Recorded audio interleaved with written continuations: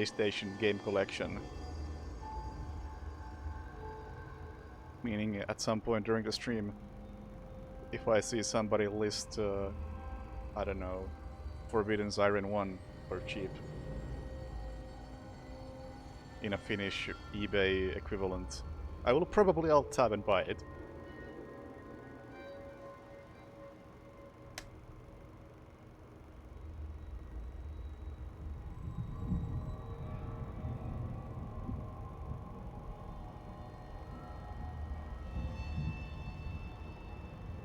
And if such thing is to happen, then I'll probably also play it sometime soon, because I would like to do a PS2 stream at some point, since I now have that set up, but I haven't had a chance to actually play any PS2 games on stream. So I gotta try out how that works.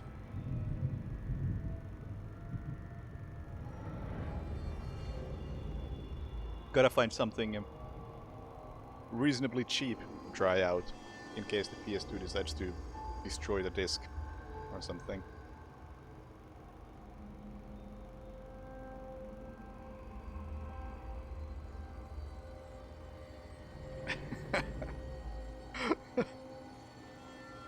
Oh, Dan Kainala. It's really difficult to do 10 minutes of monologue. I would much prefer dialogue. But I mean, if you insist.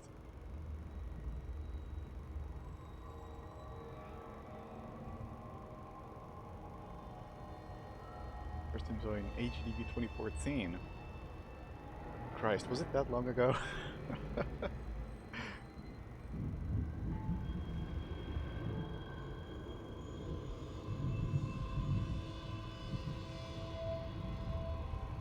Streamer money or lawsuit? Oh boy. Good options, good options.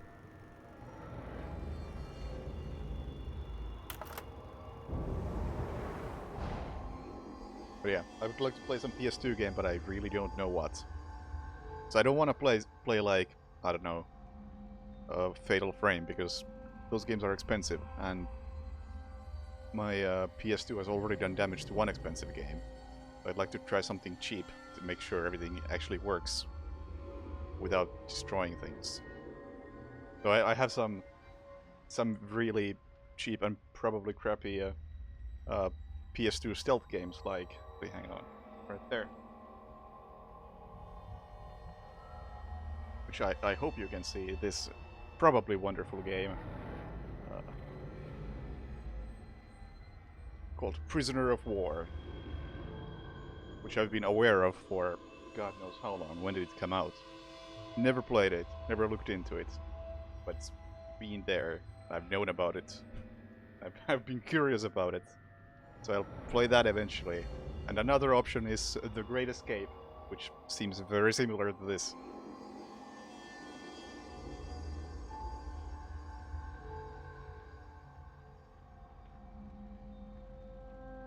Unfortunately, most of the PS2 games I would like to play, I would rather not have the PS2 destroy, but don't want to play them first.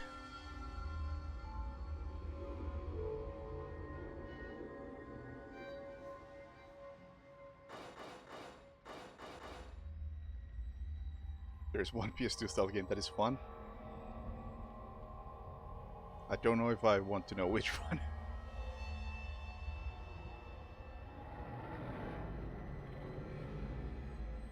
Three copies. Alright. Okay, I guess I do want to know what it is. Why would the PS2 get destroyed? Not the PS2, but PS2 Slim apparently has a great design flaw. Oh, PsyOps, of course. Of course. But yeah, the PS2 has a great design flaw where there's a ribbon that controls the laser, and in certain positions that ribbon touches the disc and scratches the disc, and it's pretty nasty, and it's pretty incredible that such thing made it to production. Unfortunately for me, the moment when I learned that such thing exists is when I put Silent Hill 2 into the drive, and I heard a nasty noise.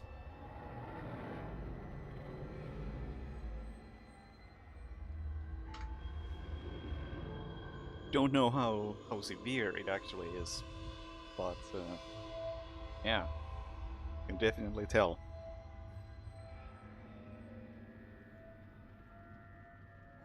And the fix was to just open up the console and put some tape around the ribbon, prevent it from rising that high. Very high tech. Something Sony couldn't figure out.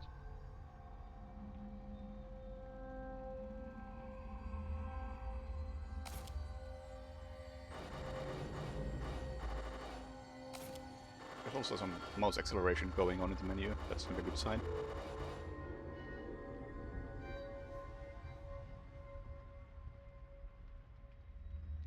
Yeah, I've heard PC disk drives occasionally doing some really fucked up stuff.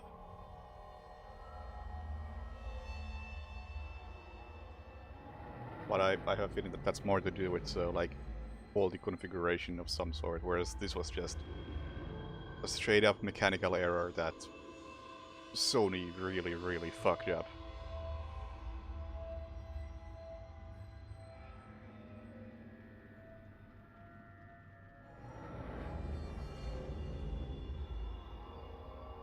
So, interesting beer.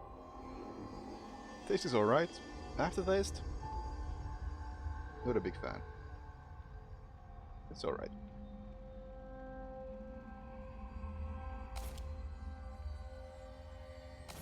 I'm gonna assume this is okay.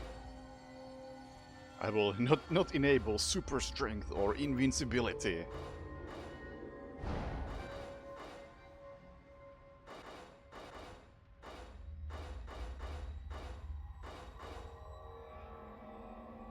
And I'm hiding destination marker because I assume that is basically the thing I dislike in games.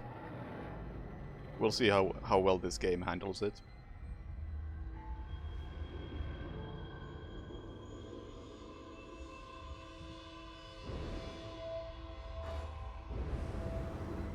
Yeah.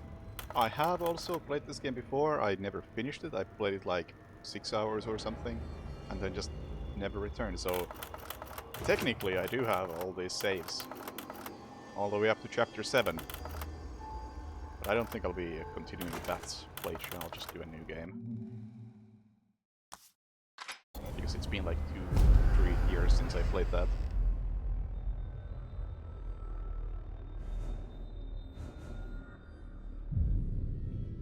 Let's see. For those who want the basics of a survival horror experience, keep an eye on resources, approach situations with caution, and don't get overconfident.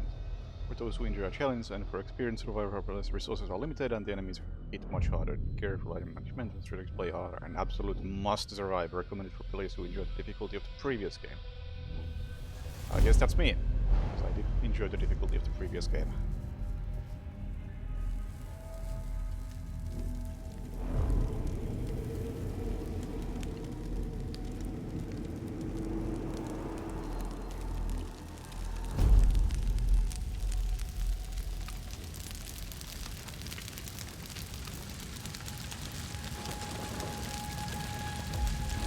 Also, I'm gonna make the assumption that the game is a bit loud, or rather, I am a bit quiet. Why am I a bit quiet?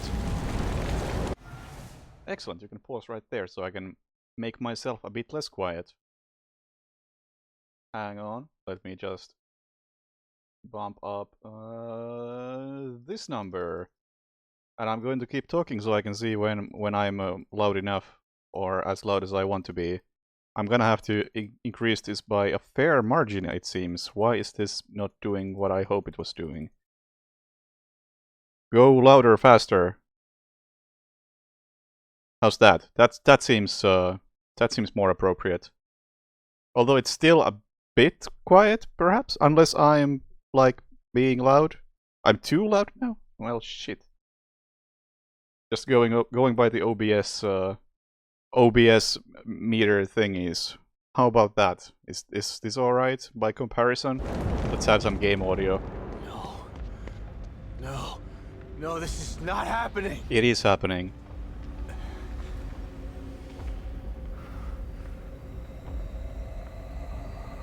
Is it happening? You tell me.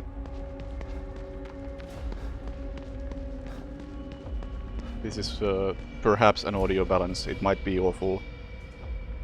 10% too loud. I wish 10% meant anything when working with decibels. There, I took it down by exactly 10%. I don't know if that made any sort of difference. But this is what 10% less sounds. Perfect. Excellent. In case it turns out to be not perfect, let me know. Because this is an easy thing to adjust.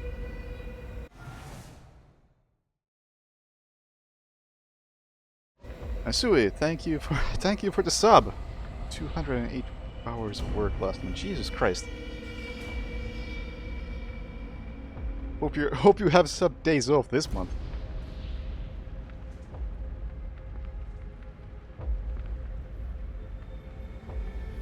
Alright, and hey Mushroom.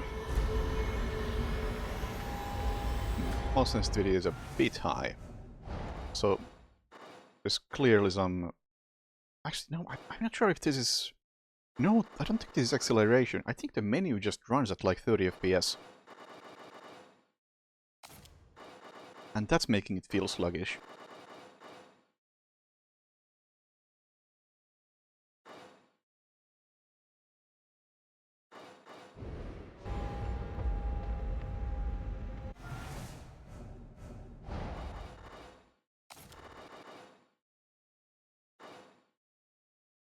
Either way, something's off with the mouse movement in the menus. We'll manage. But hang on.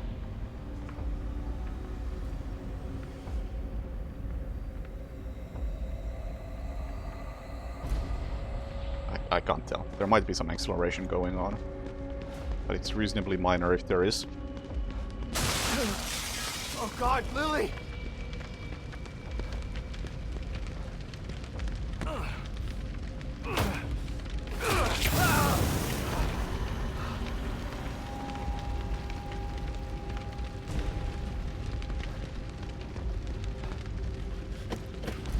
Damn it!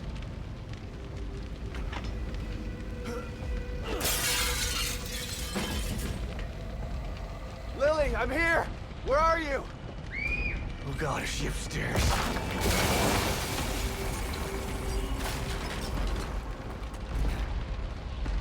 No, there's... I don't know, maybe I'll get used to the mouse movement. It does feel a bit off, but I can't quite pinpoint what's wrong with it.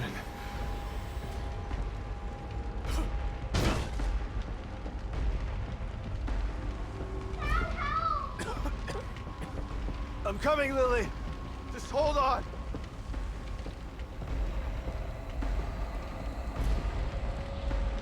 And I don't think the game's gonna be that fast-paced that it's gonna Here, make a I'm huge here. difference.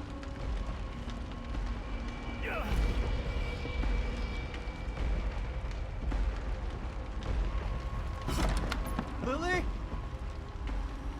Come on out! Lily! Where are you? I'm here! Dad's here! You weren't here for me, Dad.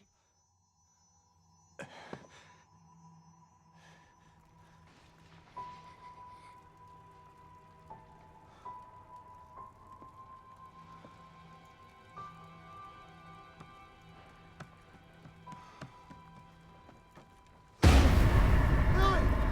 No! You didn't save me!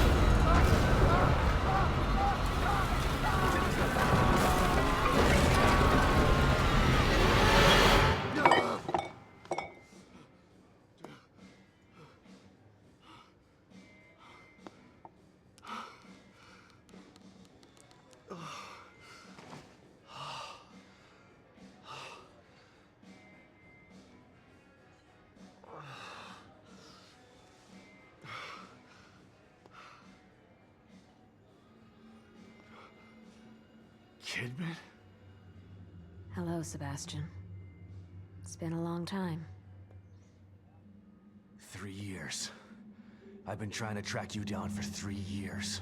And you thought you'd find me at the bottom of an empty bottle. Is that it? And why are you here now, damn it? You didn't find me because they didn't want you to. Calm down, Sebastian. You knew what was gonna happen in that hospital, didn't you? What happened at Beacon is in the past. You need to forget it. You sound just like that psychologist the Force shoved down my throat. But he didn't have answers. You do. You're gonna tell me about Mobius. I don't think I'm gonna pretend to understand what the heck is going on in the storyline, because even after finishing one, I don't know what happened in that game, and I tried to pay attention. I'm here because of this.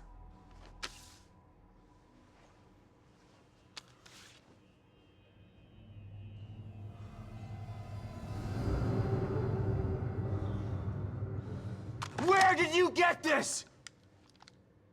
Lily's still alive.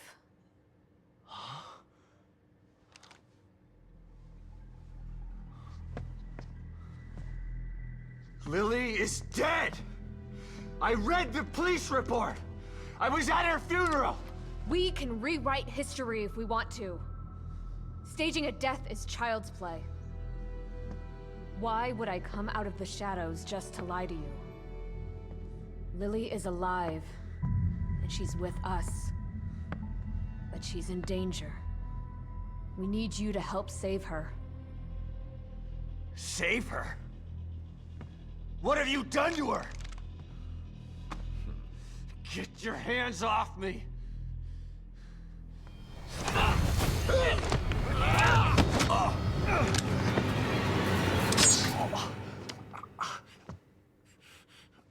I was hoping you'd come willingly, Sebastian. But we don't have time for this bullshit. We need you. Lily needs you.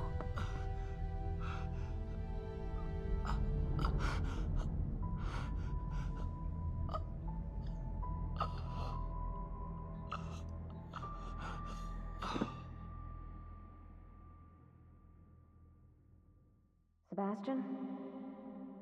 You're awake. Good. Yeah, great. Where are we? You're in one of our facilities. So this is the almighty Mobius, huh? Be careful about what you say. You don't know how powerful they are. Right. So powerful they have to kidnap a washed-up ex-cop to help them. At least your terrible sense of humor is still intact.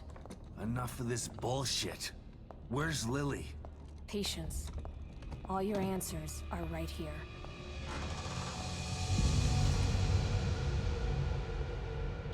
The Beacon Mental Hospital incident was an unfortunate setback. But we used the knowledge gained to build a new and vastly improved STEM system. What does this have to do with my daughter? Imagine it. Millions of minds connected together.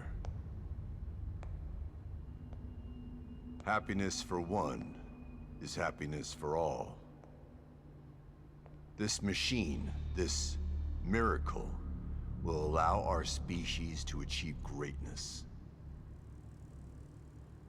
We needed to start with a mind that was pure and clean enough to support thousands of personalities. The mind of an innocent child.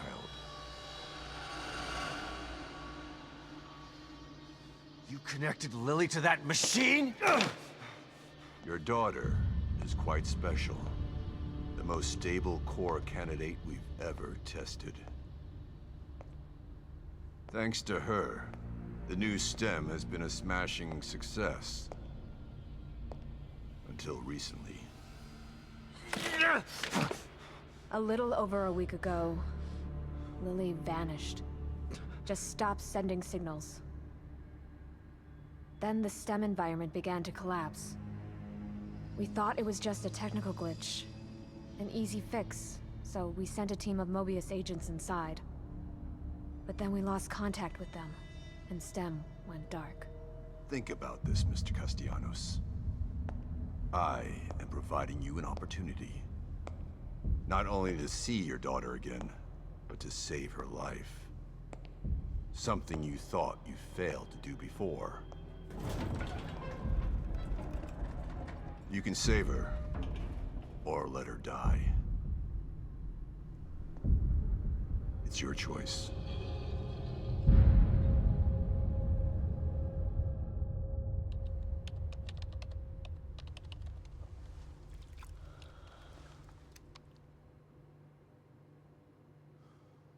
Good luck, Sebastian.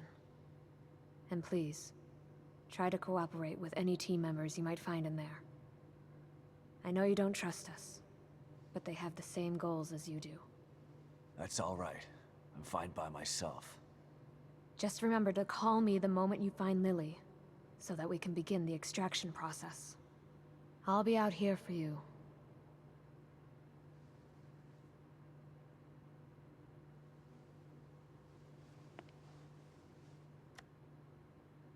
And someone else will be in there for you. Are you ready?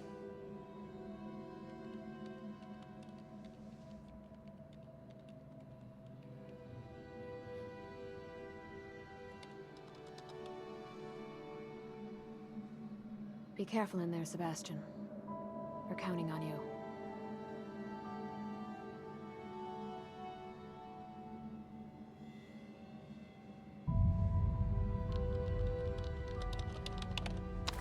Stem entry in 3, 2, 1.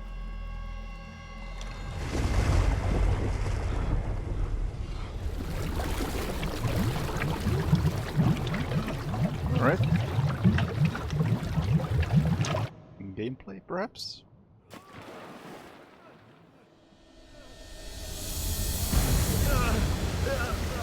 Never mind. Opening credits instead.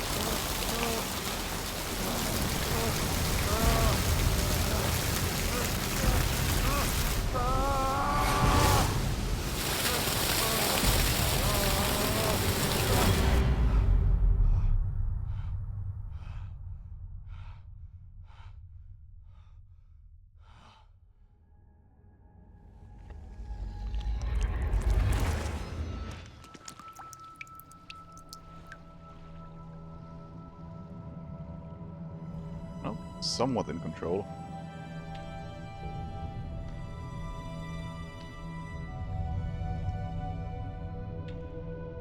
Anyway, we'll see how long I'll be streaming this tonight.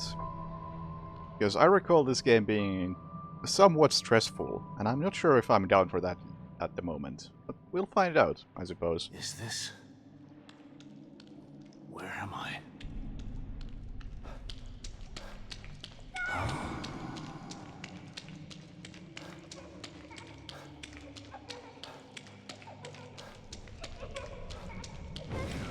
Dad, help me! I'm coming, Lily! I know it's hard to accept, Myra. But she's gone. Our little girl is gone. No. I'll never accept it. If you won't help me, I'll find out the truth on my own. Hello, Ishtosh. What the hell is this place?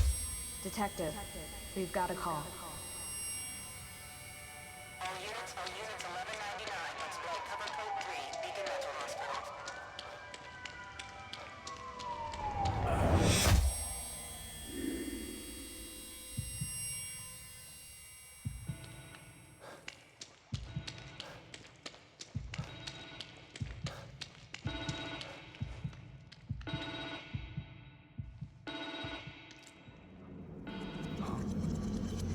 What the...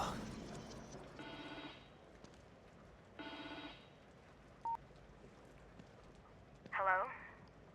Sebastian, are you there? Kidman? What? Snap out of it, Sebastian. You've made it in safely. How are you feeling? Terrible. Like the worst hangover ever. Don't worry. It will pass once your mind has adjusted. You're in an area separate from the main system right now. That's how we're able to maintain communication with you. This construct is called your room. It's a safe zone that was formed from your own memories. My memories, huh? If that's the case, then where are my wife and child? This place looks like my old office at Crimson City PD. It was your subconscious that built it. You should ask yourself that question.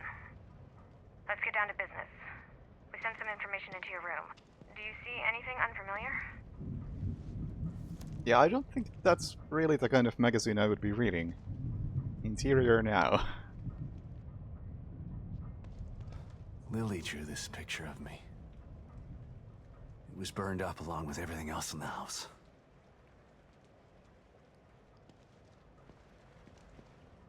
I can't look at it.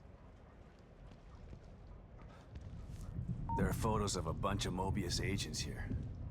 Your lost team, I assume. That's them. Let us know if you locate any of them. You're our only line of communication into STEM. They're stuck in Union and searching for Lily too. Union? This STEM environment was designed to look and feel like a small town called Union. Great. So your experts need rescuing too, huh? If anyone can do it, it's you. Thanks for the vote of confidence, but I'm only here to find Lily. There's more info there. You should check it out before you go. 8 places you must visit.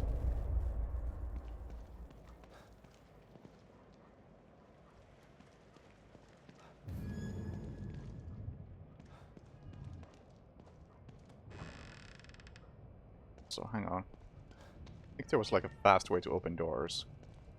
I need to close this so I can try again. A cat? I don't ever remember owning a cat. It's like double click. Yes.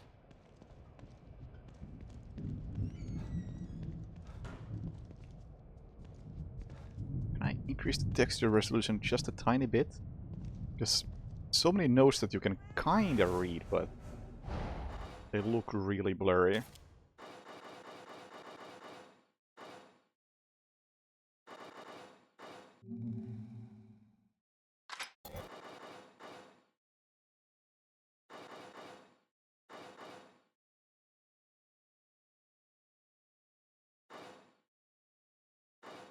I guess it's a no.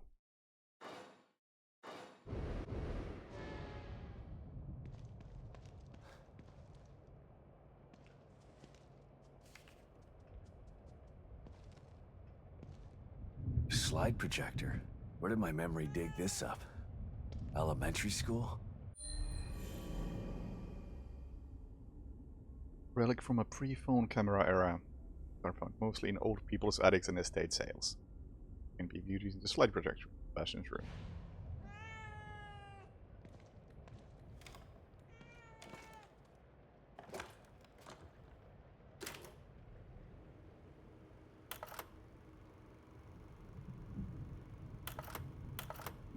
Kidman, you there? Always. You wouldn't have told me about Lily if your damn machine didn't go on the fritz. I would have spent the rest of my life mourning her and you wouldn't have cared. I cared, but I couldn't say anything. They would have killed me. I'm not sure I believe you. Why would I lie about that? To manipulate me. To get me to perform like a good little soldier. You've lied to me before. Our whole friendship was built on a lie. Okay, I get it. And I don't blame you for feeling that way. You'll never know how I feel until you've lost your family. I never had a family to lose. Just two people who brought me into this world and treated me like a burden instead of a daughter. Better to have loved and lost? Is that what you're saying? Maybe. At least you had people who cared about you. Point taken.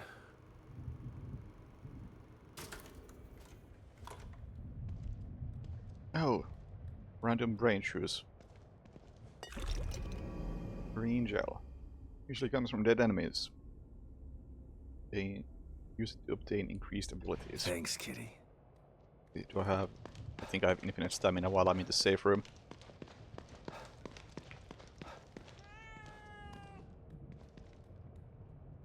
Whereas in the actual game I have stamina to run for like 5 steps. A mirror. Just like Beacon. Should be a way out. Why couldn't my memory just make regular doors? Here we go again. Into the looking glass.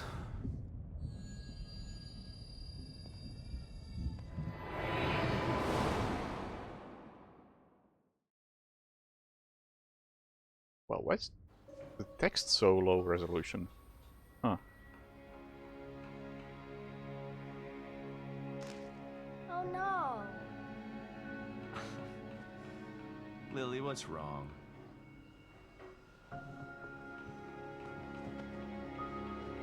My doll's head is broke. It's okay. Mom can fix it for you. She can fix anything.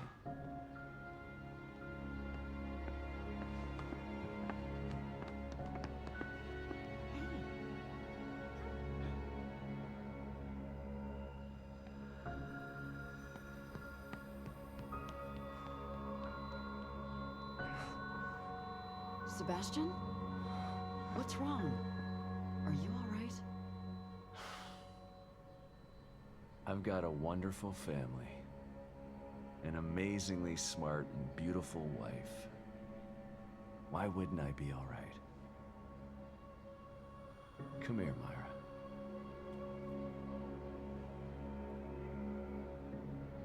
You've been working too hard. It's making you delirious. Are you sure you're not coming down with something?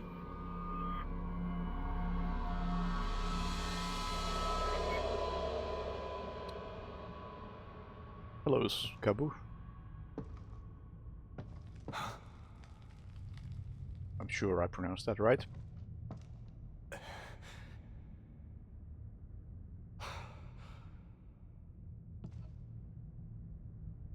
Is this the right place? Oh, I did. Nice. Oh yeah, there's the stamina meter. Actually, I have way more stamina than I remembered. I know in Evil Within 1 you have like no stamina even after upgrades. So Sebastian has been working out.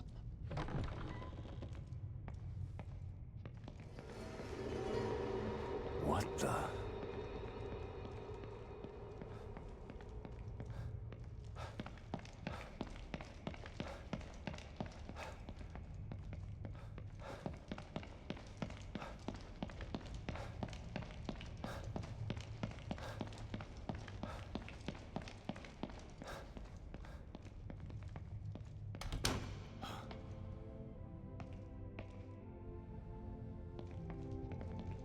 One out.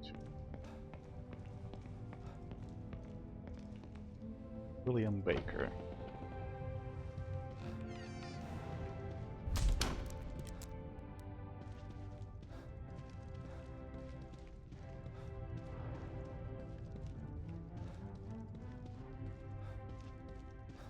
Oh yeah, just this game introduced like the first boss this early on. Is that due to be a camera or something?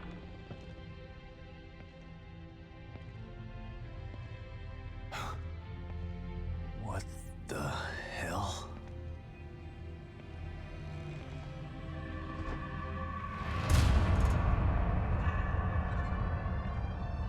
That's one of the search team.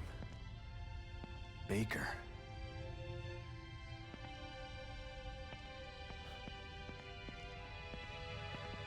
I mean, they also had a camera boss enemy in the Evil Within 1's DLC, but we'll say that this is a bit more interesting than that.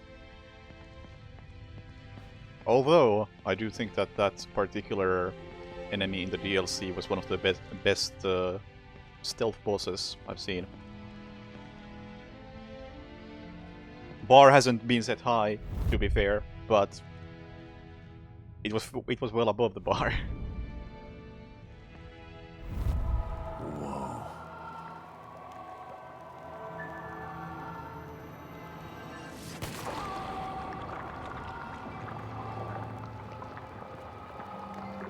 The team leader. One bullet. Straight through the head.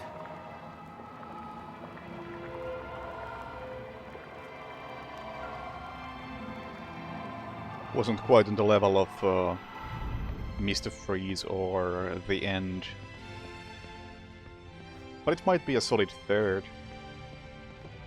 A decent margin away from the top two, but still. Noteworthy enough.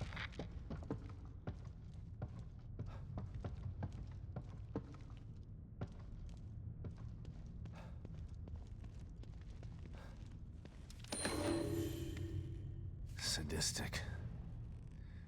Whoever did this must have enjoyed it.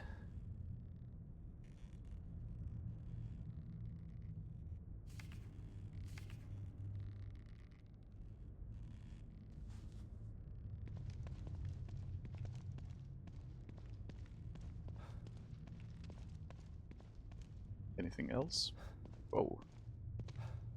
Alright, that's an interesting effect.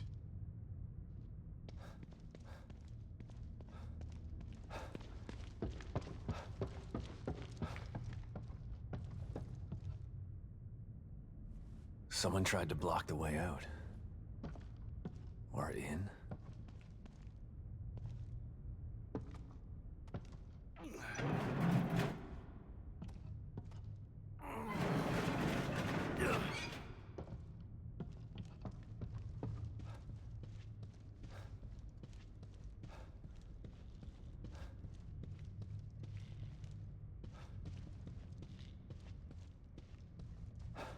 I keep hitting shift run, but that's not correct. Space to run. I don't know why it's giving me trouble to get used to that. Is there... I can't go to cover at this point, it seems, but... I think I'm using the same controls as I do in Hitman, so space to run and shift for cover. And I should be very used to that by now, considering I've been using space to run in every Hitman game for the past, like, I don't know, 8 years.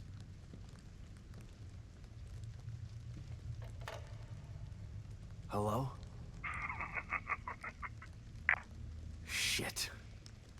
Who was that? Microsoft tech support from India. Judging by the quality and length of the call.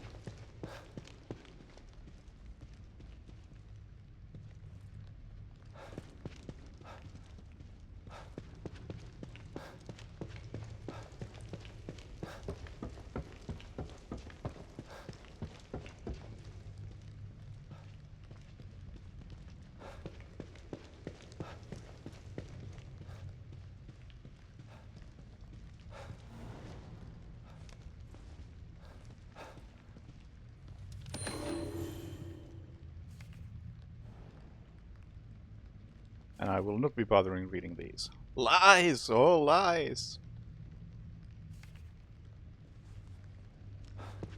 I'm not going to be able to make the story make sense in any case, so... So I just won't bother with all this extra stuff. Notes and whatever I might run into.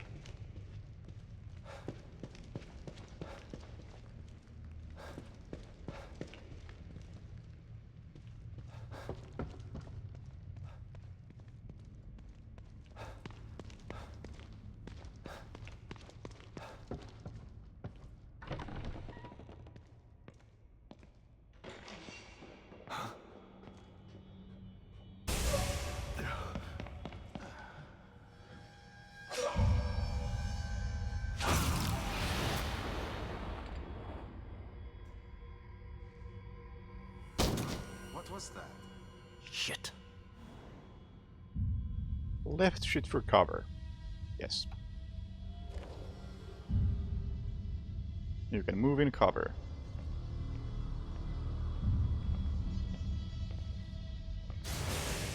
Okay, hang on, how do I...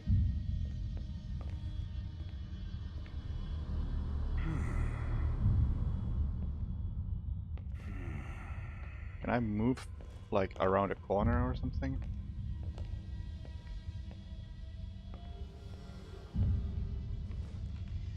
Looks like there's an Who the indicator, hell was but... that? Okay, hang on, hang on. Is it E? No, it's hold the direction.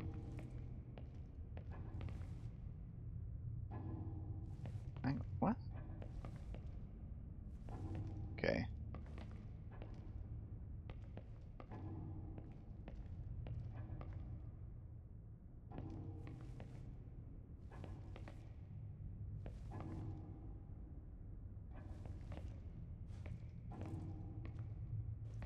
It's a bit wonky.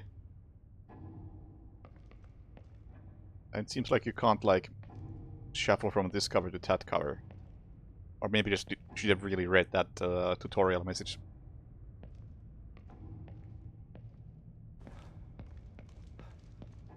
Just like the search team member.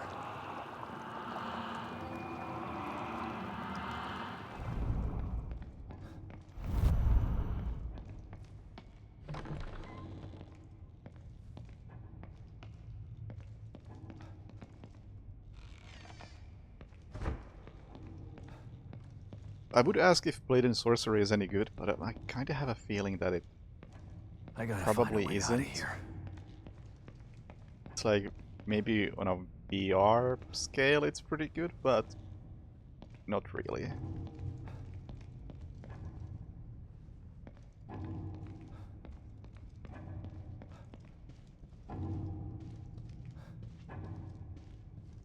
Still surprised by how few actually good VR games there are. Hello.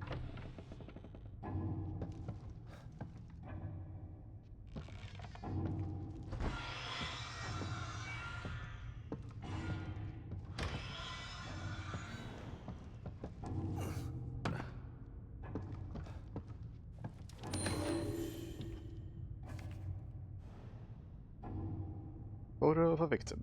Yep. On metal when? Soon-ish? I have it installed.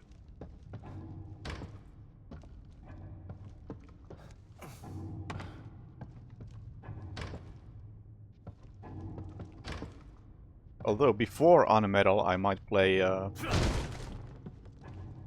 shit, I forget the name. Filcher. Filcher came out, I don't know, probably like 3 weeks ago at this point. And I still haven't played it. And that is another stealth game that came out this year that I really should get around to.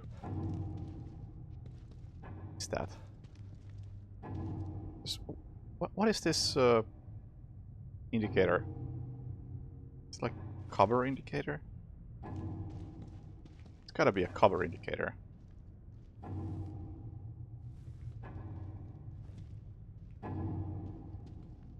Yeah. Well, that's really pointless.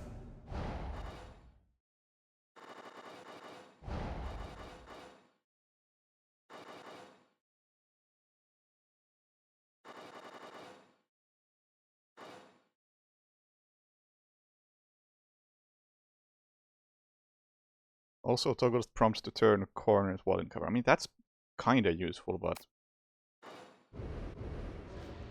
I'd rather not have that.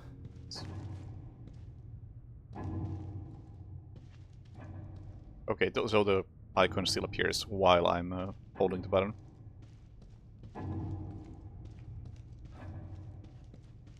But yeah. On metal, probably within the next 3 games I play.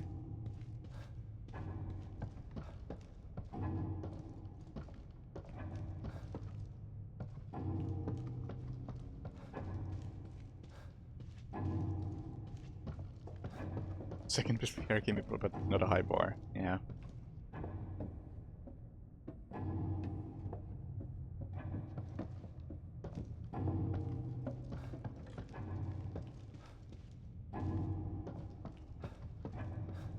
Superhot is still by far the best VR game I've played. And the only other ones that I think are actually worth playing are Beat Saber, but that's debatable because it requires so many mods to be good. And their support for mods is laughably bad. They break it like once a week when they decide to update something that's stupid. And I guess Alex.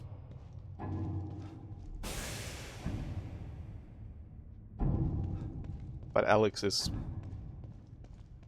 If it wasn't for VR, it wouldn't be a very good game. And even in VR, it's missing some parts that you would expect from a VR game.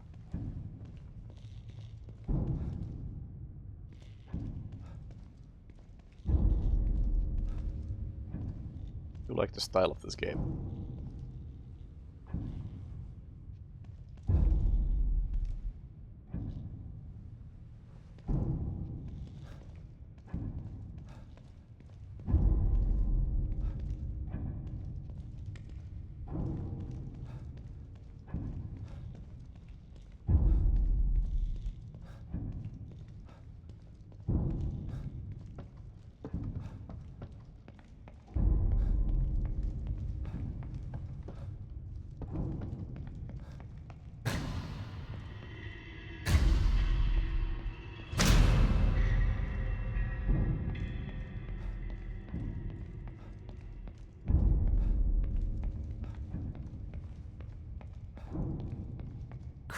Christ.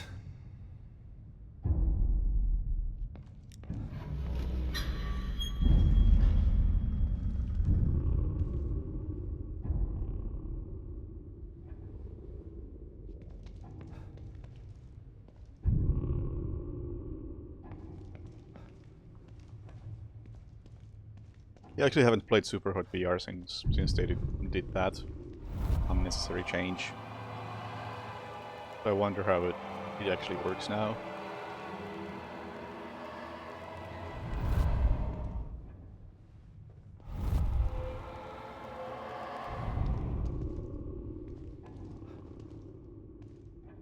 Because I did learn the speedrun of Superhot VR, and it was really fun.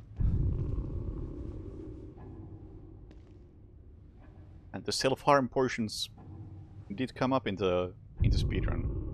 I feel like it would probably be faster without them.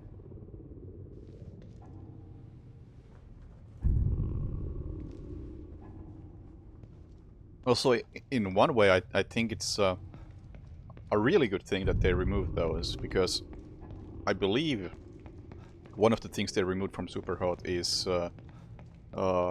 you jumping off a roof. And that one stood out in a bad way because it was the only part of the game where motion sickness was an actual issue.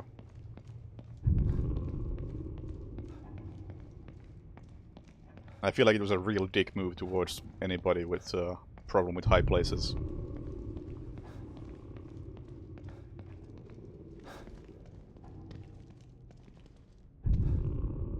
Can I please press this? Thank you. Yeah, that scene was completely unnecessary and kind of bad.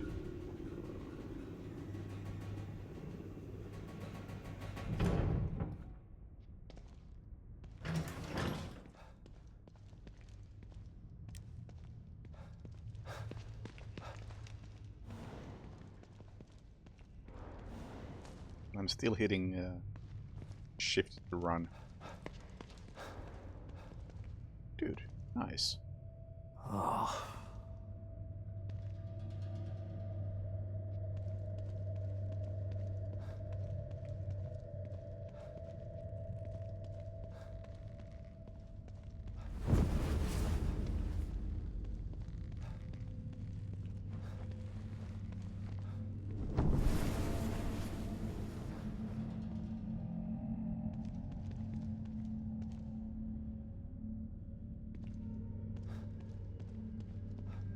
I don't remember that setting either, so it's possible that they added the setting first and then they added the full-on removal.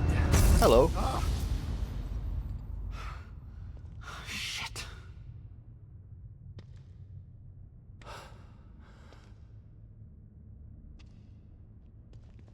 I do think that the toggle would have been enough. I wouldn't even object to having the toggle be on by default, or a removal be on by default. But yeah, don't think it was the best move they did. What the hell?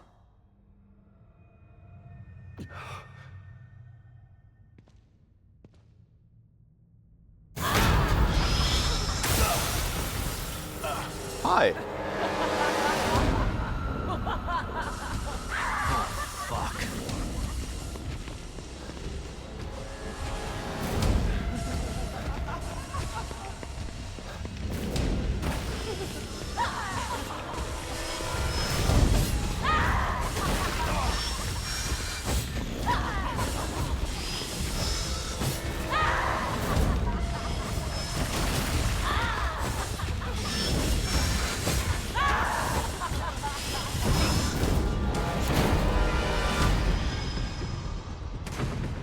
Shit. I'm trapped in here. Or maybe not.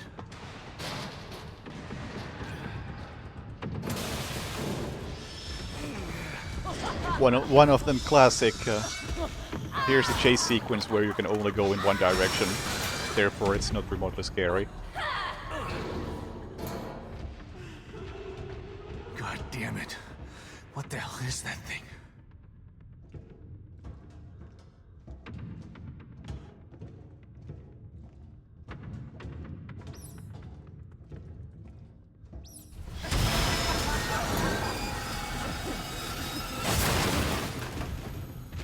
Oh, could I have avoided that? How did that do so much damage? It didn't even... It didn't even penetrate this this metal, did it? Oh well. I'm gonna assume I was meant to take damage there.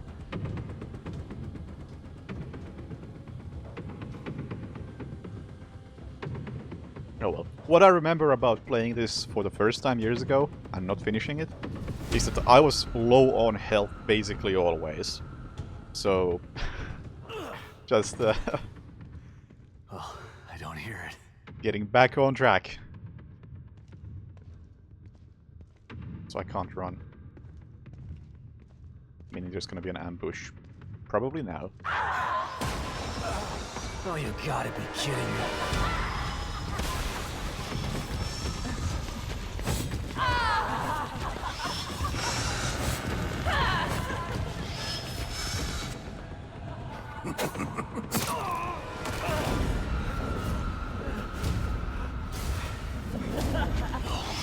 No!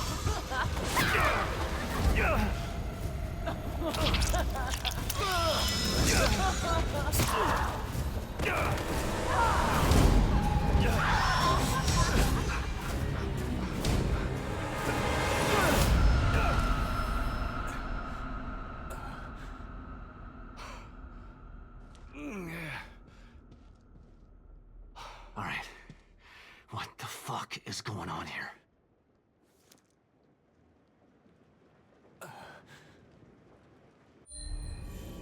Automatic health regen. Yeah, it regens up to that point.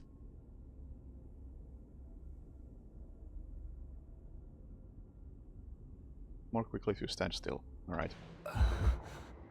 Oh yeah. I was definitely supposed to take damage there, though. Obtained a knife.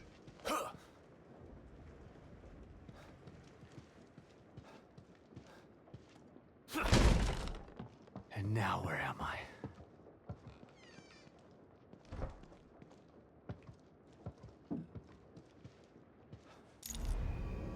Medical syringe. Yep.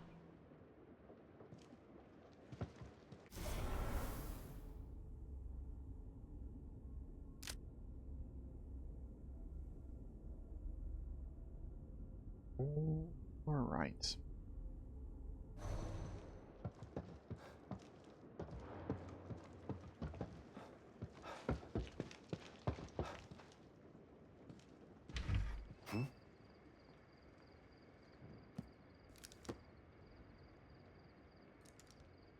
Where were you when I needed you?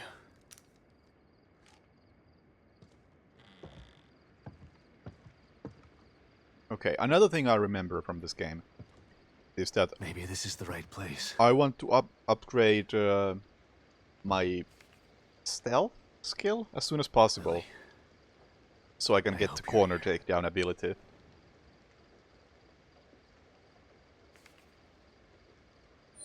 What did I get myself into? Kidman? Sebastian, where have you been? We lost you. I don't know. But it sure as hell wasn't a quaint little town. There's something bad happening in here, Kidman. Baker is dead. There's a killer running around in here, doing things that are... It's like Beacon all over again.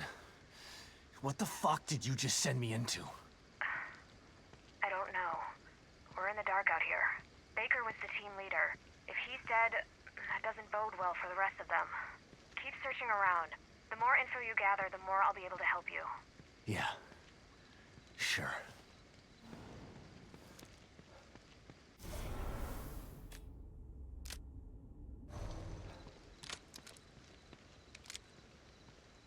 Ooh, my frame rate is not quite where I would like it to be, but I think I'll manage. If I have a bad aim at any point, you know that my frame rate is about 12. Sorry, Sebastian. It's just a small, quiet town. That will be my excuse. Yeah. Too quiet.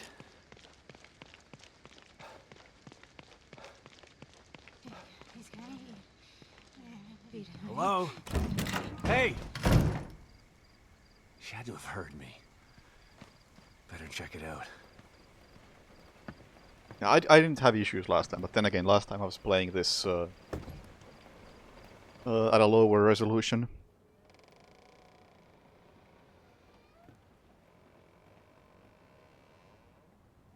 Hello? And probably lower settings. Whereas now I have basically everything maxed out. Gotta eat. Skin and bones. Gotta eat. Clean your plate.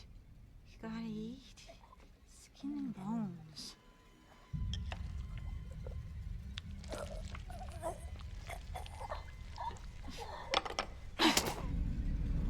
I said eat! There.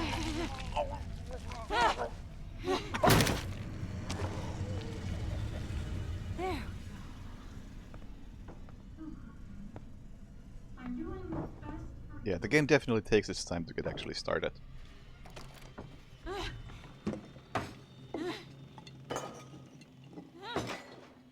But then again, I also took my time walking through it.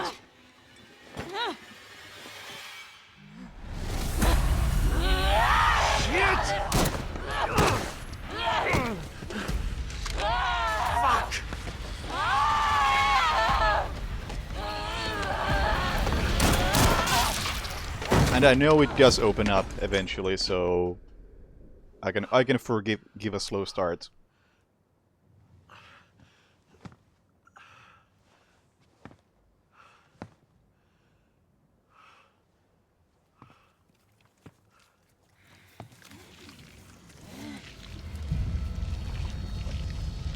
Oh, God.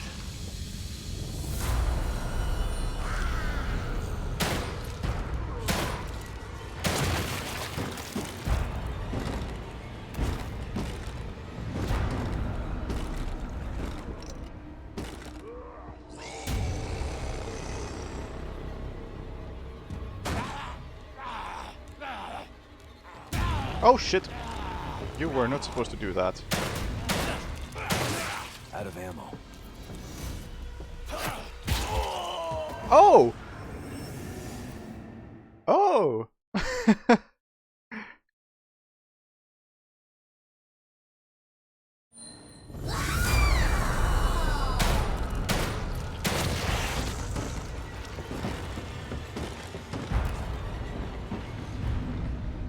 Can I switch shoulder somehow? You can really tell that the frame rate is really low in the menu. Like, it's eating inputs in the menu.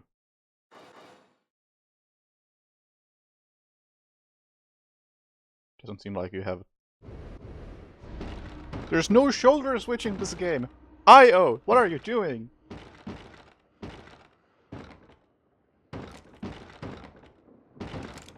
Please add shoulder switching to Evil Within 2.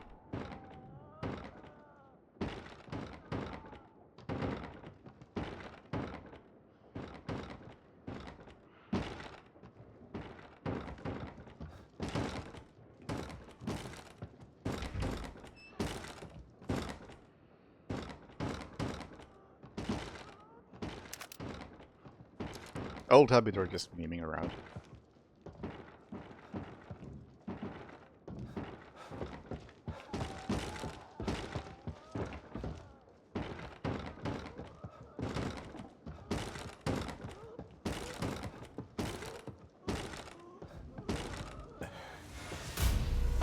Oh!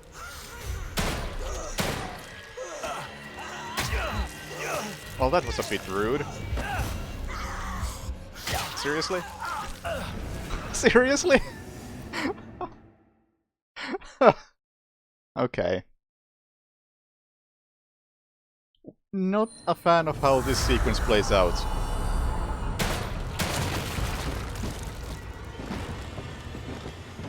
Because that other guy, or girl, I guess in the second case, only breaks in once you get close enough. Which is... It becomes very apparent that it is very scripted.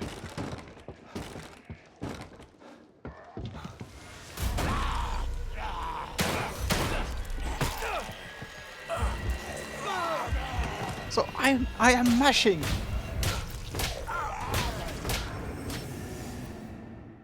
I don't know how you're supposed to survive that. Like, am I pressing A and D wrong?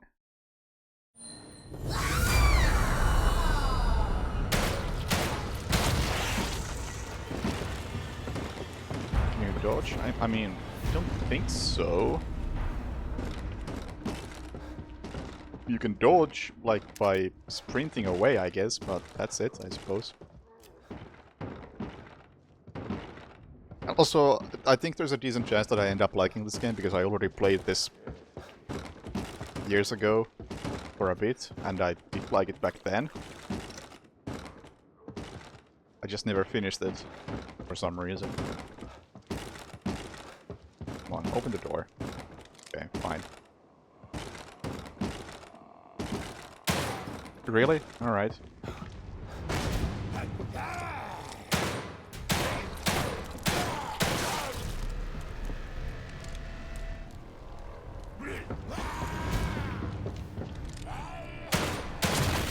Well, there goes all my ammo. I'm blaming the low frame rate.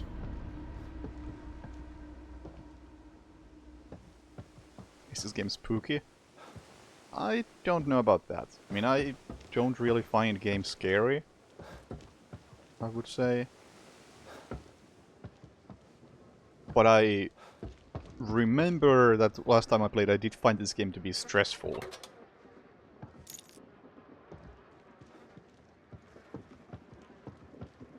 Which is why I don't know if I'll be streaming out, streaming in long sessions.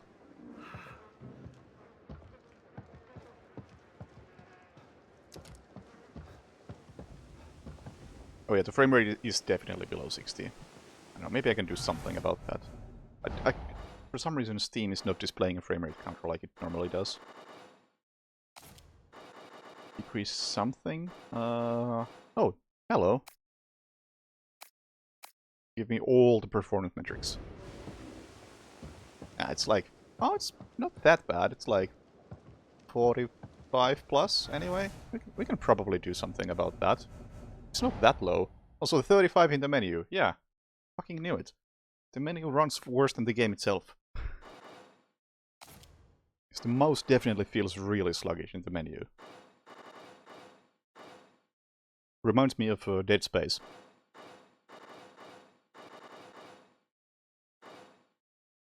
So in Dead Space, it is incredibly noticeable if you have VSync on or off in the menus.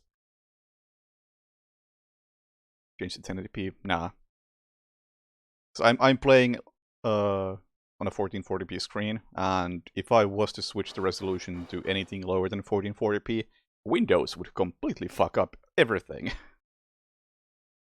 And that would not be a good time.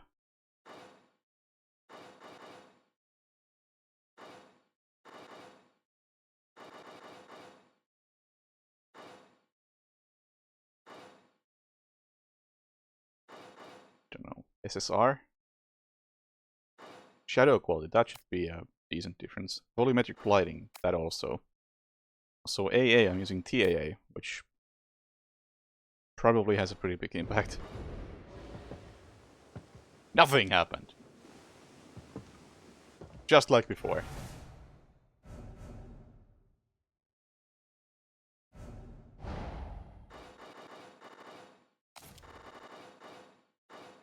Let's turn that to low. I assume that just gives me frame rate.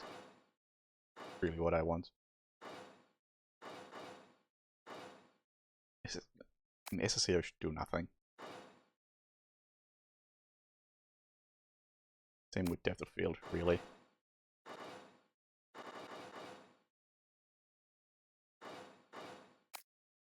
Disable AA, sure. I got like 2 extra frames. It's issues utilizing CPU and GPU properly? Yeah, I suppose that would explain a lot. So I think I do want some AA on, even if it's just FXAA.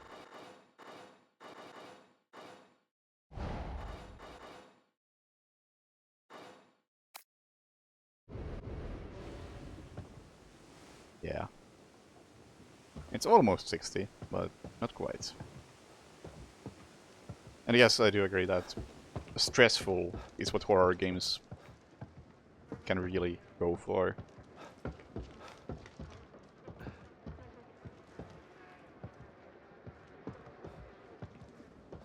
At least something like this.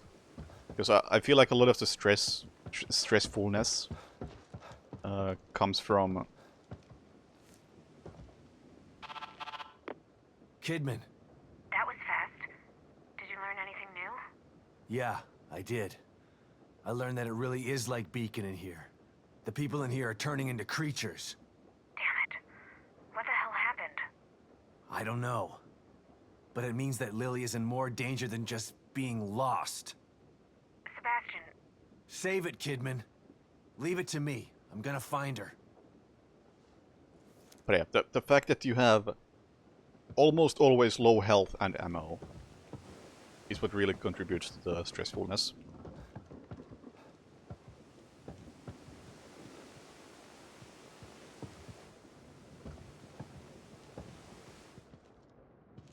Resident Evil 1 is another one.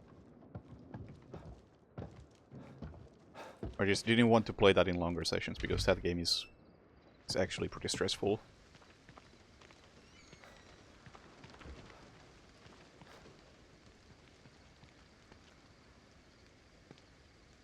Where something like Silent Hill, it has a nice atmosphere, but I didn't find it stressful at all.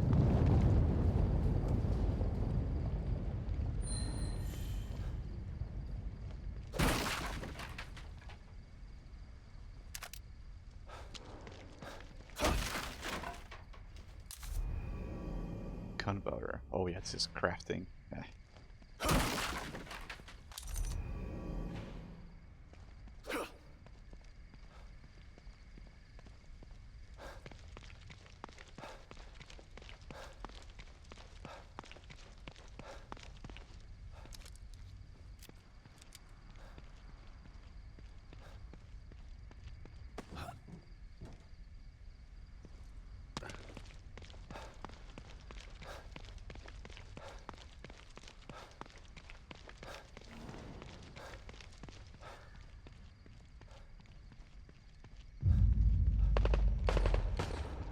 What now?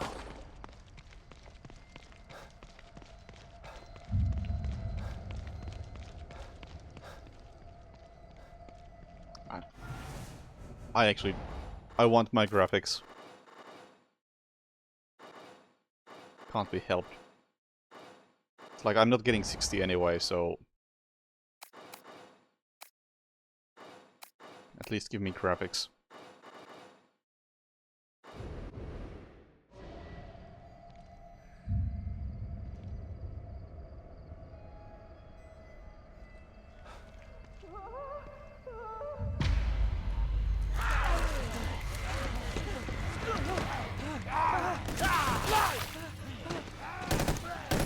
O'Neill, move!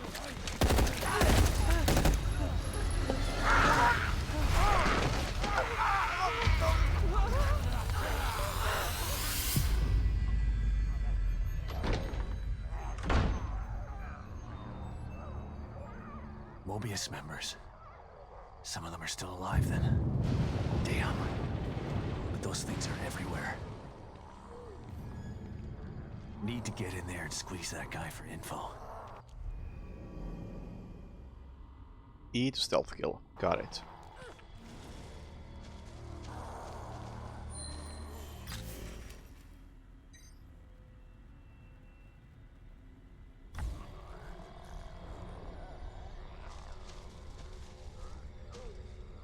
And now we get to the stealth sections with Murder Grass.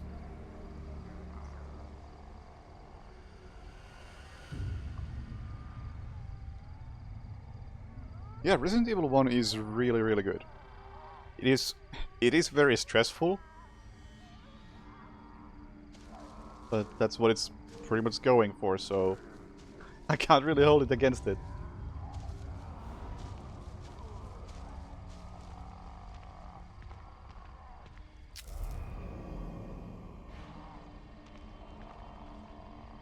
And it's one of those games that originally when I played it, I mean, I've only played it once, and that was like a couple of years back. And initially, I really disliked it. I disliked the controls, I disliked the camera. I was just not enjoying it at all.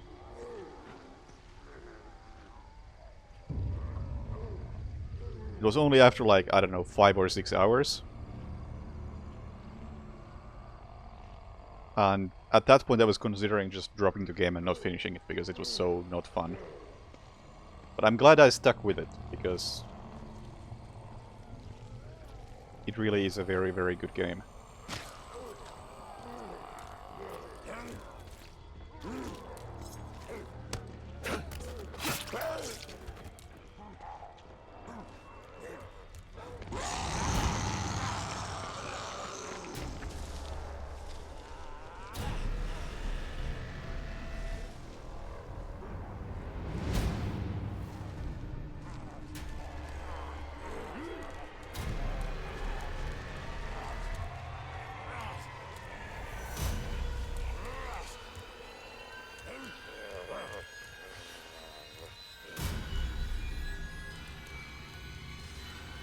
Just happens to have a bit of a learning curve to it.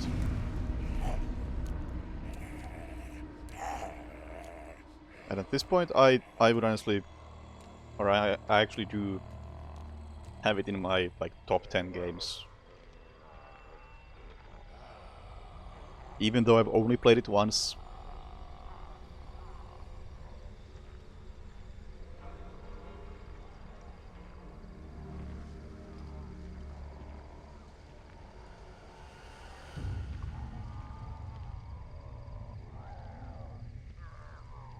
It's just one of those games that you learn to appreciate more and more over time. Just all the little things it does really well.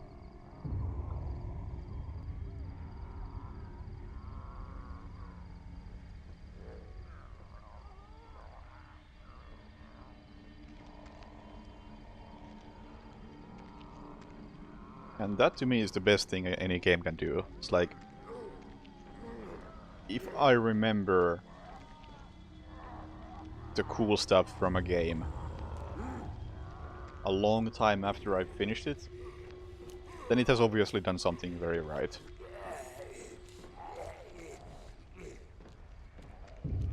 And very few games manage that.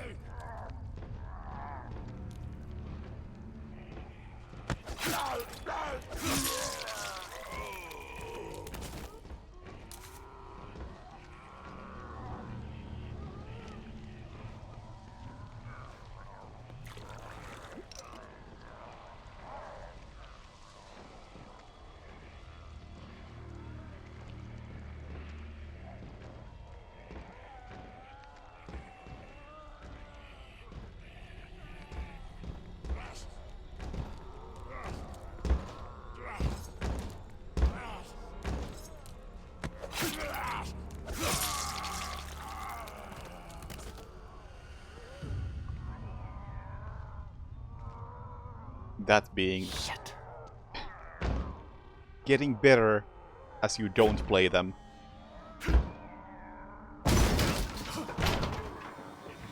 Oh, fuck.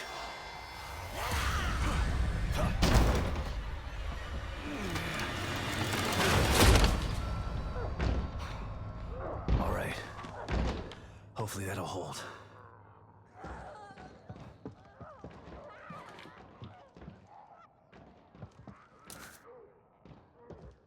Other notable examples from recent years include Outer Wilds, which I initially thought was pretty mediocre.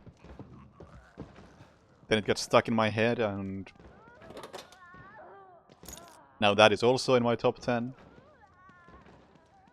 And Disco Elysium, which ended up in my top 10 immediately, but has only gotten better over time.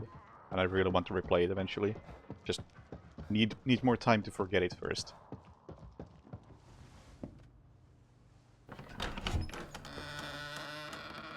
Don't come any closer! Okay, calm down. Don't shoot.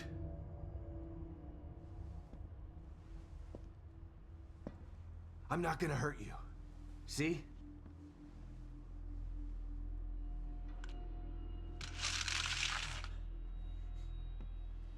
You can lower your gun. I'm on your side. You're not Mobius. You might not be one of those things, but that doesn't mean you're on my side. You're right. I don't work for Mobius. But I was sent here by them.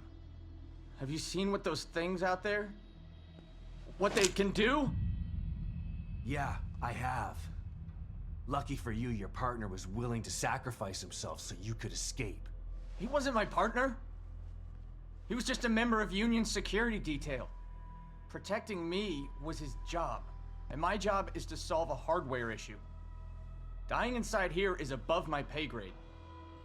I'm not a soldier. I'm just a technician. I know. Stop, or I'll shoot! No!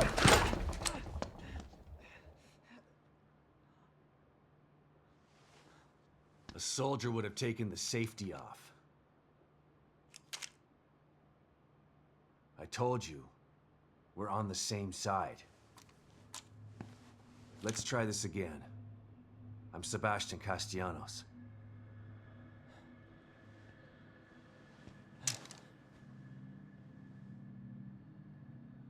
I'm O'Neill.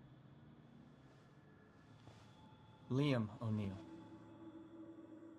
So you're not Mobius, but they sent you in here? Why? I'm looking for my... I'm trying to restore the core. Just like you are. Yeah? Good luck with that. I'm done. I'm just gonna hold out here until extraction. They can't extract you. Not until Lily is found. Who's Lily? Look, everyone is stuck in here until the core is located. Can you help me out? If you're asking me to go out there with you, you can forget about it. This is a safe house, so I'm staying safe. Got me? But I may have a lead on the core. I detected some signals nearby that resonate at the core's frequency. We were trying to track them when we got attacked. Here, listen to this. It sounds like a little girl, right? Quiet.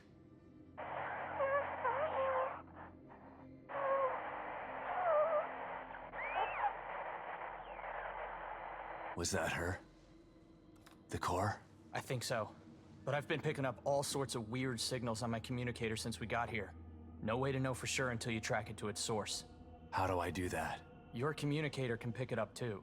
Once you're out there, check it. You'll see. You'll probably pick up other signals while you're out there. It wouldn't hurt to follow them to find out what... No way. The core first. It's the only way we're getting out of here. Suit yourself. Let's pair up our communicators. That way I can tell you if I find anything. Yeah, okay. Can't hurt, I guess. Chapter 3. I haven't really done anything. Anyway, the mission. So you've been stuck in here a week already? Has it been that long? Damn. Time's a little fluid in here. This was supposed to be a simple in and out job. Like, home in time for dinner simple. But this is different than anything I've ever seen before. What do you mean? Wonky stuff usually happens when a core goes AWOL, but what's happening is more than that. This place is falling apart at the seams. We used the stable field emitter, but it's not working like it's supposed to. What's the stable field emitter? If Mobius sent you in here, shouldn't you know this stuff already? Maybe I know, I just don't understand. There were 5 members of your team? There was a security force already in here to help us. But yeah, there are 5 search team members. Wait, did you just say were? I found Baker. He's dead. Huh. Doesn't surprise me. He locked onto a powerful signal and went to investigate. I told him we should just request extraction and report our findings, leave the dangerous work to somebody else. But he wouldn't hear of it, being team leader and all. Always had to be the brave one. You ask me, there's a thin line between brave and foolish. Yeah.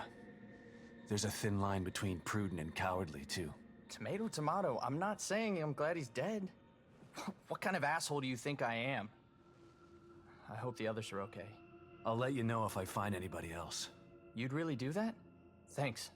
I'd appreciate that. It's more dangerous out there than I expected. Any idea where I can get some weapons and supplies? I tried to tell you about this one signal, but you didn't want to hear it. Well, I'm all ears now. I picked something up from 2 Mobius security team members who were talking about weapons caches. Maybe you can follow it and get some gear. Maybe they're out there, can help you out. I'll think about it. Come on, man. I'm all alone in here. I could use some protection. Maybe if you hadn't let your last guard take the fall for you. Whatever. I'll mark the signal on your communicator. Follow it or don't follow it. I don't care. Thank you. Those things are pretty tough. Takes a lot of ammo to get them off my back. Do you have anything stronger in here? Not in here, but you could probably find some out there. This place was designed to be peaceful, but Mobius and firepower go hand in hand. Do you know where I can find some of this firepower? It's pretty chaotic out there. You're not gonna find a pile of heavy-duty weapons altogether. But I did see something useful next to an abandoned APC just outside. I'll mark its location for you. But be careful. There are a lot of those things hanging around it. Lots of side stuff right away. Save terminal.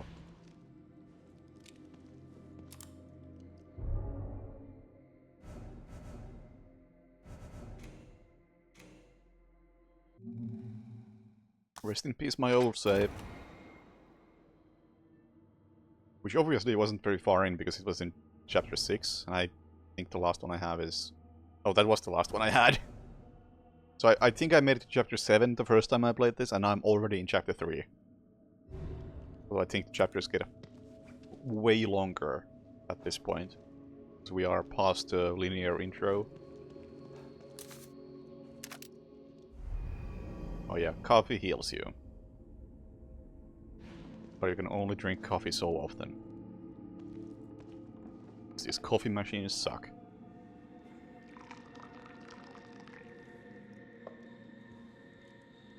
And this is kind of an interesting mechanic because it really helps build up the stressfulness. Takes the edge off.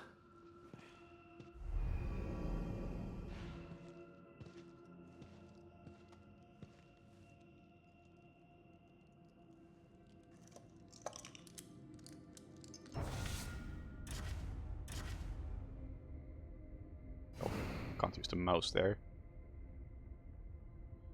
I can make handgun bullets and that's it. I'll make some.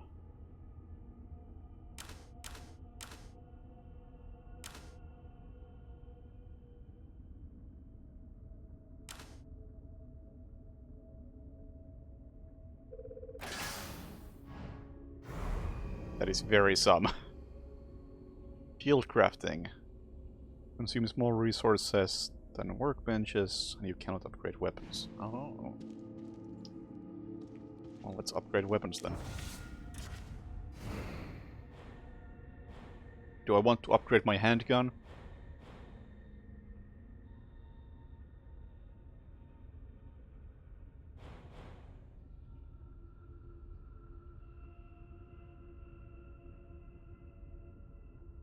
Upgrade applies to all weapons of the same category. Oh. Oh.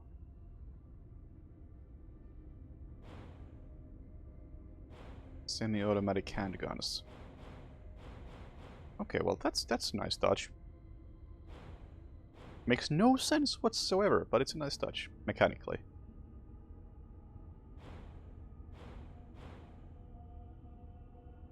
Don't think I actually want to upgrade. I think I want to stick with stealth until I get a better gun. And even then I want to stick with stealth because this is on whatever the difficulty was called, Nightmare.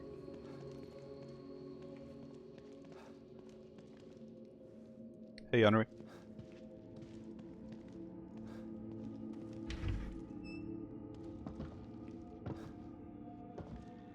Ah.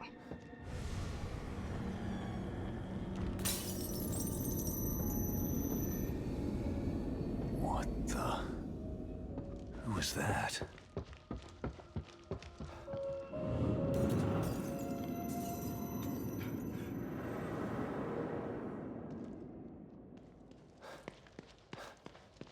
Or as the game described it, did you like the previous game mode? Yes, I did. So, pulse hit me harder, Mr. Mikami.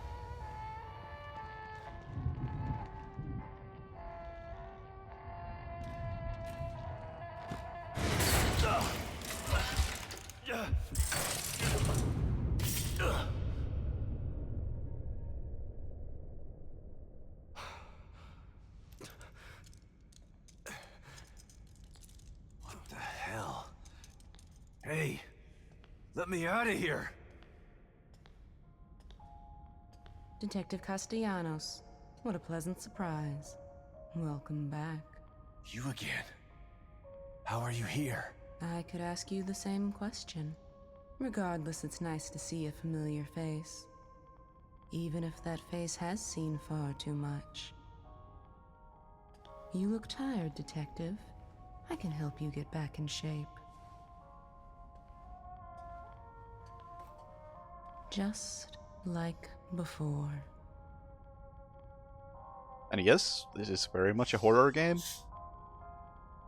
However, I do think that horror and stealth often go hand in hand.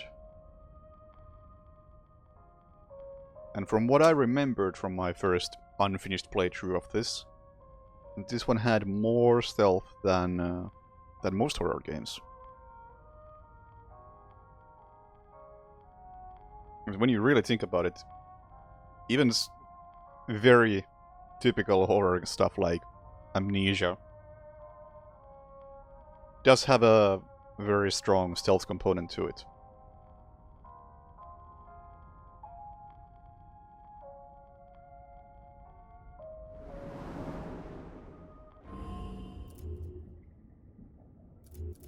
See? Stealth game. Okay, so I remember there being some super... Yeah, that's the one I want. Perform sneak kill from around the corner while in cover. Yeah, that's like stupid good. That's the first thing I want. And I can't get it yet.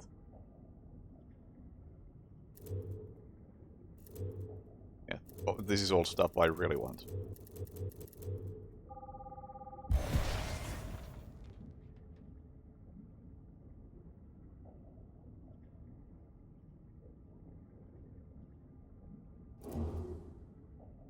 Anything else actually good in here? Aim better. Punch harder.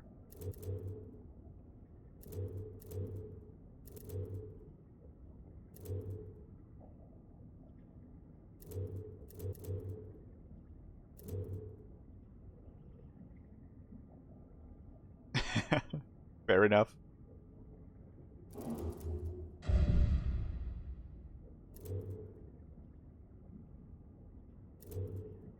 So, one thing this game does really well. Actually, big numbers when upgrading stuff. It's not like, you gain 10% more health at most. No, it's 25% every single upgrade. That's how it should be.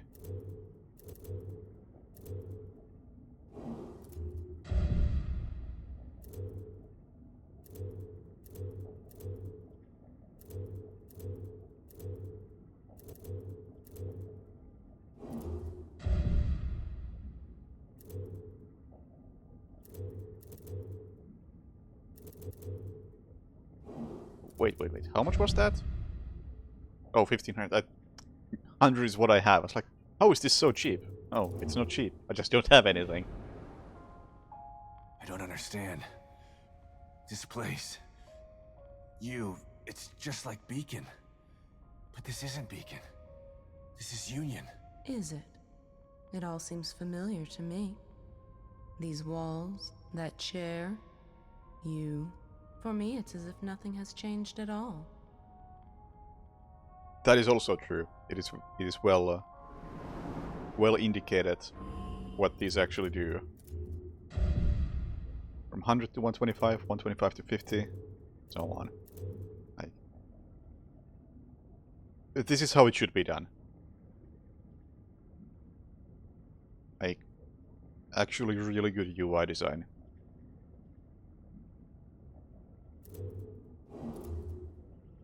All over these menus. But the worst thing about this menu is that even though this menu is running at 50 frames per second, the mouse movement still feels sluggish. But that's not on the designers. Whoever designed this menu did a good job.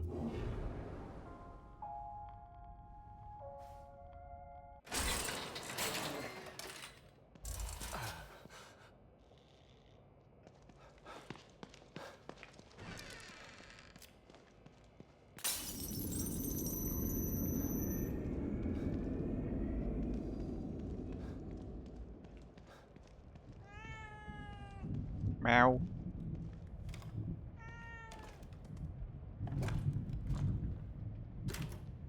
Oh, haven't gotten any new ones. Of course.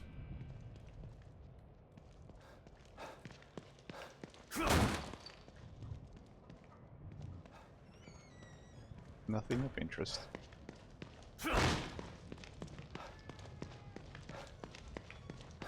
What I'm gonna save even though it's completely pointless. I just saved, but at least when I die, I won't have to level up again.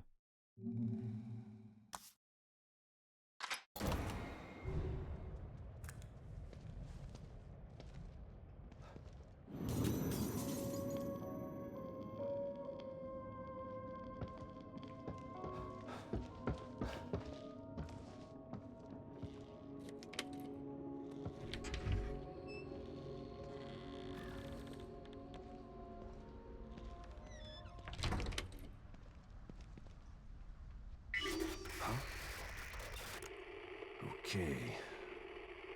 Let's see if I can find the signal he mentioned.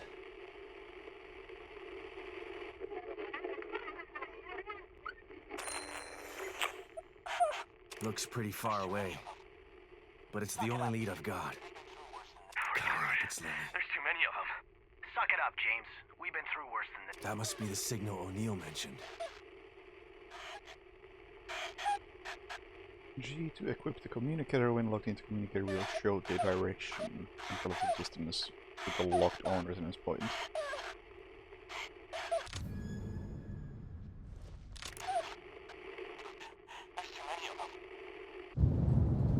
Hello.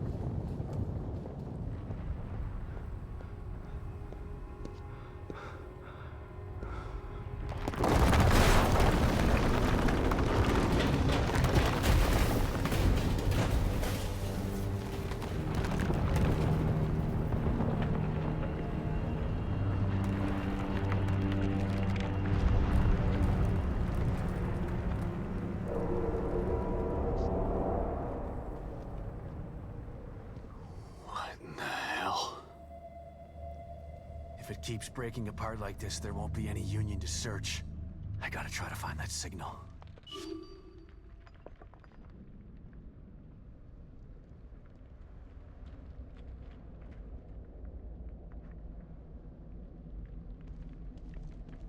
Wait, where did I come from? I came from over there, okay.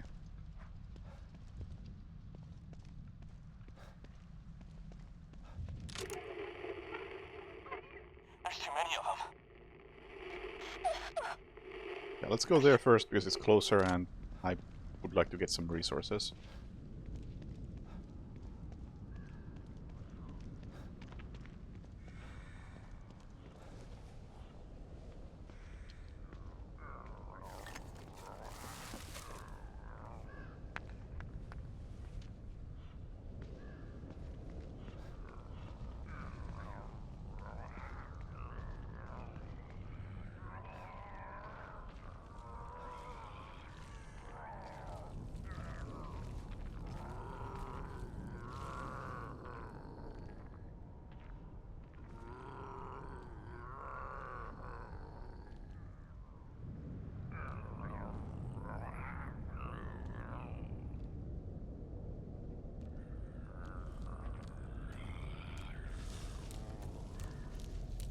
So much for stealth. Oh, hello. Okay.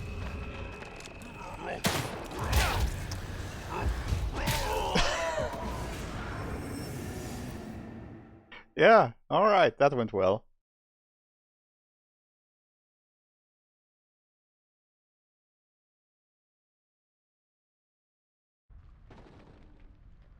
So, the moment stealth fails, rough times ahead. Locker key.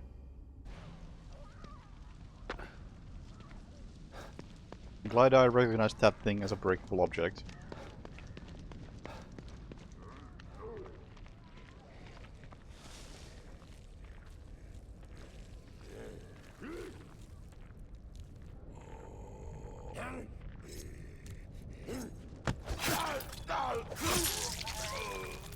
Could you just run away?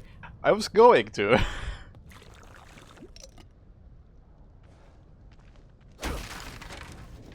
I was too late with that idea.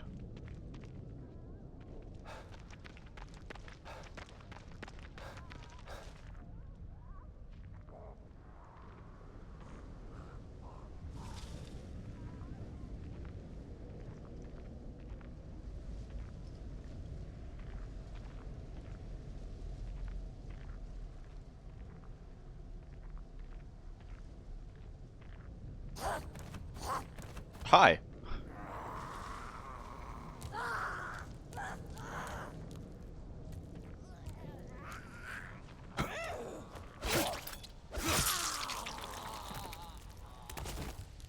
Yeah, I think all of the normal zombies are randomized.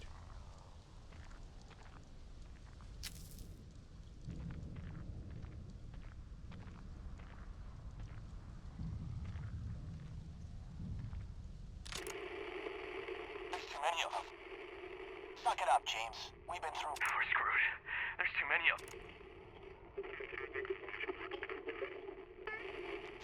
There's too many of them.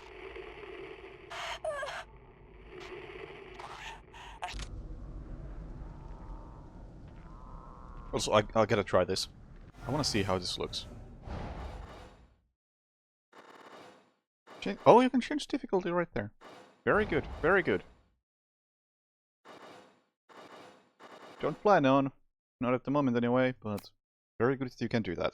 I wanna see how this looks. Does it... Oh, it doesn't show me the indicator, even though I have logged onto a signal. There's too many of them. Okay, that's good. Still keep that off for now.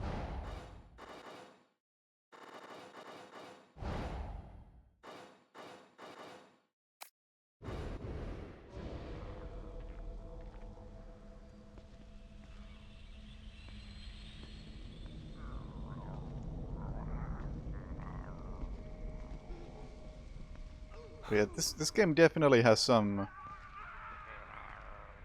pretty unique aspects to it. I don't like open world games. Generally speaking, or at least when I think of open world, my mind immediately goes to stuff like Ubisoft and Rockstar games, and that stuff I do not like.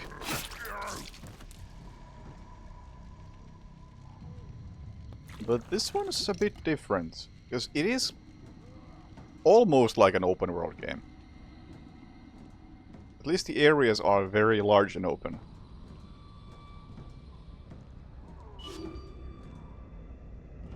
But I think the reason why I find the world of this one much more appealing is that you are generally much more vulnerable in this. Like, shit, I got my ass handed to me by the first zombie I ran into. There's too many of them.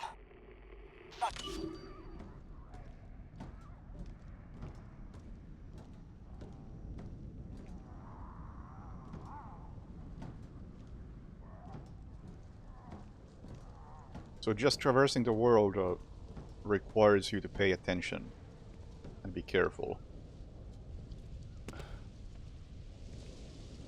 Which is not the case in GTA or whatever.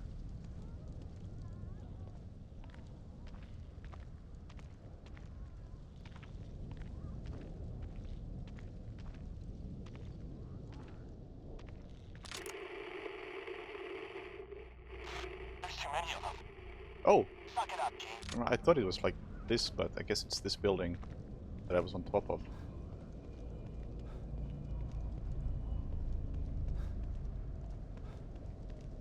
One thing I do wish this game had was shoulder swapping.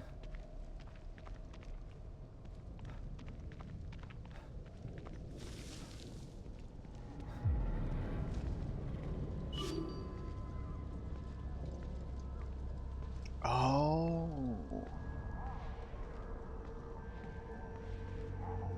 There's too many of them. Suck it up, James. No communication from Mobius. We're cut off. I'm calling an Alpha 1 emergency. You know the protocol. Alpha 1? Are you serious? What about the tech team?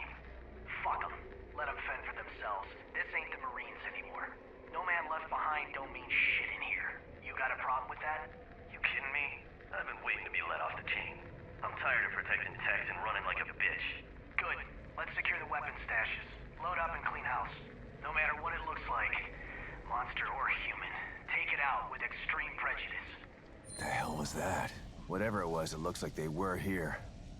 But where did they go? Huh?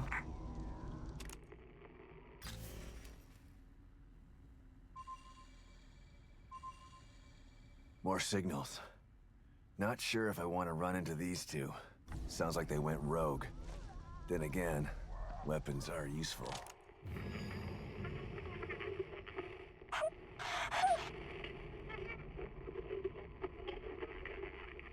No distance on that one. I don't think I want to go for those.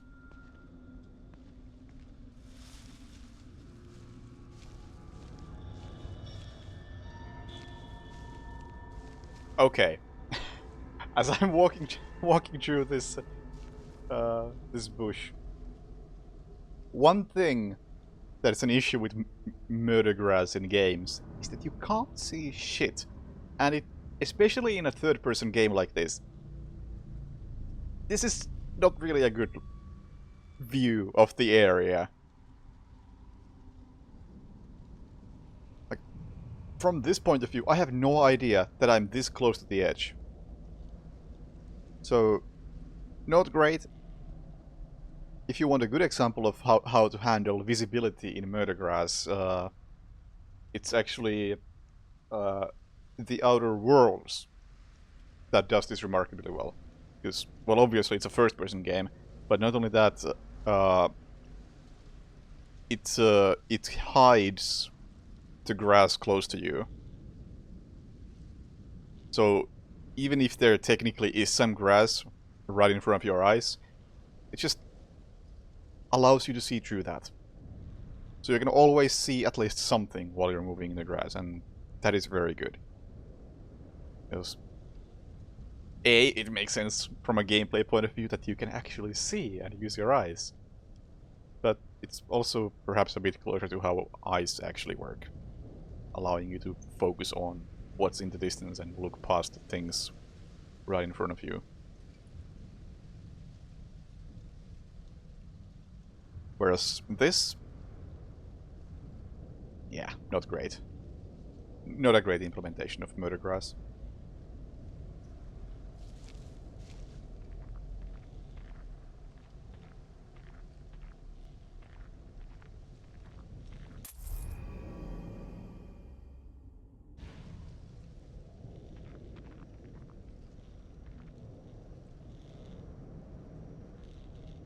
Makes it unappealing is copy-pasted course.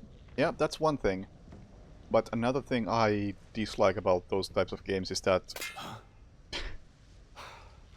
nothing seems to have any meaning. Oh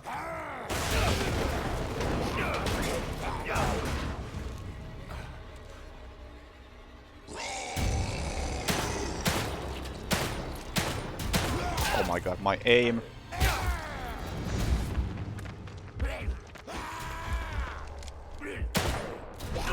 I'm dead. Like, there's... Oh, I didn't even get the prompt to try to survive it. Nice. Yeah, I should just run away whenever that happens, because my aim is not good enough.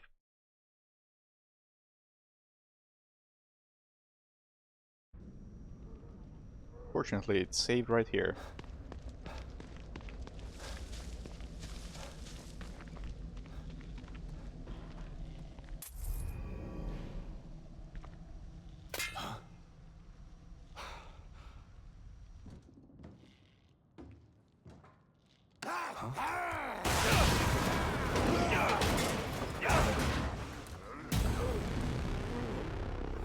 Now let's see, how smart is this enemy? That was a lot less murder grass than I expected. Which is stupid of me because I had already been through that specific murder grass.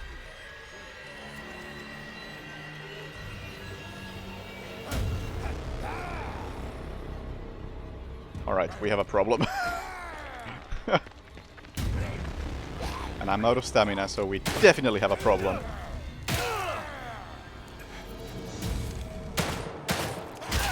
Dude!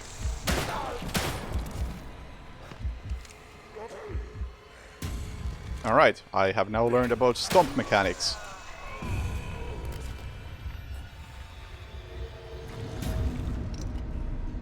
And now we are back to having the amount of health I was expecting to have throughout most of the game.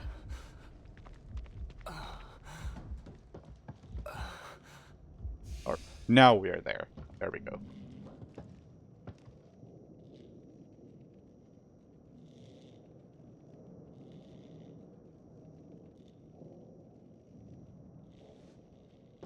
I mean, I don't even care how Rockstar re-releases or just a remaster, whatever the fuck they're doing with the GTA trilogy.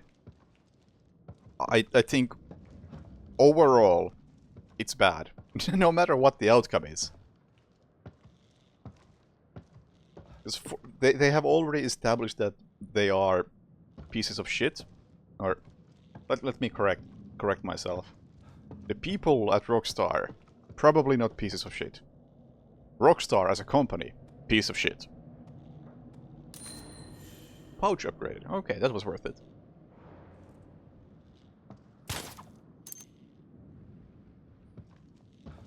Oh, look at that.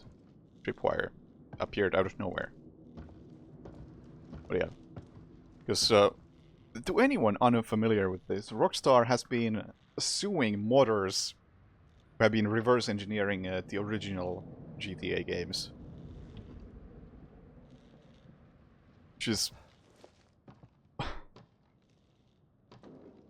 I would describe that as a pretty fucking dick move.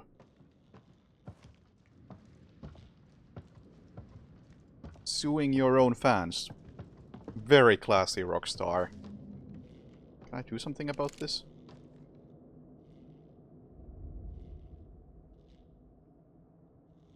Oh, you mean Take-Two and not 2K? Either way, company behind GTA, quite a piece of shit.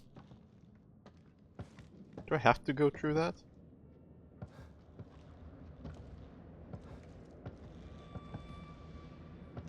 Hiding behind a more public room. Yeah. I legit don't really care who it is. Point is, whoever has the rights is suing modders and is a piece of shit. That's all there is to it. So, be it Take-Two, be it Rockstar, all pieces of shit.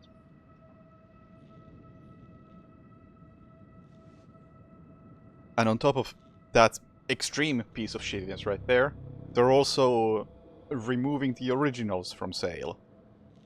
Which is on a scale of actual good company to suing your fans. It's kind of like over there.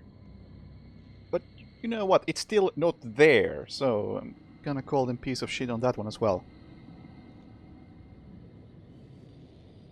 Also, OC, thank you for the host. What's up? Welcome, people. Bitching about GTA at the moment. I don't even like GTA.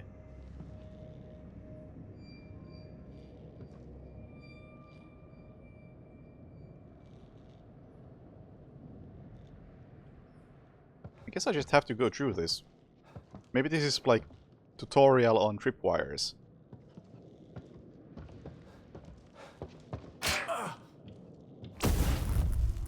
Yeah. Okay.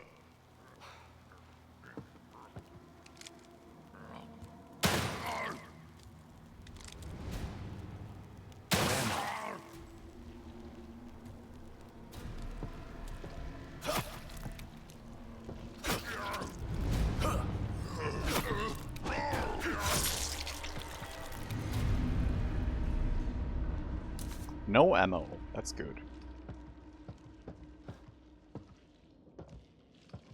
I feel like I made a mistake not crafting more ammo when I had a chance. I just figured, you know what, I'm gonna save all my resources and craft stuff later when I know what I actually want to craft. And I'll stick with stealth until then. Unfortunately, that doesn't always work out.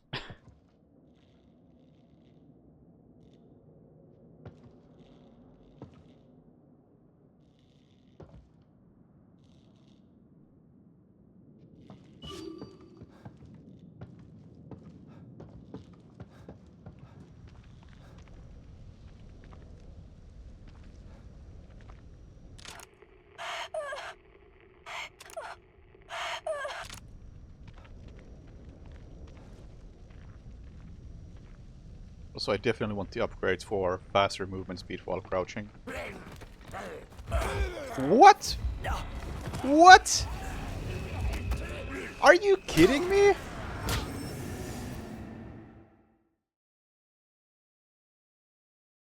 I could've... What the...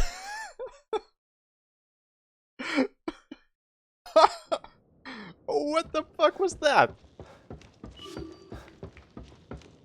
Hang on. Hang on.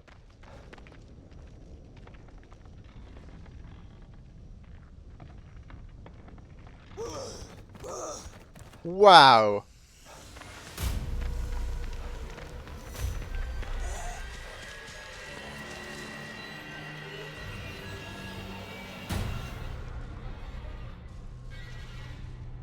I couldn't even see that zombie until I was already in a cutscene where I was forced to die.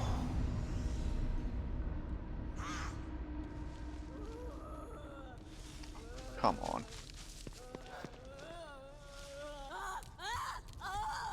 Shit, it saw me. I can't see it! How, this fucking murder grass. This murder grass implementation is really awful.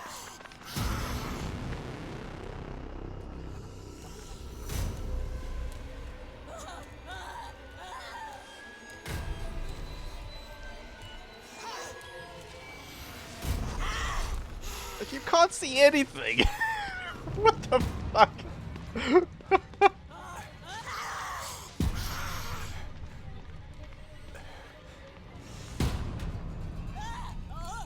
I have no idea where that enemy is.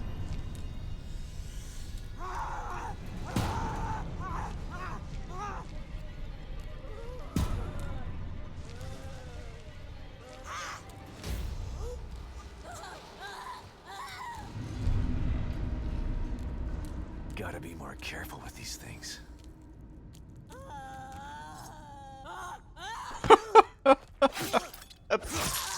That's not great. I gotta be honest. Oof.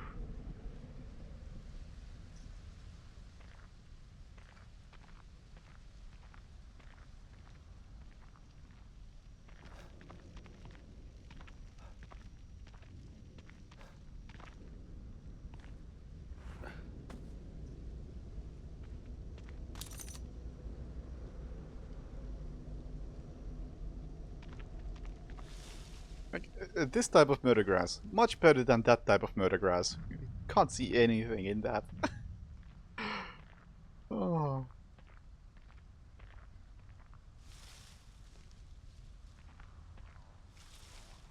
Because in this lower grass, the camera also adjusts, making it much more reasonable.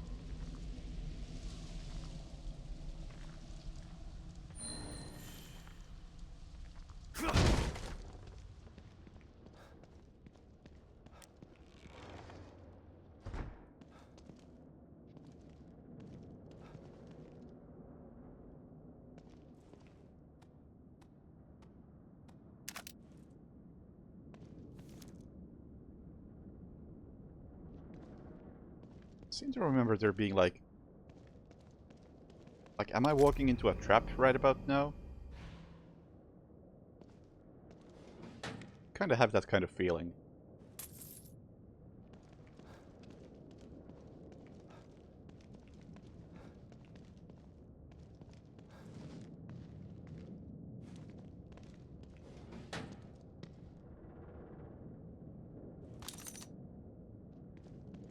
But then again, I'm okay with this. Let's make some more ammo.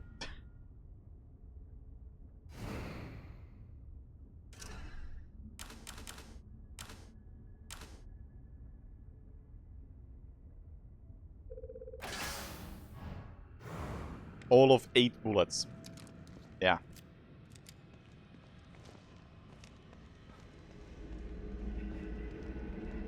Reasons why this game is kinda stressful. Crafted all the ammo I could. Outcome, 8 bullets. I also don't know if the enemies actually react to light. I don't think they do, but I'll assume they do.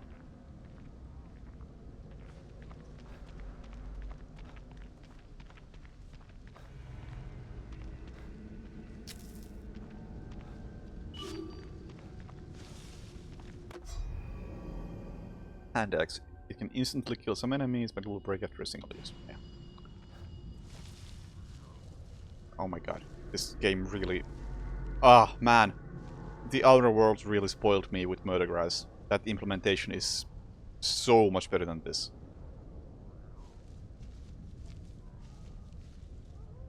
Like, man, one of the billion video ideas I've had that I would like to make is little mechanics that just make stealth better. Just so I like, only reason why I want to make that type of video is so I can shout out the Outer... Yeah, it's the Outer Worlds for the way it handled Murdergrass. I struggle to think of any other examples of small mechanics that are as good as that. But man, it cannot be overstated how good that is compared to most things.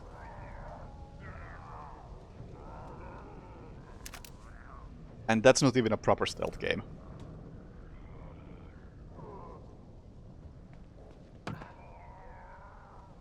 How to make a stealth game better? Be very clear about clear mechanics. I will now hide on Murdergrass so I can rant because you are wrong. You are wrong. Because I believe there are two directions you can go, and clarity is a key aspect, but minimal clarity can also be a good thing. I know you won't learn from this example because my example on maximum clarity is Mark of the Ninja, which displays every action you do and what sort of radius lights and sounds have, and it's very clear on absolutely everything at all times. And on the opposite end of the scale is Alien Isolation, which gives you the alien is kinda somewhere over there, and that's all you know. You don't know what the alien reacts to and how well it reacts to it, and that's a big part of why that game works so well. Because the lack of clarity can build up tension. And actually another example on that is old Hitman versus modern Hitman. Because still, one of my favorite parts about any Hitman is Hitman 2 walking past guards in two-way torpedo in narrow corridors. You don't know if they're gonna spot you. You can just see that the tension meter is passing out. You don't know what you can do about it besides, you know, keep walking. It's really unclear if they're gonna spot you and when they're gonna spot you. And that's what makes it so intense and great. Whereas in modern games, you can always tell, oh, that guy is spotting me that fast from that distance. Yeah.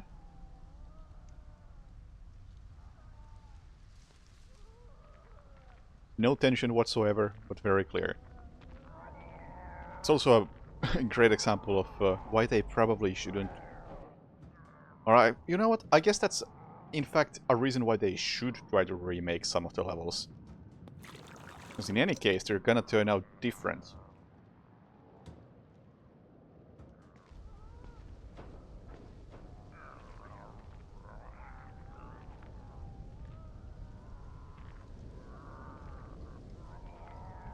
But yeah, there's definitely benefits in minimizing and maximizing clarity. Both can definitely work in their own ways. And I will say that in a horror game like this, not being completely clear on everything is typically the better way to go.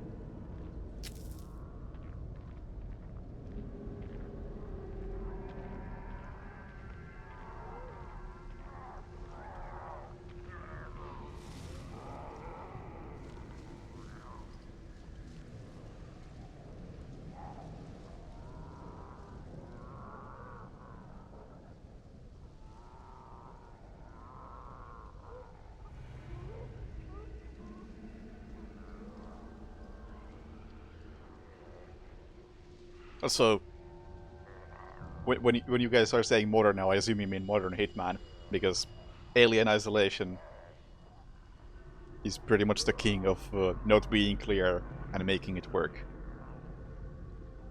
And that is reasonably modern, I would say.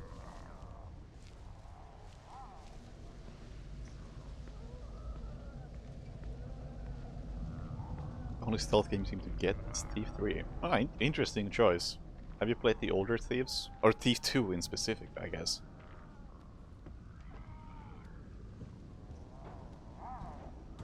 See me from up here?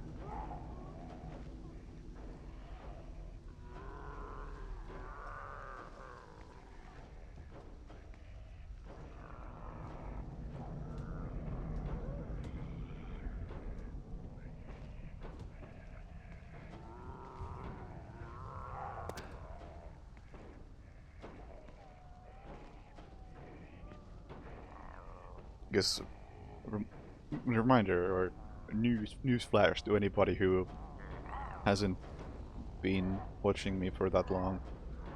The whole reason why I started playing stealth games like this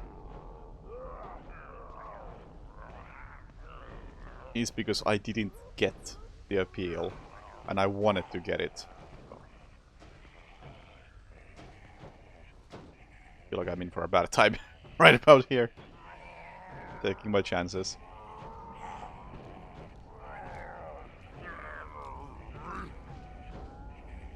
And I do feel like going on this journey has been kind of rewarding. Because I have learned like what works and what doesn't, and how there are many different types of stealth systems work in different ways and have different appeals.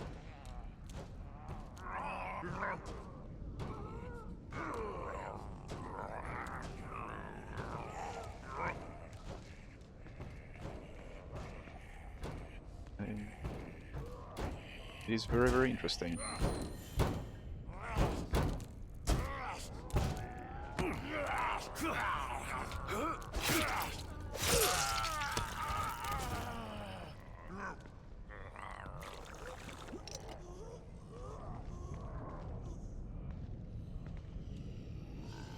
Like I previously mentioned, Mark of the Ninja and Alien Isolation as examples of. I mean, the term I've used is feedback, where Mark of the Ninja has very high amounts of feedback, and Alien Isolation has very low amounts of feedback, and that's just the type of thing they're going for. And that makes them very different. Not just because one is a 2D platformer and the other is a horror game. But stealth-wise, they work very differently. And then there's the whole thing about what type of stealth you're doing. Like Thief is doing shadow and sound-based stuff, and Hitman is doing disguises, and MGS3 is doing camouflages.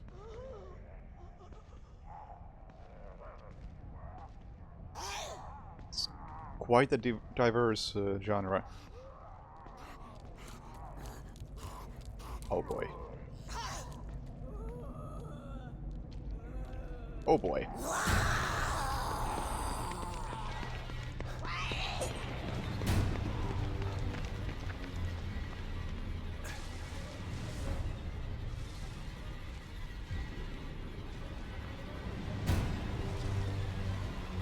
Oh boy.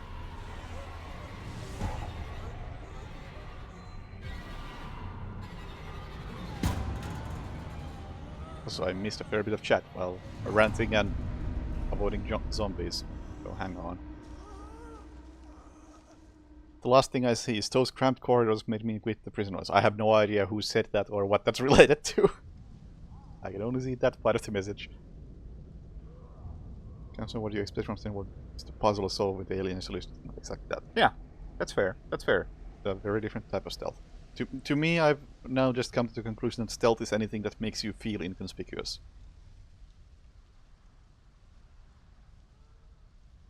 And that can be achieved in multiple ways. Same with me when you watched Fateful Findings. I have no idea what you're referring to, Netrex, but Fateful Findings is a masterpiece.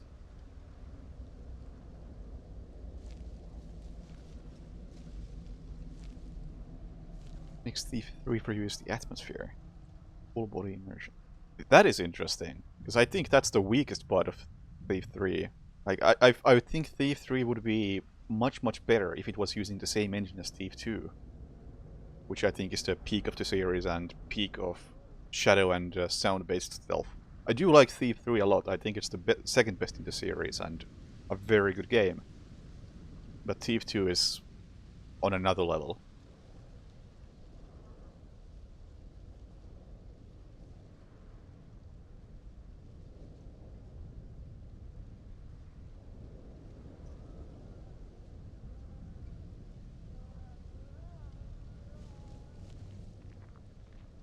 I don't know if I would say I love Alien Isolation. It's like... I really like what it's doing. Oh, hello. Oh, hello! Not what I meant to be doing. Don't think anybody heard that. It's just... Like I said, I've been... Like I just explained why I've been playing stealth games, and Alien Isolation is... It's one of the extremes that I run into, and it's one of the extremes that does things well. Like, it has the thing it's going for, and it's doing that thing very well.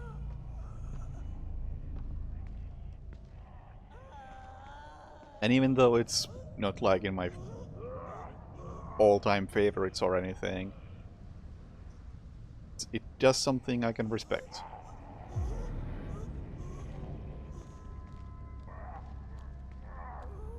And it is most definitely an example of a type of stealth done extremely well.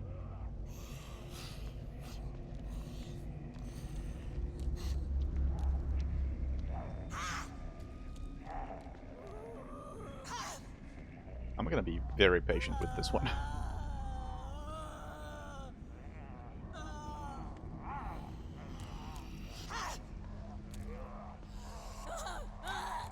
Oh, hello.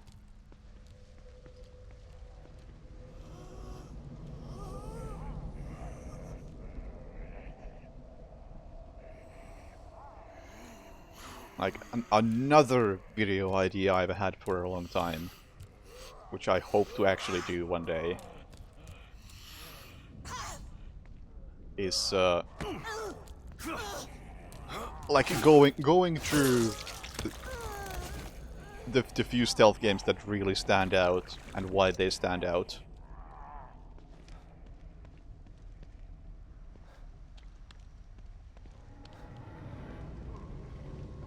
Oh, the fucking loot disappeared. Oh no! I didn't realize that was a thing. Shit. Or did I just pick it up and forgot? I'm gonna assume it disappeared and keep that in mind for future.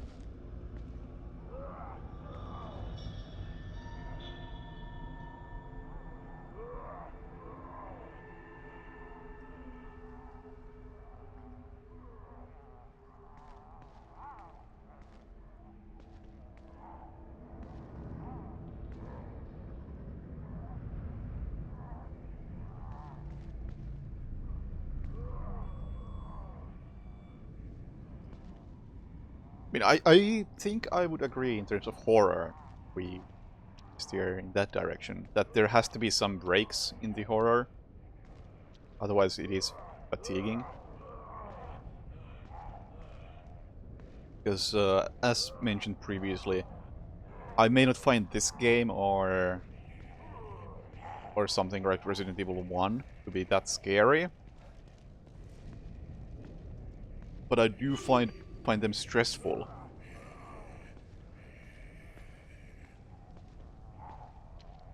And for that reason, I don't think I will be playing this in long sessions.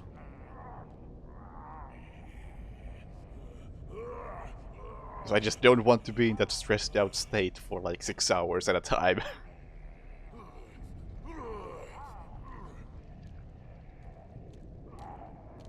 Although I will say that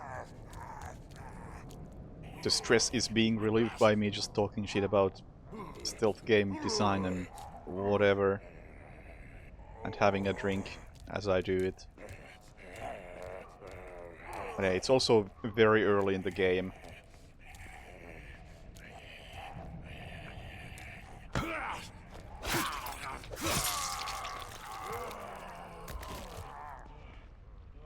So how do I even use the axe?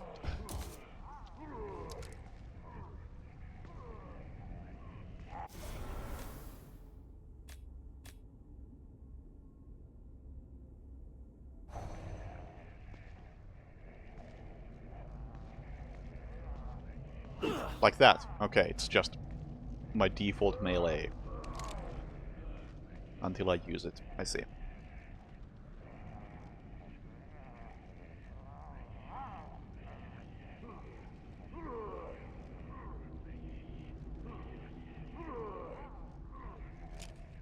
Condemned had the best suspension horror.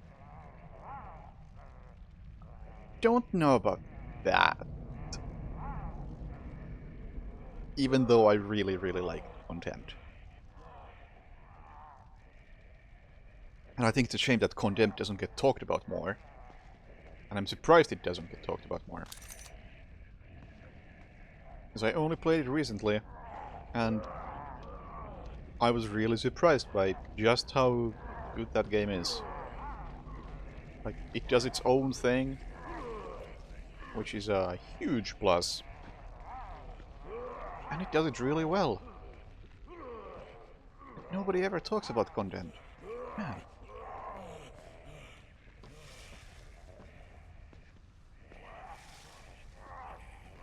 Strong recommendation on Condemned. Play it if you haven't.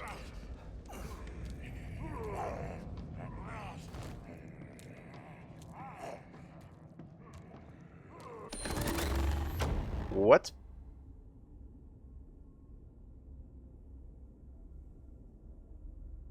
Oh, sure.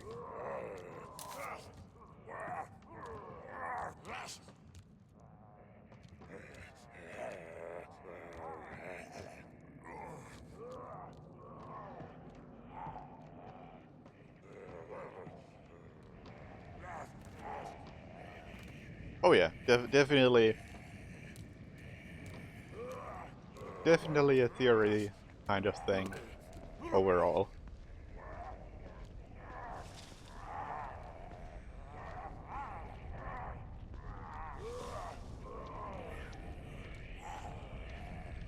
Oh, hello. Oh, that's not a zombie. I am seeing things.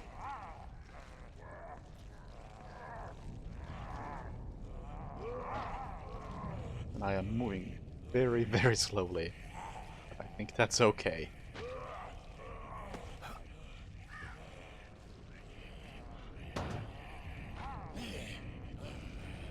Dude, Sebastian, I did not mean to do that.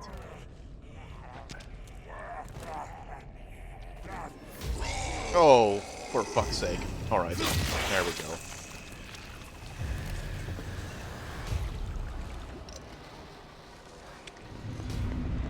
That did not go as I had planned. Is the axe still here? It is! Good. Good. Very good.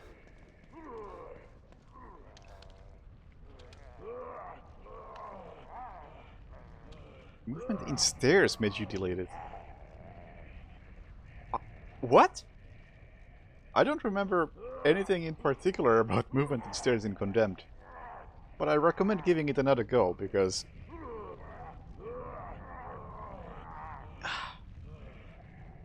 there's just something about that sort of hobo punching simulator that just, you don't see it every day.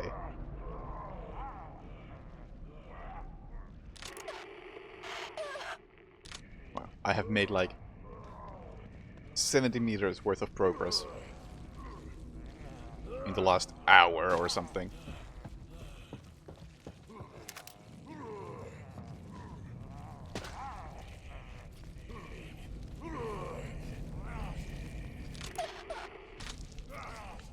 You didn't even have to come in here.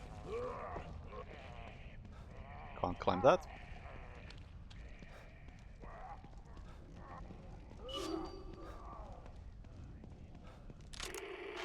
Yeah, I just took a completely wrong route.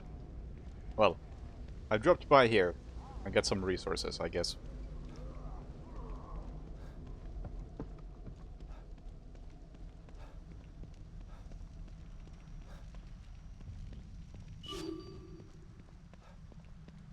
Or genres.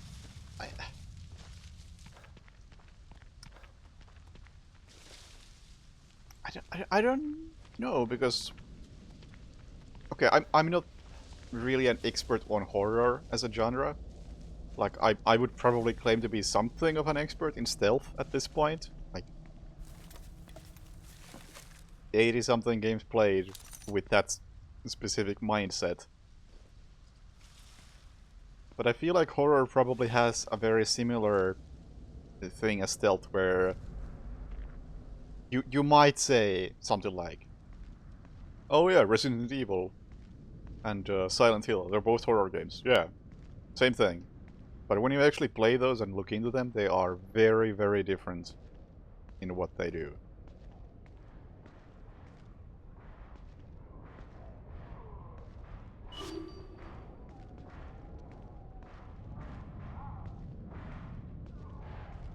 And the way they achieve or go for scariness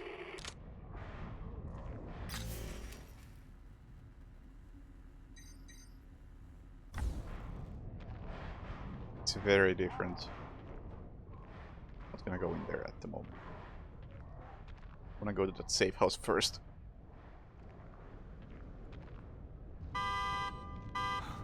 What's that? I don't know, but I assume that guy's not dead.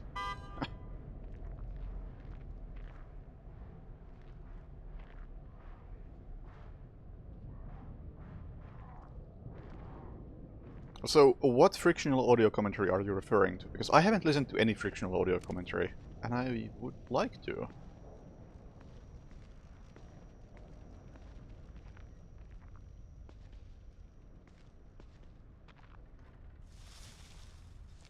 I know the Penumbra games don't have audio commentary. So Black Plague is still my favorite out of their games. And the others, or the non-Penumbra ones, I haven't played that often. In fact, I don't think I replayed Amnesia or Soma since they came out. Which is why I have both of them in my backlog, because I want to give them another go. First Amnesia? Ah, interesting. How is that audio commentary? Is it something like floating speech bubbles in the game world you can just listen to? Or something different? Like I said, I want to replay Amnesia, and if it has dev commentary, I don't know if I want to replay it with or without dev commentary, because I've already played it before. I have watched and paid enough attention to speedruns. I feel like commentary might be the way to go.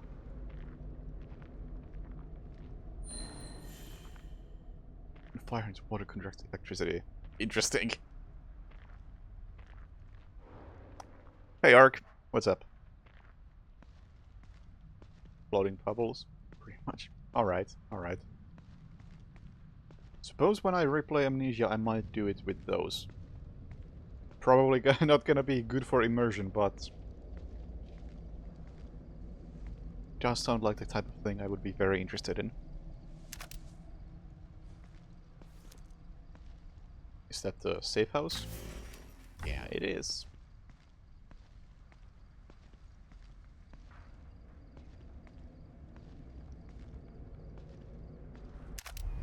Shock bolt. If only I had a crossbow.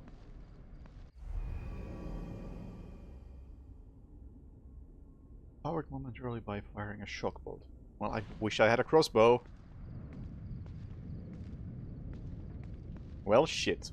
This hasn't worked out. Is there another entrance? This thing doesn't show doors.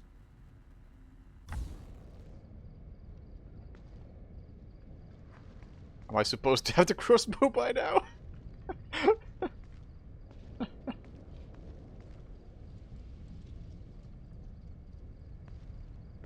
I hope not.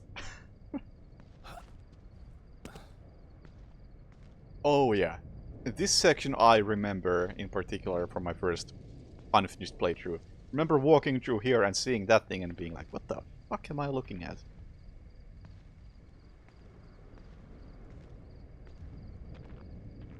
How far I got first time? And yes? Oh shit! How did I miss that? Shit. My save was in chapter 7.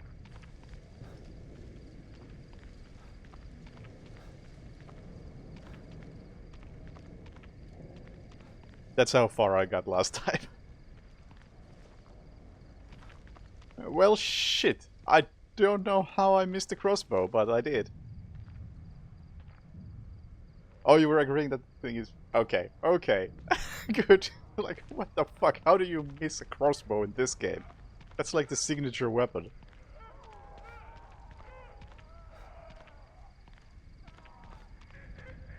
But yeah, that is a very interesting piece of enemy design. Although I kind of wish that the smoke around it wasn't so thick. Because now it stands out a bit too much for my liking. If it was just like, is that thing a bit taller? Type of thing. And then you look into it closer and it's like, what the fuck is that? I think that would be even creepier.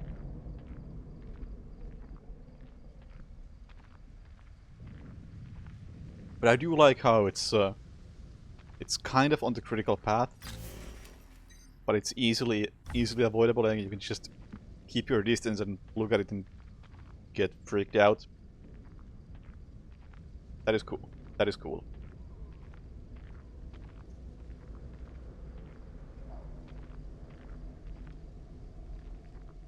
Oh yeah, I did actually miss it. What the how did I do that? Holy shit. Was it in like in this safe house and I just somehow didn't see it?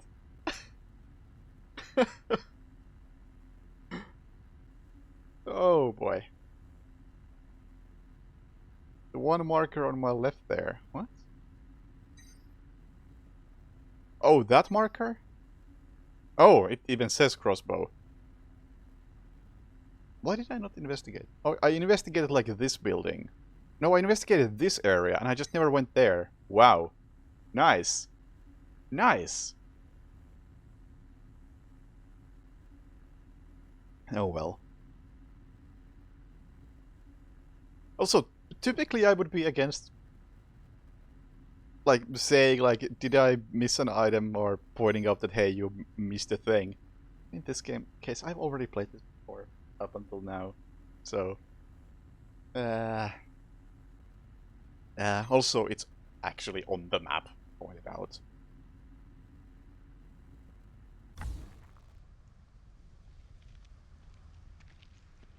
But yeah. But you know, as a general thing for future reference, typically if I say, did I miss that? Assume it's a rhetorical question.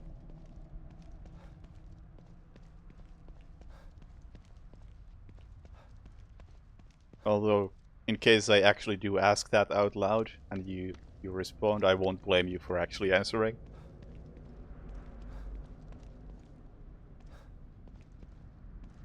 But it must be said because there are people who will gladly say, like, as I'm like, hang on. As I'm like over here, walking this way, they will say, you missed the crossbow! At which point, fuck those people. I missed it. Deal with it.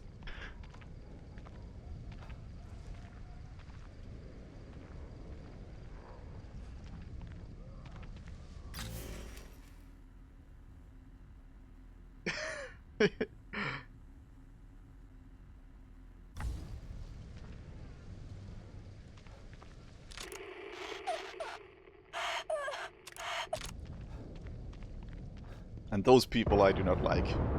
And that sort of backseating I do not like. Like, man, let me miss the thing.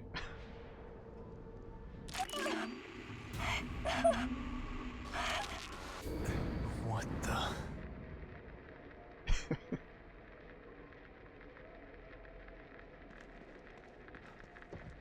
Are these lilies?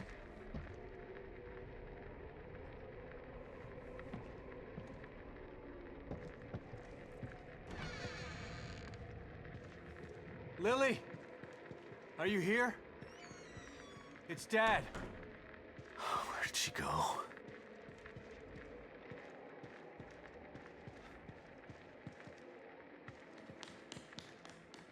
Yeah, missing thing indeed is integral.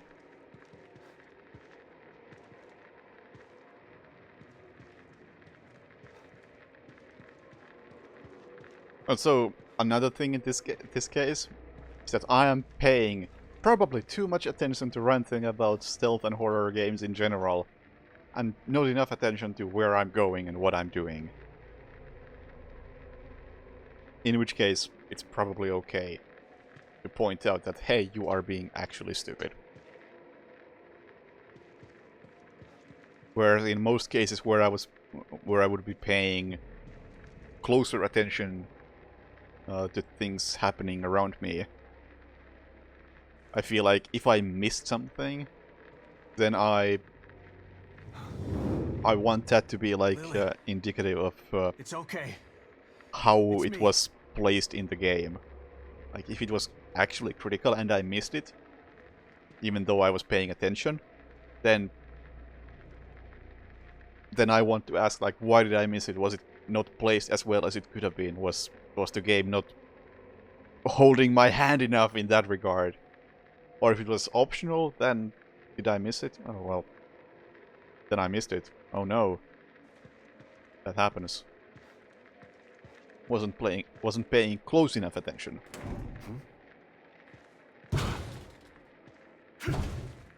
Damn it. Alright, calm down. How do I get in there? Yeah, I already saw how you get in there. I just couldn't do it before I interacted with the door.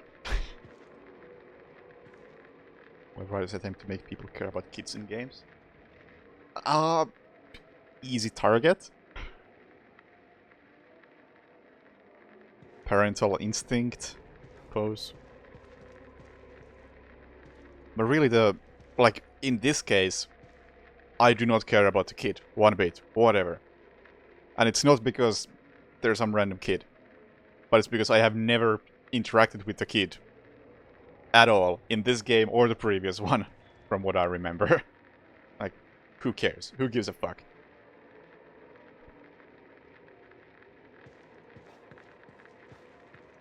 And that is not just about, like, child characters, but overall characters in games. Never forget Amnesia Rebirth, in which you are supposed to care about your husband, and your only interaction with the husband is that you find their dead body like 15 minutes into the game. And that's supposed to be sad? Really?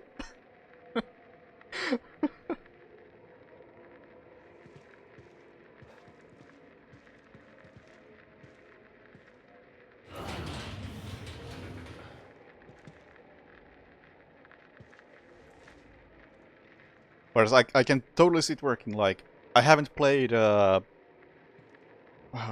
Last of Us yet. But okay, I can see how in that one you might care about the child character, because you spent the entire game with the child character. And another example would be the Telltale Walking Dead. You spend the entire game protecting that child character. So it works much better in those than something like this, where it's like, ah, child there! I already forgot the child's name. Lily's doll. Lily, thank you. She's been here.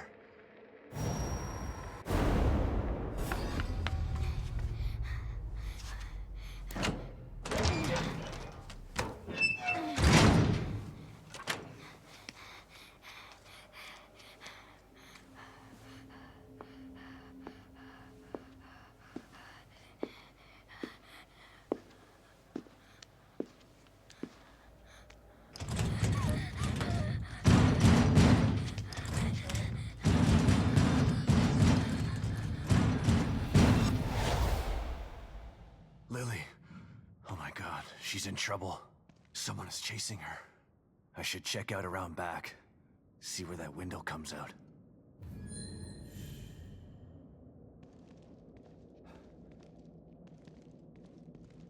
Nothing else in here. Kids are a cop-out solution because they throw a kid in and expect place to care. Which makes me think, like, why are animals not used more?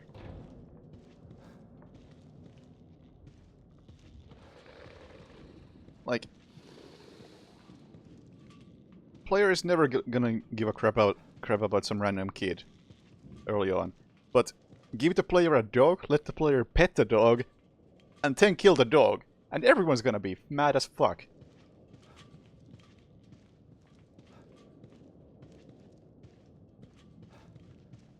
You know it would be more effective.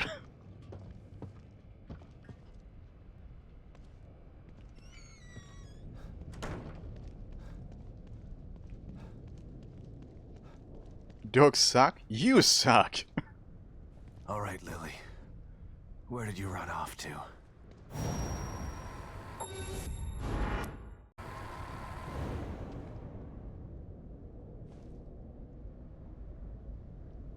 Or better yet, for people like you, Ark.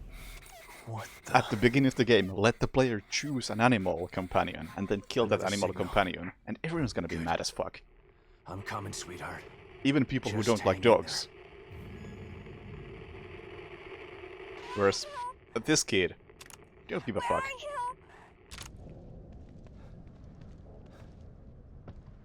Yeah, very cruel. I know. Or don't even have to kill the dog. Just like kidnap the dog, and it's more effective than kidnap the kid. What the fuck? You know it would be more effective.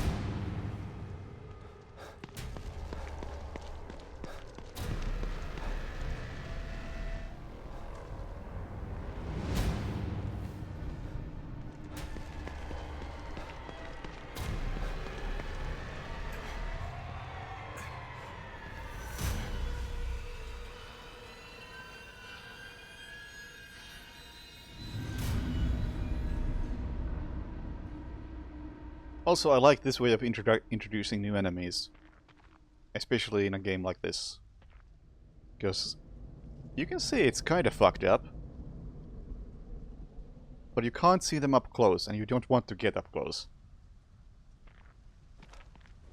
It's like, well done, whoever made this game. Tango.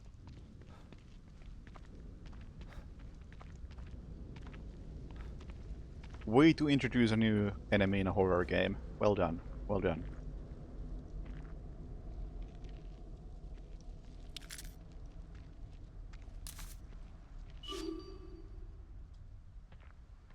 Textbook example of how to do it.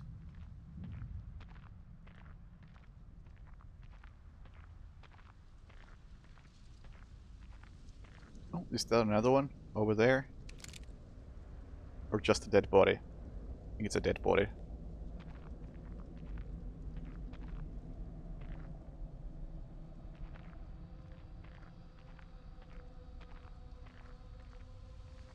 Evil with injury, Sebastian tries to rescue his pet zebra. That works! Oh, and there's one of those guys. I really wish the smoke was a bit less obvious.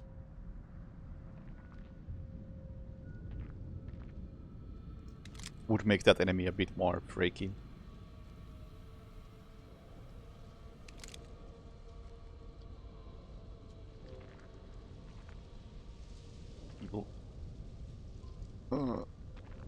But yeah, like just think about like John Wick. Like, what was the premise of the entire story of John Wick? They kill his dog.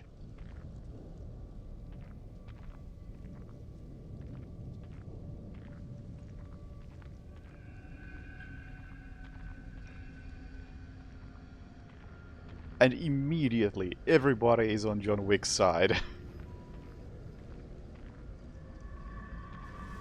Yeah. I mean, the plot of John Wick, from what I remember, is that they kill his dog, and then he shoots everybody. Okay. That's enough.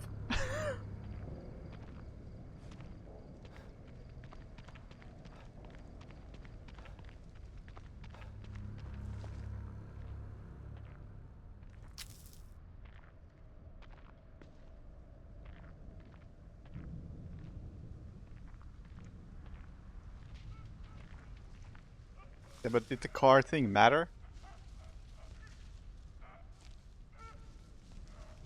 I think the one scene I remember from John Wick, it's like very early on, after the whole dog killing has happened.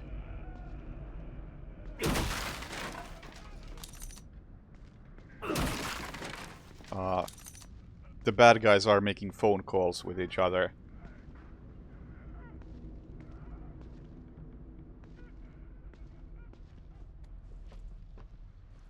And the point that one of them makes is that they killed his dog, and the other bad guy responds with, "Oh." Acknowledging that, yeah, somebody fucked up. Like, somebody fucked up with this murder grass. Oh god, this is not great. How am I supposed to get supplies if every... I like how you can see my eyes while I'm doing this. Where are you?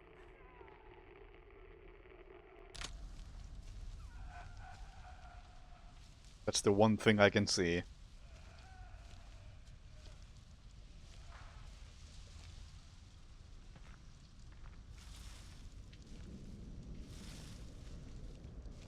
And I really wish I could get into the safe house.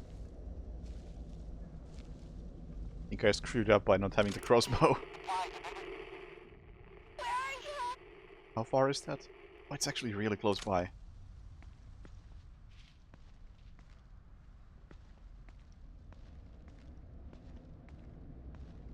There's a phone call between a son and his father. Okay, well.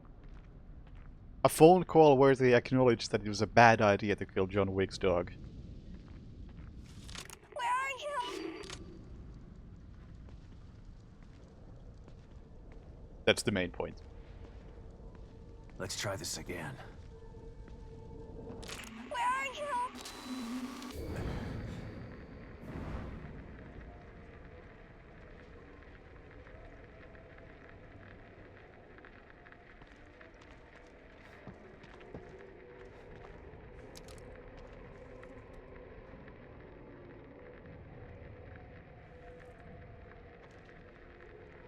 I mean, I don't remember much about the movie. I've only seen the first one, I don't remember much about it. But from what I recall, it's... as far as action movies go, it is above average. Blood. In terms of the action. Hope it's not Lily's. As in, it's actually well shot and choreographed.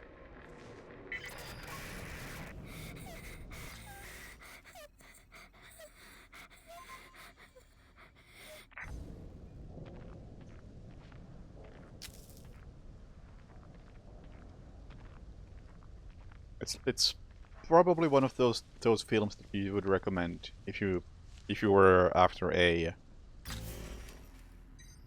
basic good action film.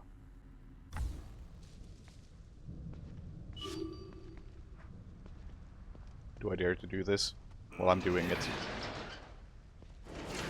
Alright, nobody in here. Good.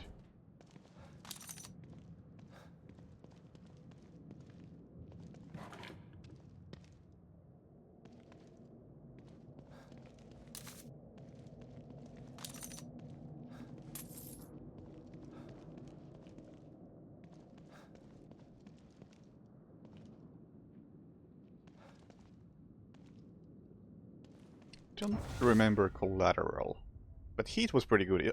Or is Heat the one I'm thinking of? Is Heat the one with also Keanu Reeves?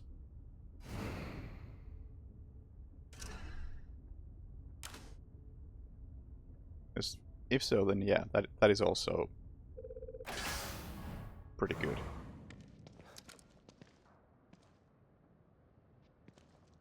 Yeah, there's like,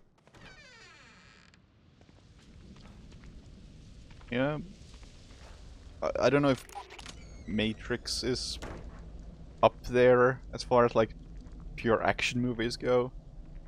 I did rewatch it recently, and it's a pretty good movie, but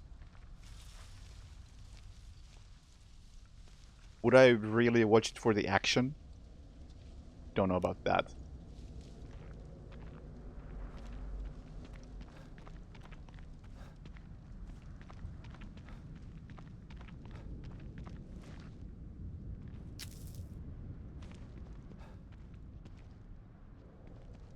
One movie I would recommend for the action is Dread. With what's his face? You know, that guy.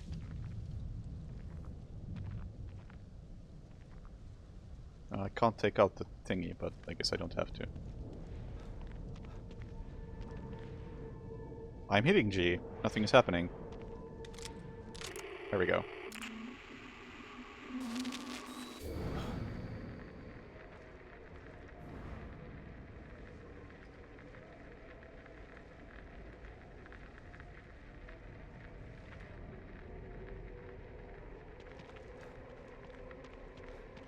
Oh, thank God.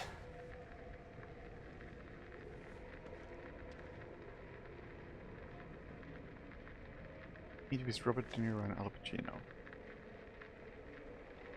Okay, then I don't... Oh, I was thinking of... Speed? Whatever it's called?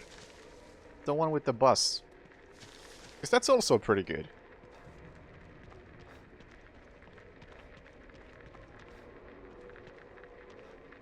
It looks like she stopped here to hide.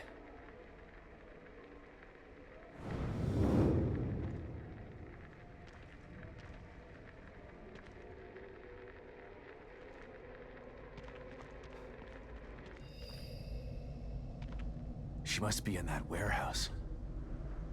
Smart girl. Lots of good places to hide in there, I bet.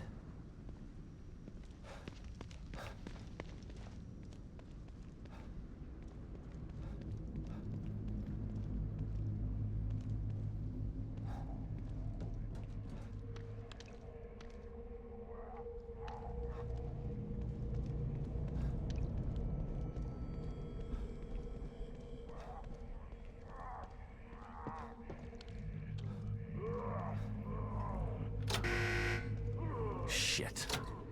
Gotta restore power to these doors. Maybe that wire leads to a power source or something.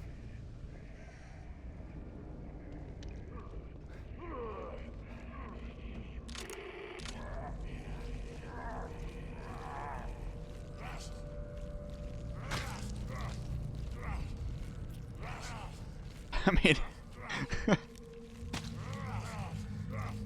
I feel like the Dread universe is a bit fascistic. That doesn't seem all that out of place.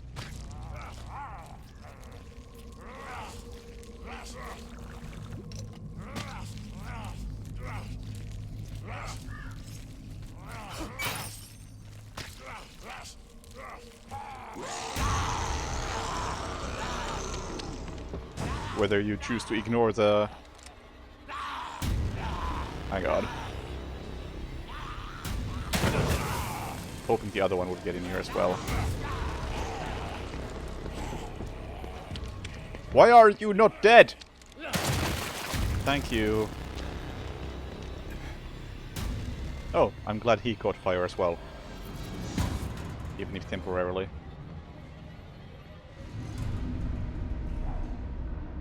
But yeah, even if you ignore the satire of Dread, then I feel like it's a pretty fascist state that they live in.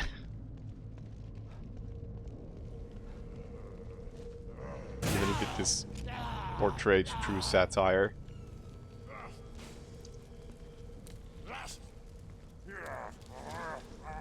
Much like something like Starship Troopers.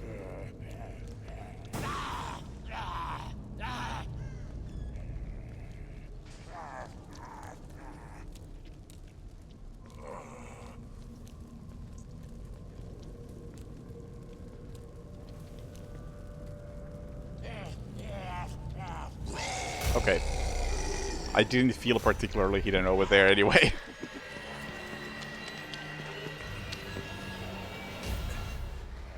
Well, he gave up quickly. I hear noise from that direction and I don't like it.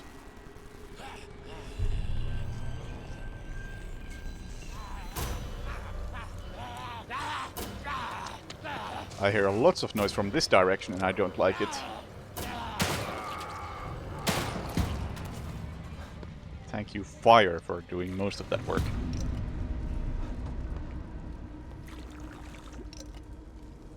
And I need to find a level up point so I can do the corner takedowns. What difficulty is this? Nightmare? The one that was like below the stupid difficulty? But it said it was really high and it said that this is for the people who like the difficulty of the first game. So that's the one.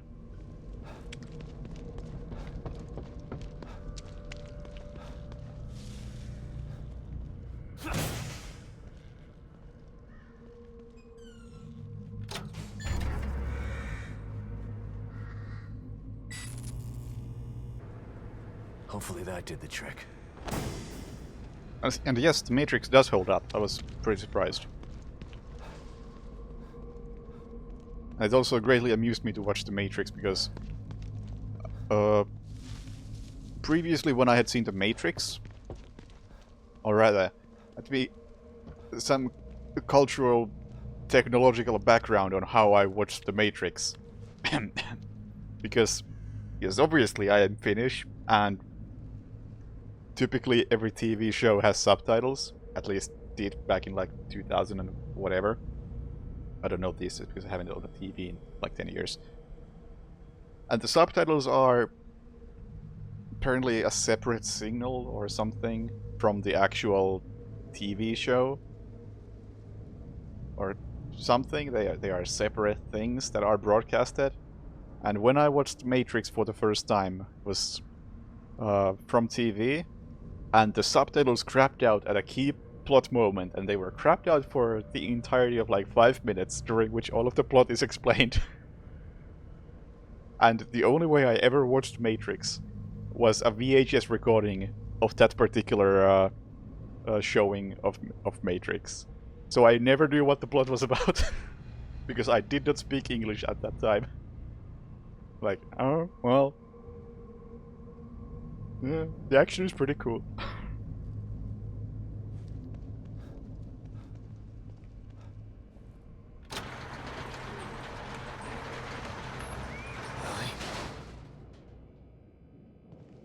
Lily? Lily?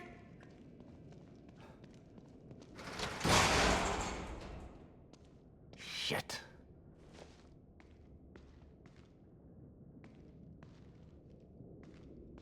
Yeah, definitely the Finnish TV version of Matrix.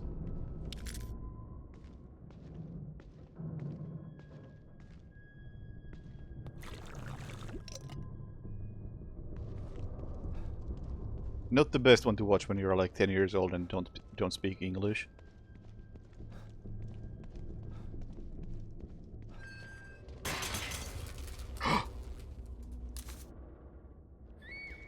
Lily! It came from upstairs.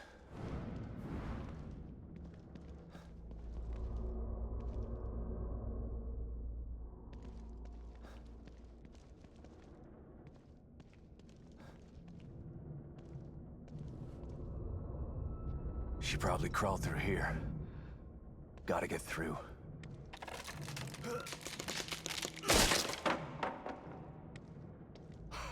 She's a brave and resourceful little girl. She's gonna be okay. I just gotta find her.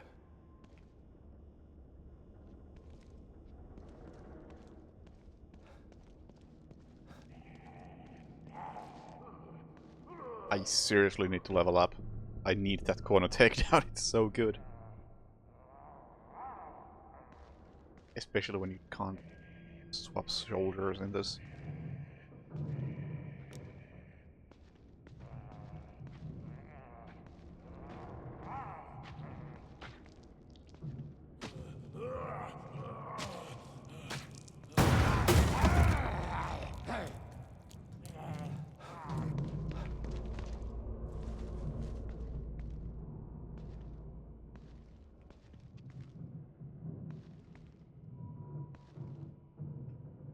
Kinda cheap. Also the box disappeared, which is even more cheap.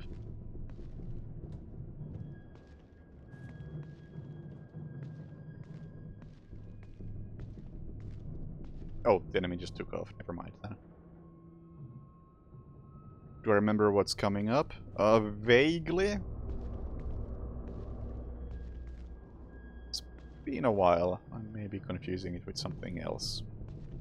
So, I don't know. Don't spoil. Because I don't remember well enough, evidently. Because I don't think we're... Oh, hi.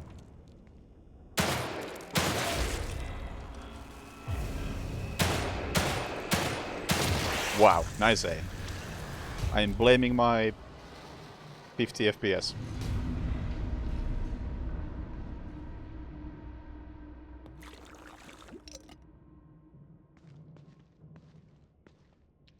Yeah, I don't think we're dealing with the cameraman just yet.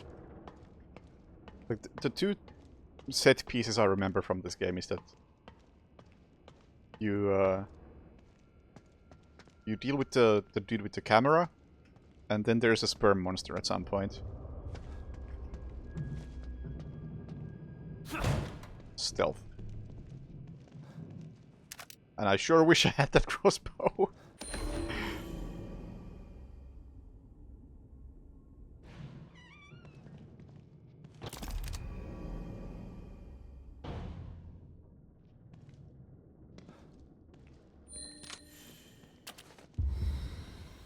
Oh, I don't... Oh, that's a bit dangerous, actually. You automatically use the healing item once you switch to it.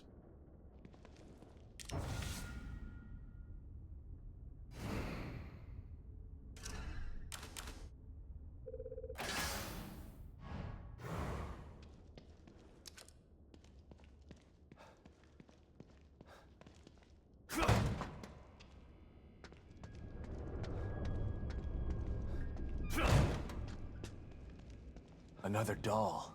But where's Lily? Also of note. I will definitely keep using the 50 FPS thing as an excuse. Nice. Even if it makes no difference. Realistically. Need my excuses for why I play like shit. Please pick up the doll and I'll... Can we have a cutscene? We can have a cutscene. I can take a beer.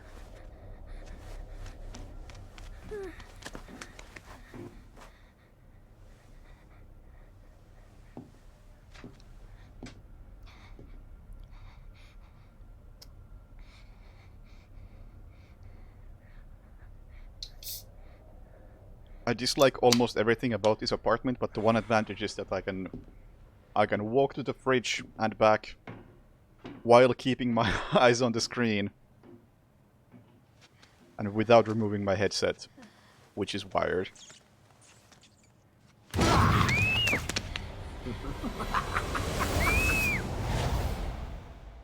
Him. The murderer with the camera. And the son of a bitch has my little girl. I was so close. Damn it! Calm down. Think. I gotta save her. No more signals coming into this communicator. I need to find another way. O'Neill. Not sure I can trust him. But he wants out of here as bad as I want to find Lily. O'Neill, it's Sebastian. What's the Metal Gear sound effect? Shit. Not now. Maybe it'll work better outside.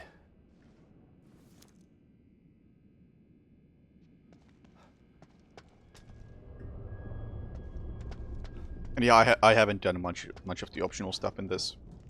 I investigated one signal, and that was it.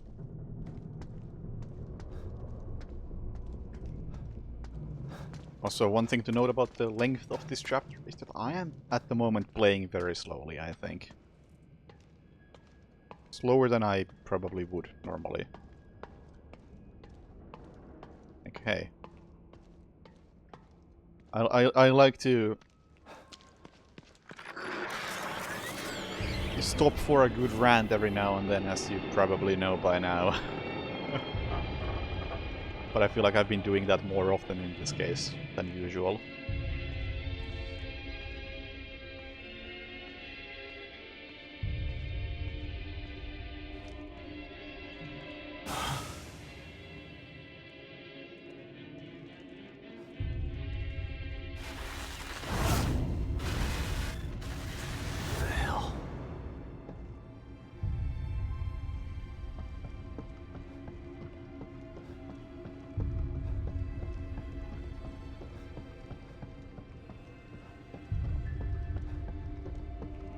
And yeah, I already know they fixed the shoulder swap in Hitman, which is very good. Very, very good news. And they actually fixed that reasonably quickly too, which is also very, very good. So, well done IO for handling that eventually.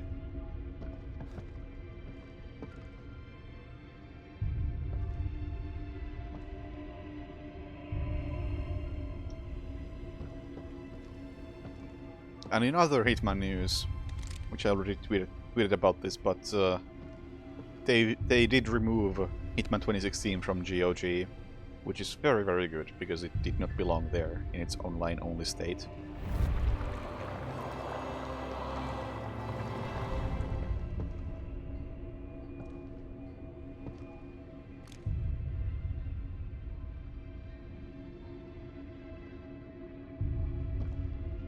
What was wrong with shoulder swap? It didn't exist. That's what's wrong with it. They just took it out after it had been in since Absolution, and Hitman 3 at release just did not have shoulder swap, and I assumed it was a bug, but no, it was apparently by design, and it was a complete fuck up. But no. Yeah, just like this game doesn't have a shoulder swap. I keep hitting V, and it just turns on my flashlight instead of swapping shoulders. The greatest Hitman player ever to come out of Finland. Yeah! That's the most I could get, and the most I deserve. The best Hitman player in my neighborhood.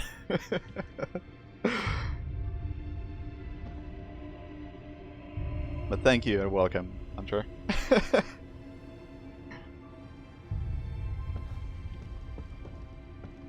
Are you truly sure about that? Oh shit, are we?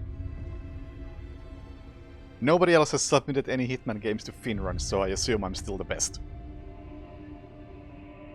Or maybe it's just because Finrun's events tend to be in the city I live in, so I have the advantage.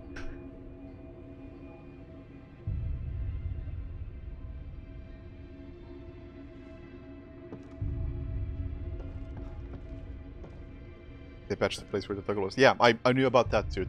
They patched that like a couple of days after the actual patch came out, so didn't have to wait a full month. It's actually included in the hotfix. So good job, IO. One could shit on them for taking like 8 months to fix that, but I would rather focus on the positives. I'm glad they fixed it.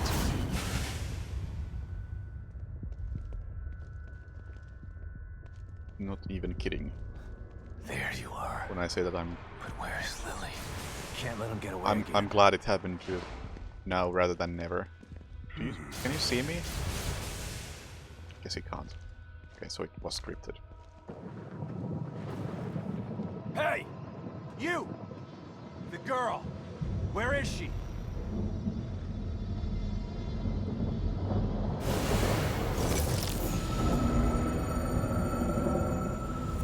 So ultimately, I'm more interested in how the game ends up being in the long run. Hello! Oh shit. You tell me. Oh shit! I didn't even see you. I was just pressing the wrong button and suddenly I have a motherfucker up my ass.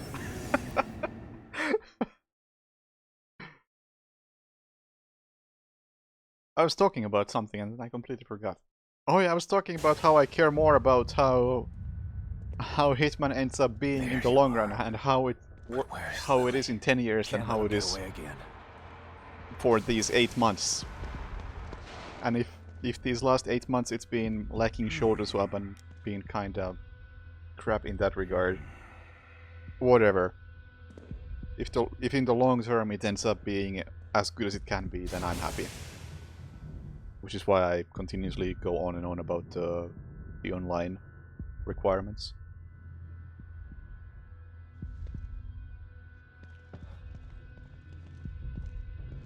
Because I am a nerd who cares about the preservation of games and I want the best possible version to be the one that's preserved. You! The girl! Where is she? Can I skip this? No. So what's up, nickname? Game's alright.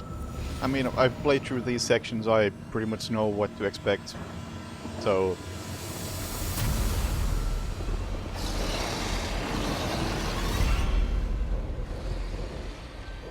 Fuck.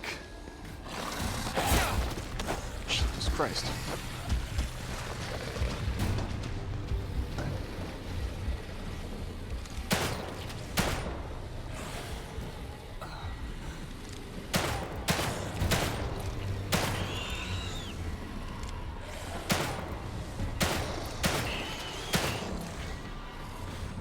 I am not going to be able to kill these guys. In fact, I am just wasting ammo.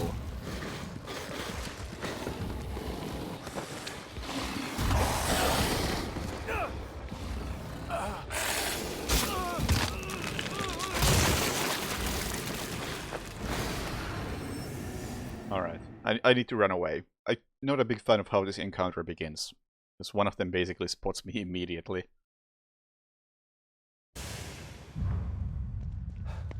There you are. But where's Lily?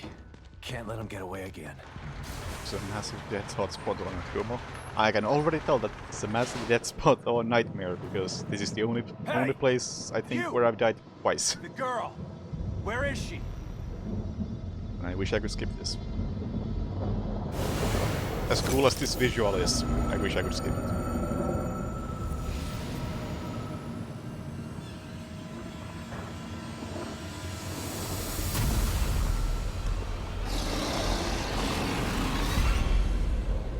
Can I go back? Fuck.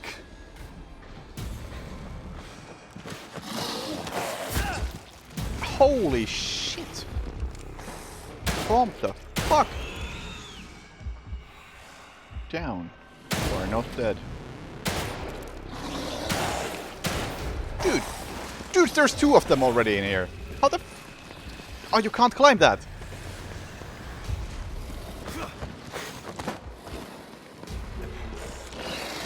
Dude! Not what I was trying to do. But hey, oil barrel, let's use it. Very boring monster design. I disagree. Although I do feel like these monsters are a bit wasted in this sequence, because previously I was talking about Can't let him get away again. how good this monster design is. Because it was, or how good the introduction of this monster is, because it was introduced like from a great distance and you could just see like there's some fucked up thing crawling around the ground. I can see it from like, I don't know, 20 meters away. Can't quite tell what's going on with it. But it's fucked up. And now they're just kind of in my face and... It's less freaky that way. Hey! You! The girl! Where is she? Also, I was supposed to kick down that barrel before I went out.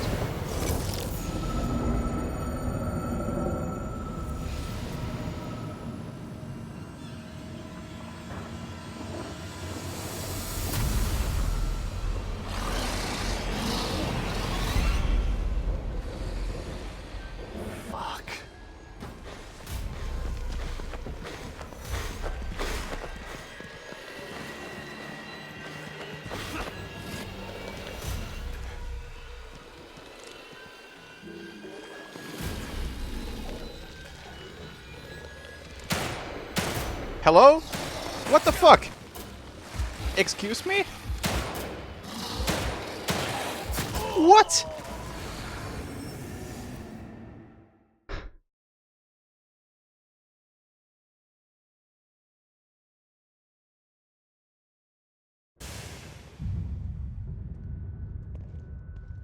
There you are. What the hell was Where's that? Lily? Can't let him get away again.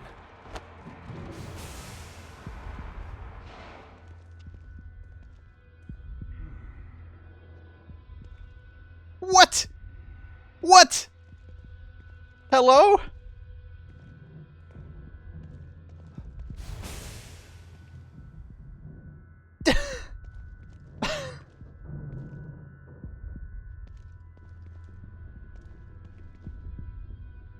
There I am trying to use some systematic gameplay mechanics and fuck you, I guess. Thanks, game.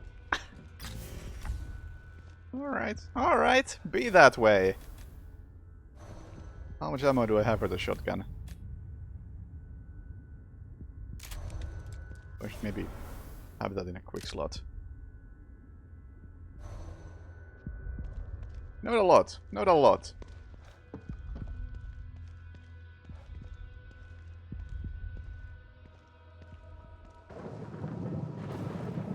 Hey! You! The girl! I mean, I feel like this is a mandatory fight, and I'm not intending to skip stuff by climbing some shit outside. If I'm gonna struggle with this fight, then I'm gonna struggle with this fight. And I have excuses for why I struggle with this fight, so suck it. Fuck.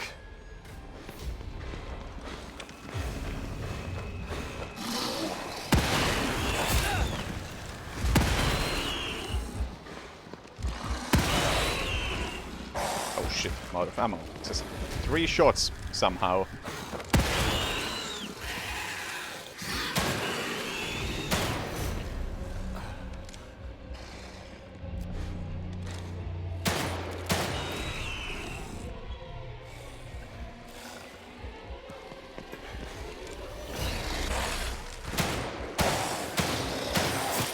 What? Oh, they were both still alive. Okay. I also feel like I should probably have the crossbow. I may be a bit under-equipped for this. I don't feel like I can just run away. But where's Lily? Can't let him get away again. These things move pretty fast and I have limited stamina. And this is some serious bullshit.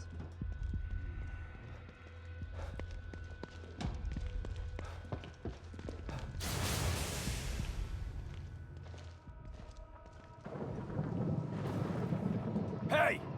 You! The girl! Where is she?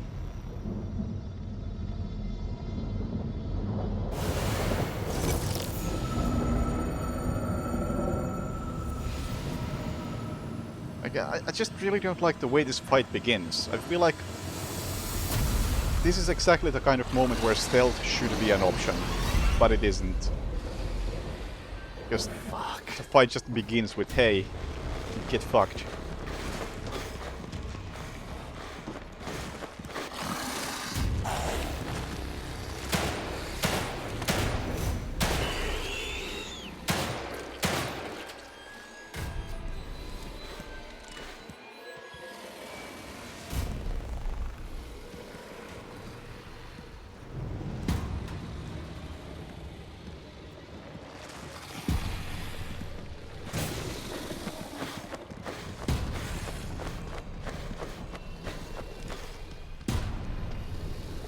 Oh, they can open doors. Great.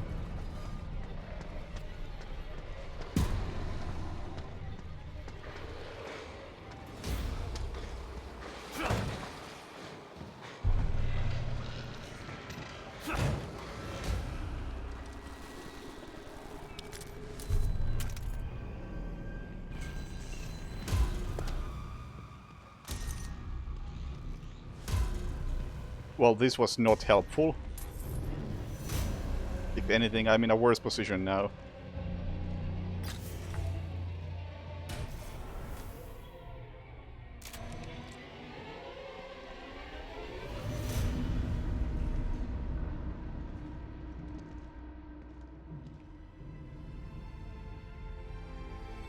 unless they gave up.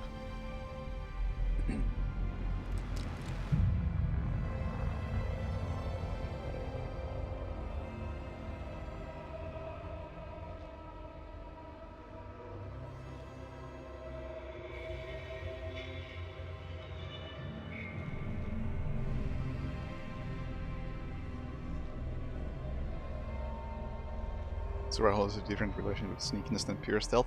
Yeah, but I feel like this would have been a really cool encounter if you just... If I just... I'm able to start that encounter from behind cover or something, so I can see like, oh shit, 3 enemies spawned. And from that point, I can choose to engage them like within a second, if I'm down for combat.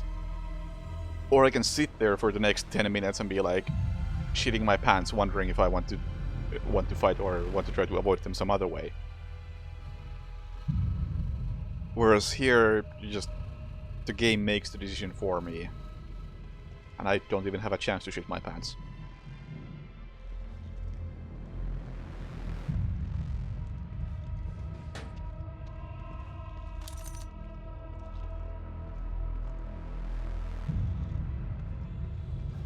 And it especially sticks out because the DLC for Evil Within 1 was really, really good as far as stealth goes.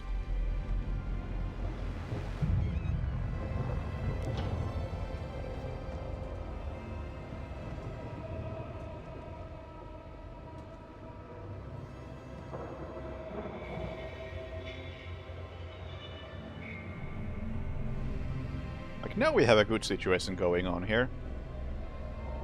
Where not only am I seeing something weird going on there, but I know that there are 3 enemies in here somewhere, and I can't see any of them.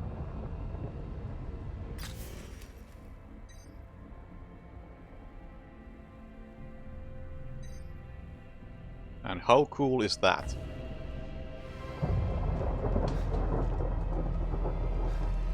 So you can't jump down.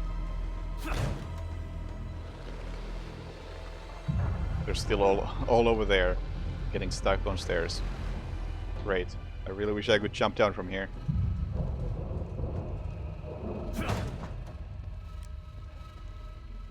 I guess there's no way. Huh. I mean, I can't really cheese them because I don't have the ammo.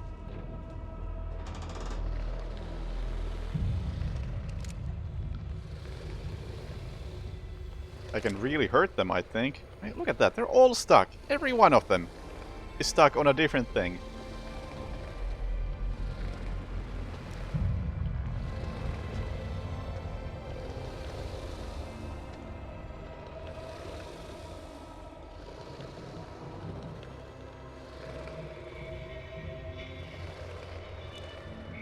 I really wish I could jump down from here.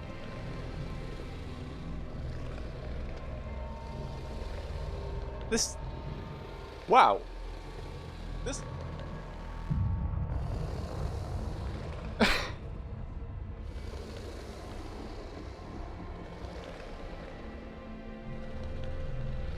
I very frequently see enemies get stuck on things in games.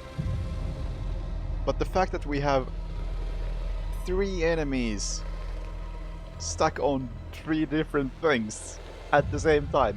Ah! That really is poetry. Especially with the music.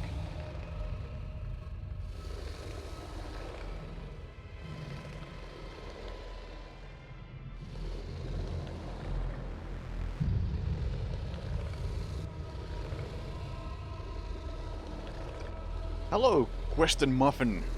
Thank you for the resub. I see you changed your name.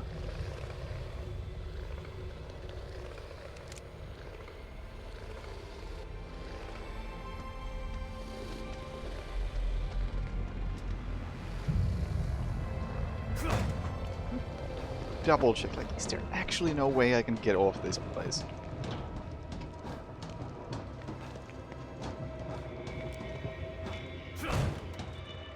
Man, I really don't want to fight them.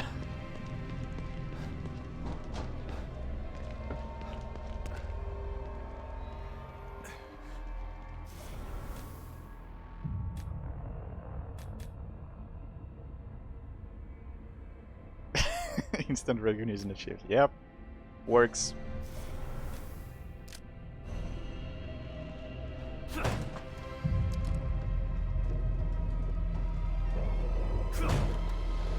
Alright, I guess I'm shooting them. Oh! Oh no! One of them made it up there. They're making progress.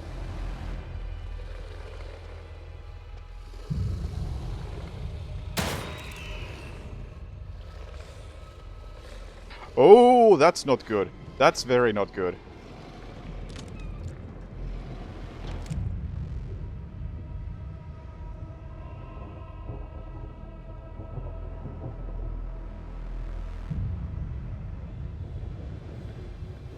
That's not good. Can you open doors?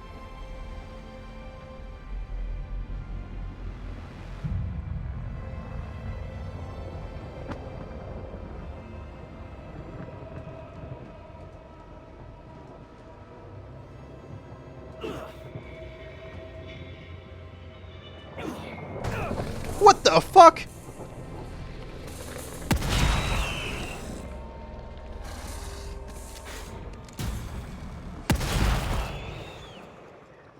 Nerd. This doesn't feel very fair. I just don't know who's getting fucked here. Me or the enemy.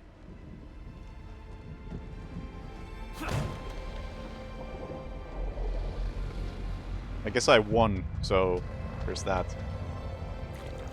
Somehow I need to get over there. Maybe there's a way on the other side.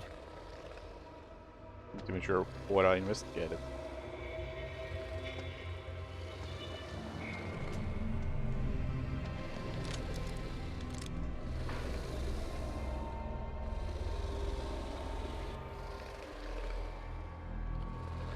I'm wasting all my resources on these guys, but I suppose it's kind of a boss fighty thingy, so I guess I don't mind.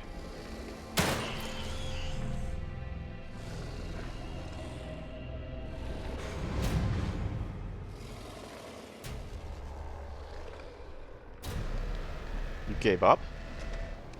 Really? After that? You gave up?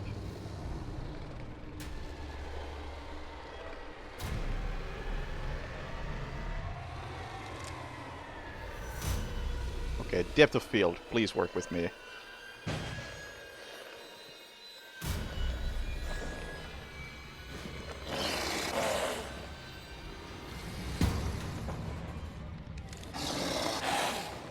Okay, this fight is kinda crap. I must say.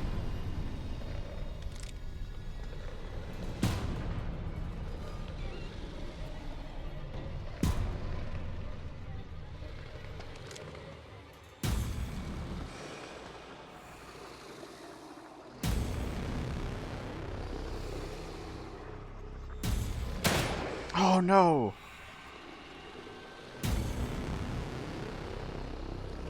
I'm gonna be out of ammo. I can't kill these guys. Like, that's just a flat out impossibility. Like, they just won't fucking die. Yeah, that was my last bullet.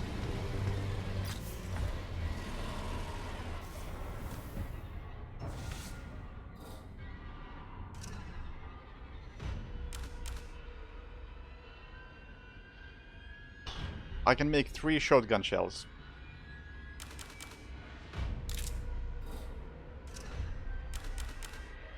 Or 4 handgun bullets. Or, no, wait, I can make 7 handgun bullets.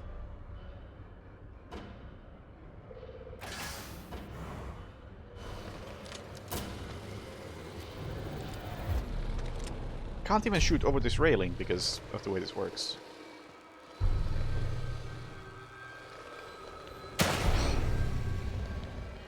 Timing.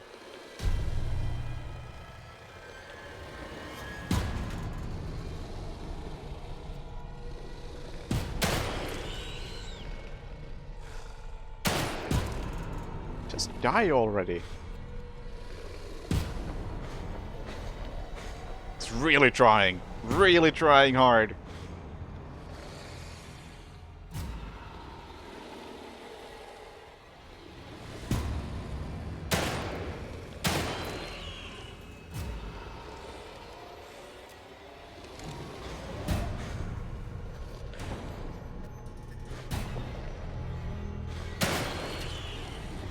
Is that it? Oh my god. Well, that was my last bullet and it wasn't enough.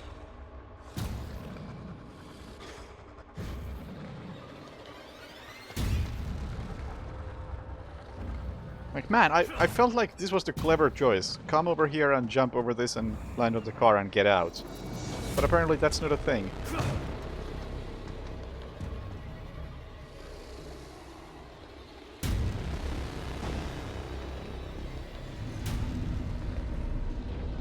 Yeah, I'm just fucked. I have an axe, but the axe is single use. So, even in theory, I can only kill one of these guys.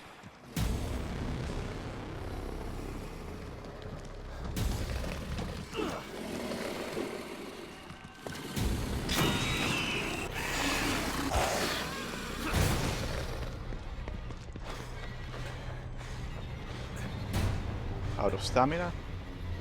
Oh, he got stuck.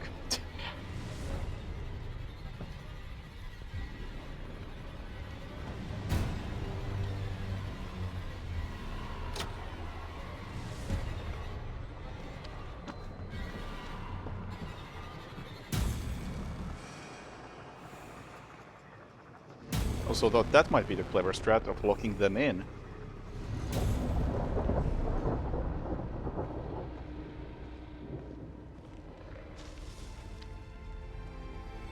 I guess the clever strat was walking over them. Seriously? I guess this really seals the deal on yes, you are supposed to fight.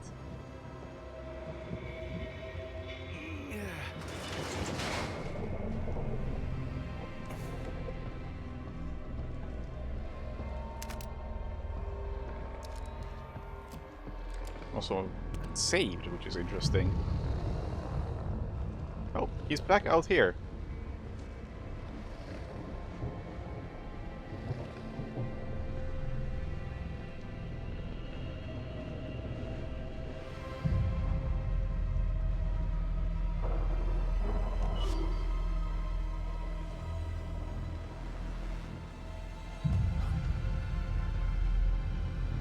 Can't climb over this? Oh, I gotta get over that. This thing. Can't climb from here. Bottles? Yeah, distraction items. I get it.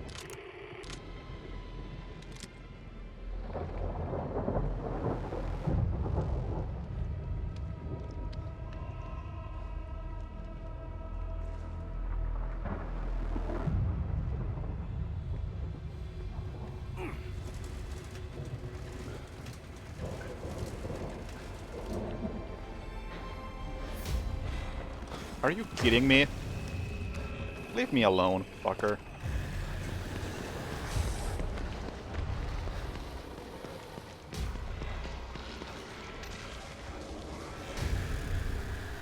Shit, lost him again. Hope I can reach O'Neill this time. O'Neill, it's Sebastian. That section kinda sucked. I mean, you're still alive. Good. Were you able to locate the core? No, but I know who has her, and he's got powers like nothing else in here. But I lost him. I think I can help you out with that. I picked up a frequency I've never seen before. It's coming from City Hall. Great. Where's that? Look up. Do you see a building with a big clock tower? Yeah. No! How in the hell am I supposed to get up there? It's a bit complex. Come back here, I can explain. Right. I'm on my way.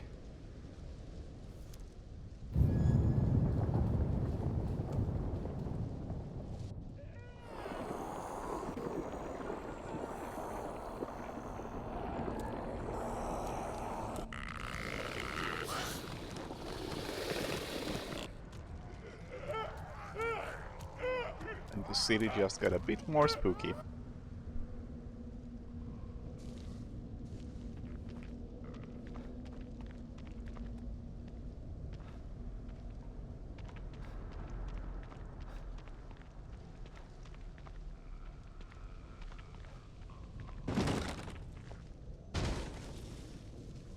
What the fuck? Hi!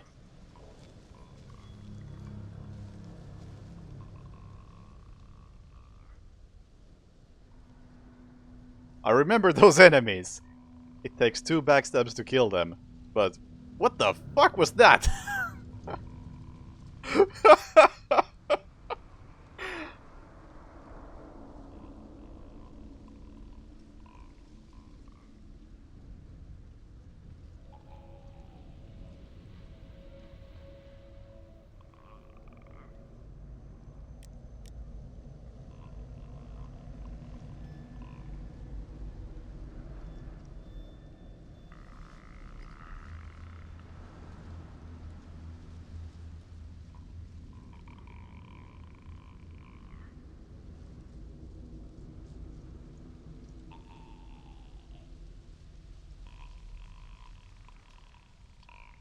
Who is Victor from DBD?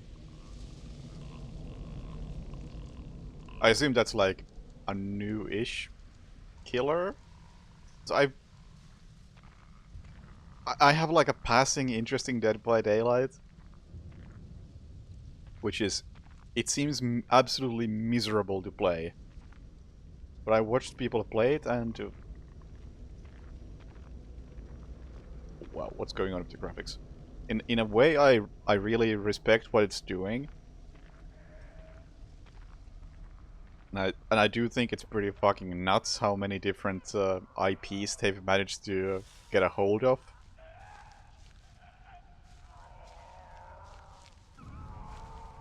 And the amount of different killers they have.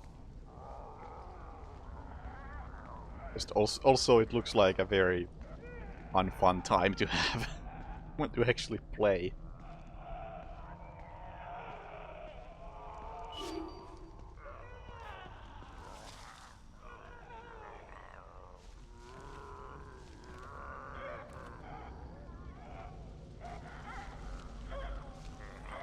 And I've mostly watched, I mean, it's been a while since I watched anybody play that. Mostly because the people who I watched stopped playing it because it was getting too shit and unfun.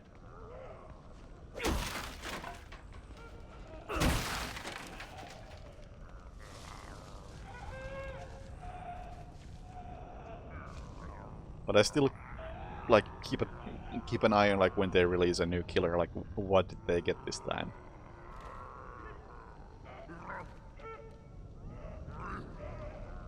That really is the interesting part about it. Don't think I ever want to actually play it myself.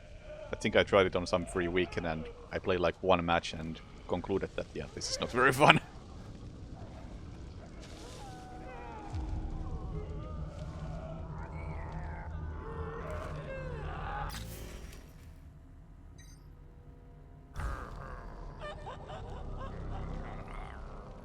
Smaller one. So, hello. I'm dead. I am extremely dead.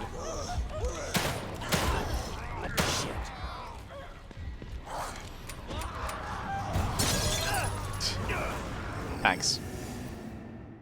I did not even see that enemy. Well, like I've never seen any Twins gameplay, for instance. That's too new.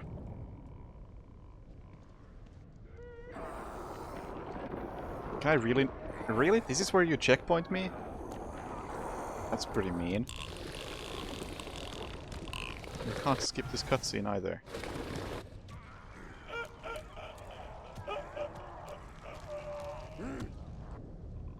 Yeah, that cutscene was really pretty unnecessary.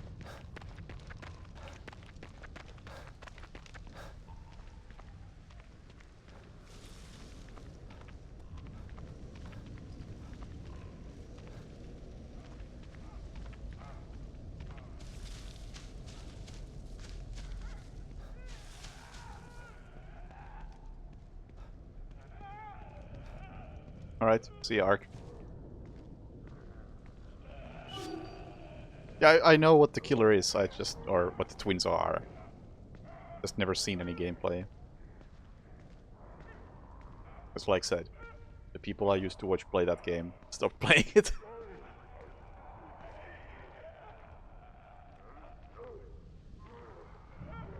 think the real key here is that their range of vision is quite low.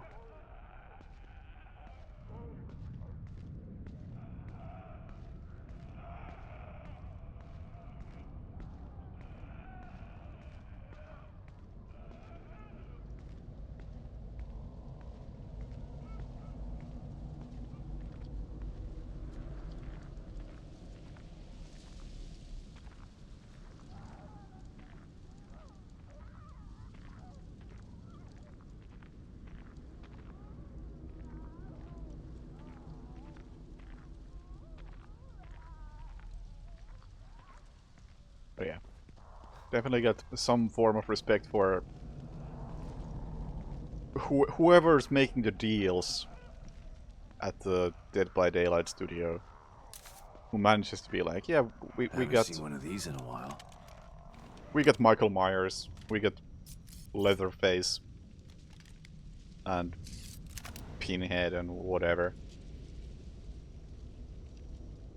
in one game.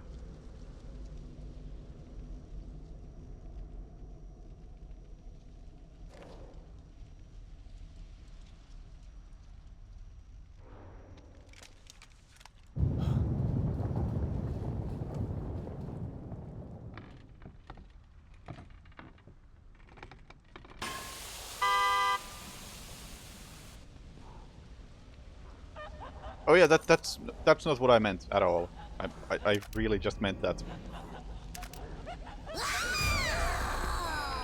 Oh boy. That drains your stamina? Color me fucked.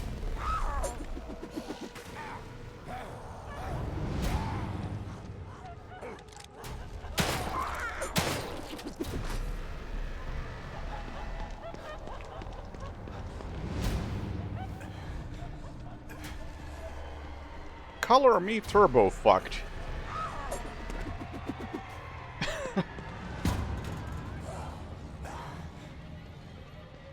Get me in there! Alright, not so fucked. Just kind of fucked. Whew. Whew. And there comes the stressfulness of this game. Also, I'm that disappointed that it kind of forced me out of stealth with that one.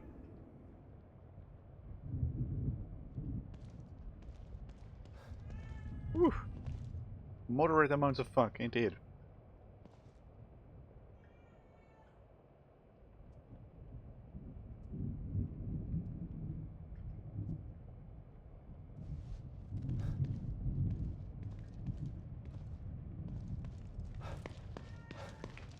But yeah. In terms of making a fun game, I couldn't say if they've succeeded with Dead by Daylight. But as far as making a pretty fucking nuts crossover of horror IPs, undeniably, they have succeeded. Extremely well.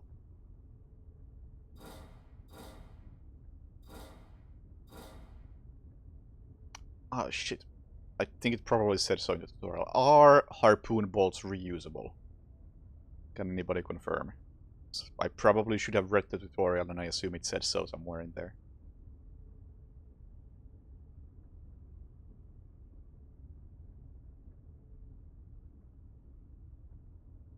Also, I guess at this point it's not just movies that they are having crossovers with, but just, like, come on, you can have like Nemesis and Pyramid Head kill Ash from Evil Dead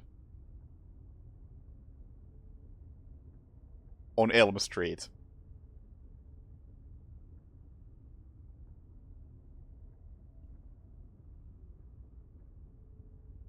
You gotta respect just being able to pull that off on any sort of level.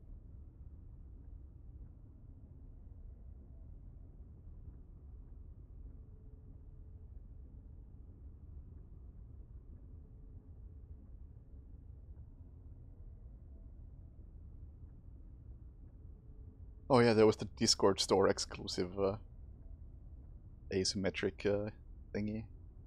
That's... Oof. 1 teen versus 4 killers. Maybe that's the twist that the genre needs. You never know. Maybe. But maybe I don't want to upgrade any of that yet. Let's not make any ammo at this point. Let's see if I can get something here first, and maybe that helps me get better ammo. Although I'm gonna put all my points into stealth anyway, so... Also... You brought something Hi. with you. A key? Also this. Excellent. Some keys open doors of perception, but this isn't one of them. This one is more mundane, but still useful. Go on. Open one. Its contents are better off in your hands than locked away in here. What shall we get?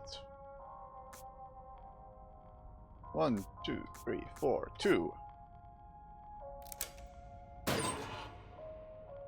That was a waste.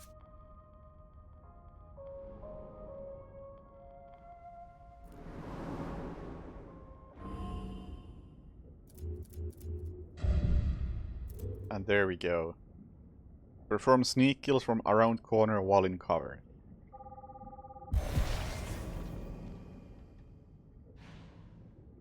That is gonna help a ton. Photos in your inventory will automatically be used to break free from the enemy's grab attacks. Also sounds pretty good, but kinda don't want to prepare for failure, which a grab situation would be. Move faster while crouched sounds actually very useful.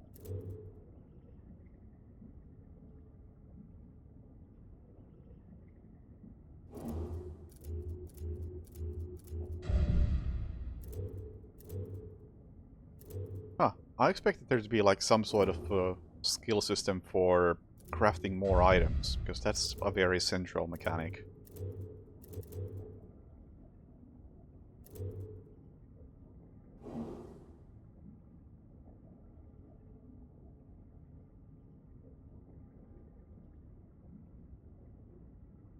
Urban evasion. Yeah, let's get urban evasion.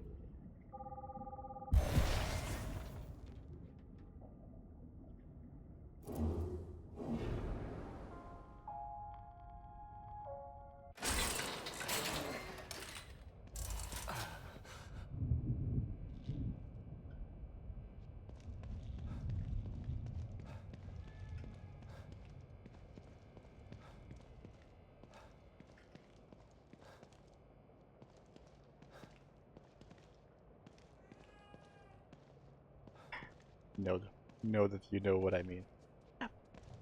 It's way more fun when you don't.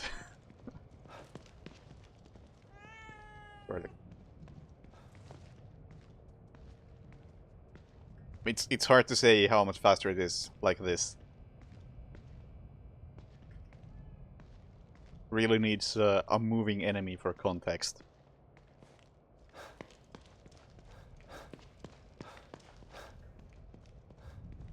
Not gonna save yet. Actually, you know what? I'm gonna save yet because you never know when a game like this crashes.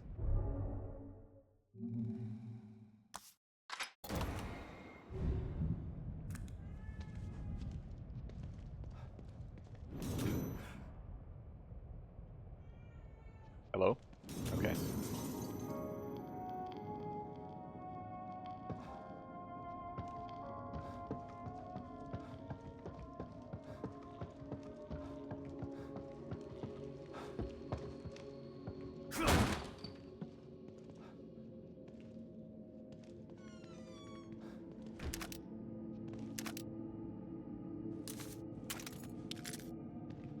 Thank you.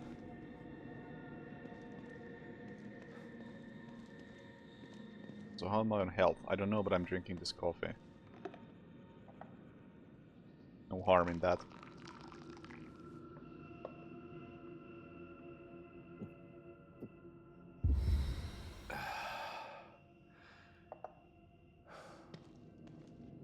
You made it here okay. Not sure if okay is the right word, but yeah, I made it. Now, tell me how to get to City Hall. Union was built with a sort of backstage area, so Mobius operatives could observe the test subjects in secret. Most of these passageways are still intact enough to bypass the fissures in Union. But chunks of the city are floating in the air. How are there tunnels? They're passageways, not tunnels. When you go in and out of them, you're basically phase shifting. We call it the Marrow. It exists in a layer separate from what you see. That doesn't make any sense. Fortunately for you, it doesn't have to make sense. It just has to work. But it's a maze down there. You take the wrong path, you could end up on the other side of town. Where's this Marrow that gets me to City Hall? And who comes up with these ridiculous names? I'll mark the location of the port. It's in the north safe house.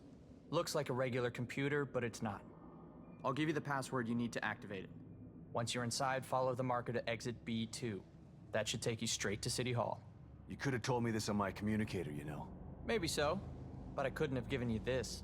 The passageways are still intact, but the collapse of Union has caused infrastructure issues. My communicator says that the gas leak is blocking the path to exit B2. You'd never make it through alive without this. Deadly gas leaks, huh? Thanks for saving the worst for last, O'Neill. Based on what we've seen so far, I doubt that it's the worst you'll encounter. You're not helping. Anything else you need to know before you go?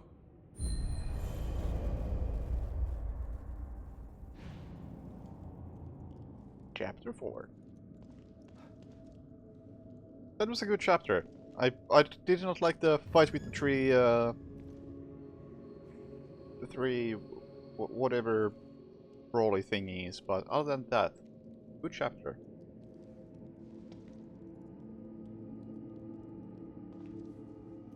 Only took 3 hours. Yeah. I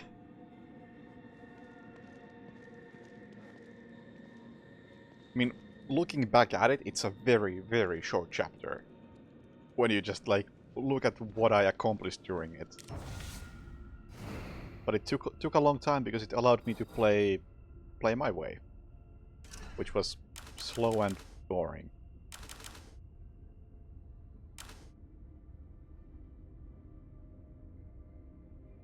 This hurts. No. Let's weapon upgrades first.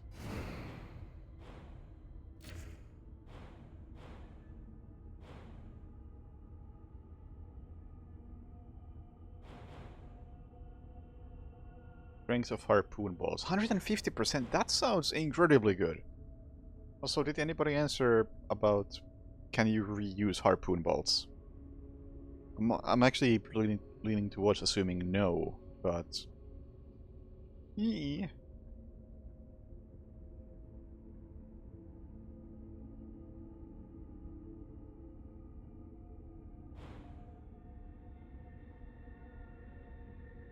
Number of range of jolts. Number and range of jolts. Never mind. So do you only have 2 types of bolts in this, or am I gonna unlock more as the game goes on? I'm gonna assume I'm gonna unlock more because I think Evil Within 1 had at least like flash bolts and probably some explosive bolts too.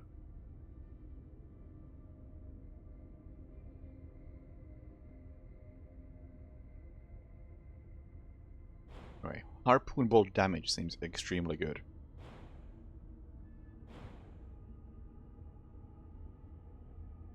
Range is also pretty promising looking, but I'm gonna go for this.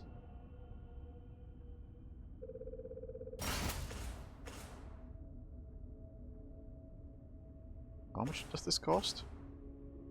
Oh, it's right there. 120. You know, this double damage for harpoon bolts immediately. Sounds very, very good. I have 1 high-grade weapon part. I don't think I want it here. Like...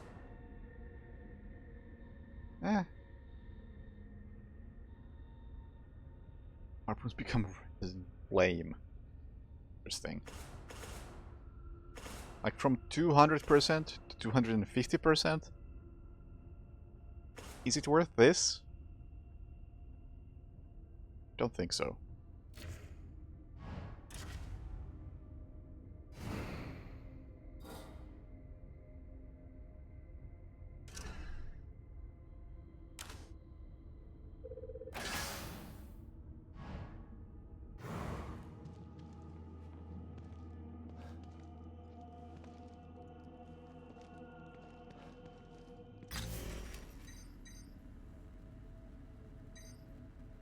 know what, I'm gonna investigate this rogue signal before moving on to the actual main story point.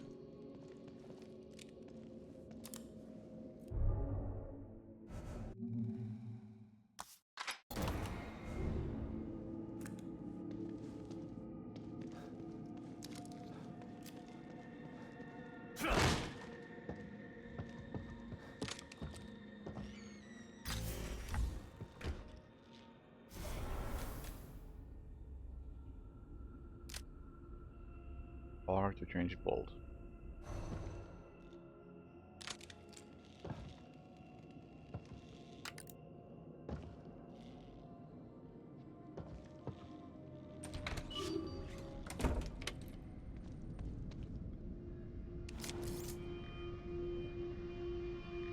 Mouse 1 hold, adjust range, just do one crossbow before firing, cause the bolt to fly further. Mouse 2 can be released anytime to cancel firing.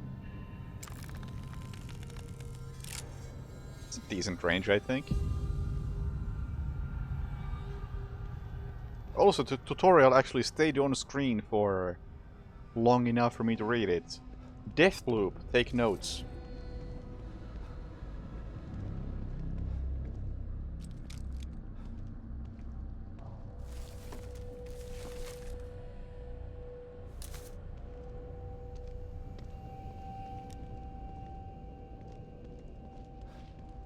Overall,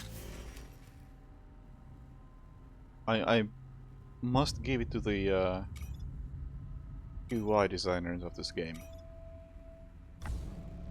Statistics? Why did I not get on statistics? I love statistics. Ah, I love it. Love to see this.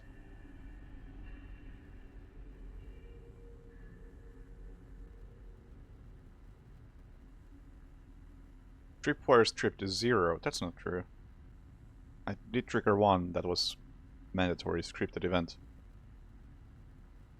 Well, technically not mandatory, but a scripted event either way. Time surge of stamina 14. Oh my god. Oh my god, the playtime is going even in the menu. Oh.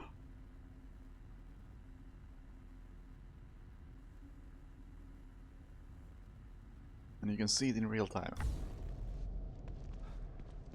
The person who designed this UI, thank you.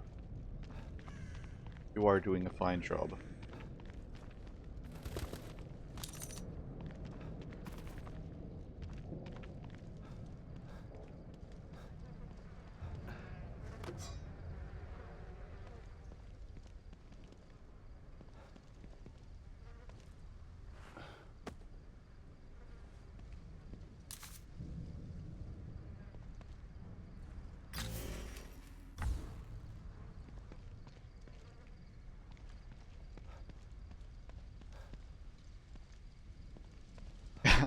It's not Comic Sans, but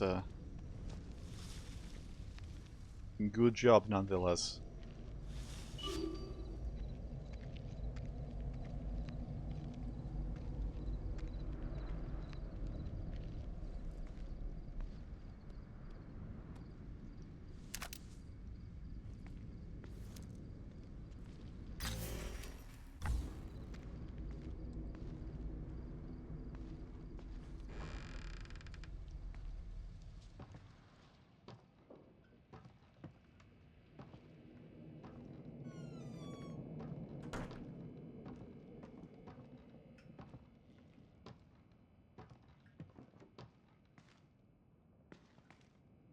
I will forgive the lack of Comic Sans because I'm sure some jackass higher up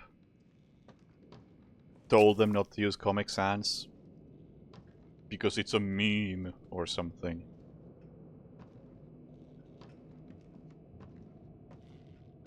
I'm sure the actual designer would have pitched to Comic Sans and just wasn't allowed to use it.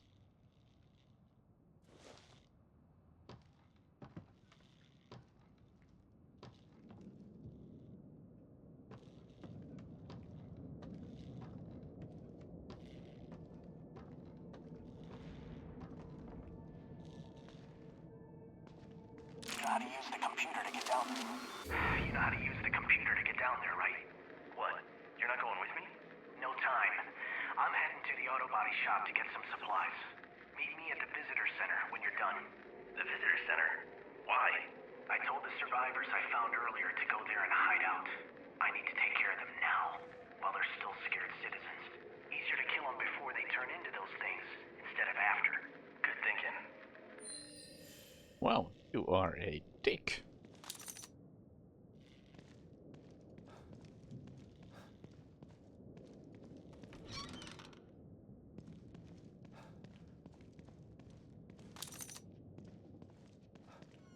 Hello.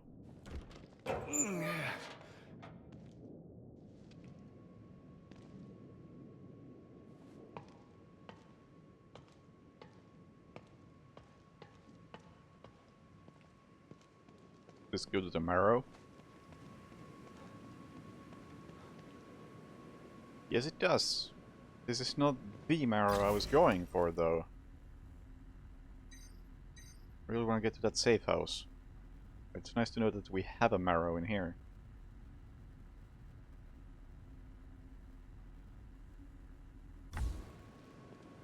Or have a marrow entrance.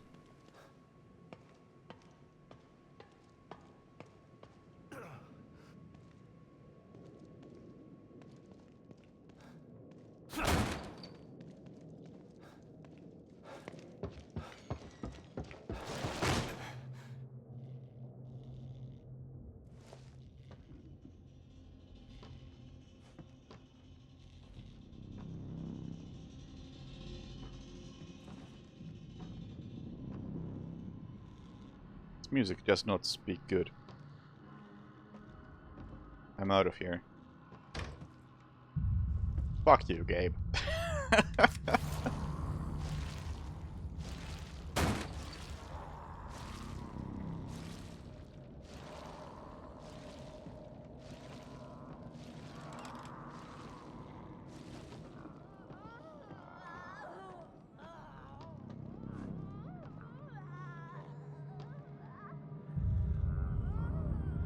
Alright. Good night, each dog. Pronunciation, as always, great.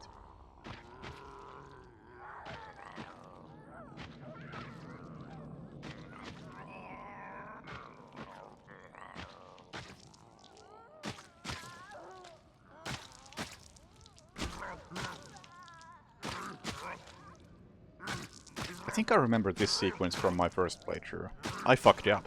I'm gonna fuck up again. Almost guaranteed.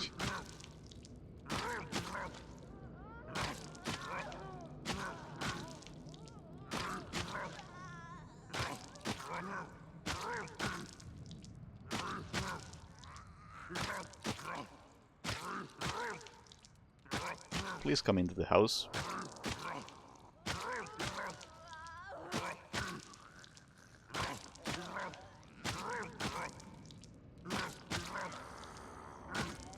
Or don't. Up to you. Alright, see ya, Yanri. I'm also gonna quit in a moment, I think. Just gonna get to the safe house, and that seems like a fine time to end.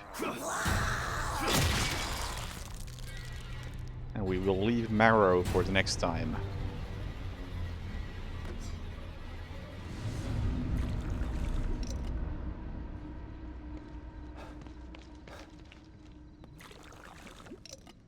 Feel like we made fine progress, even if it was quite slow.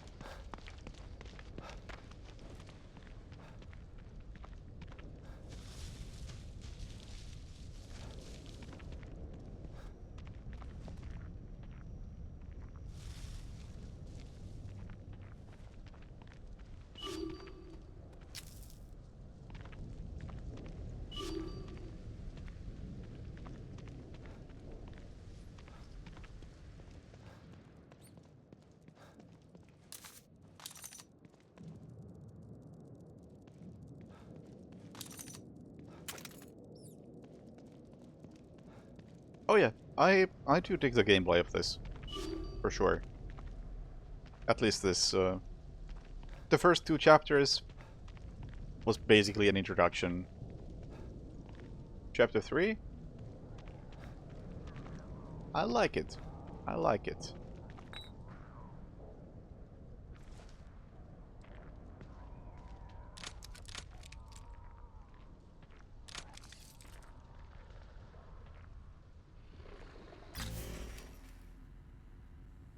That's a long way from here. Shit.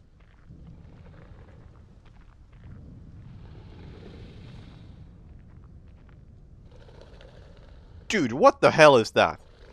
They can climb on trees? I do not remember that. That's messed up.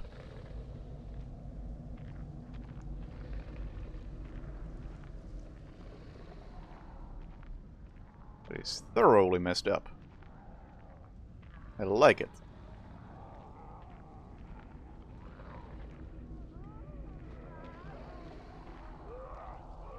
Weak mode for Deus Ex just released. What is it? Can you tell me more? What the fuck is this area? Other than a big old mess.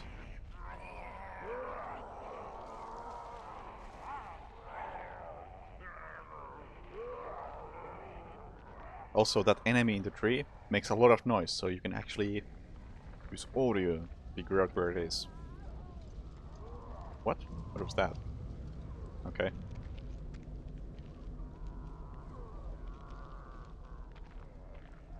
Although I will say that Deus Ex, totally fine without any mods, other than like some widescreen fixes and whatever.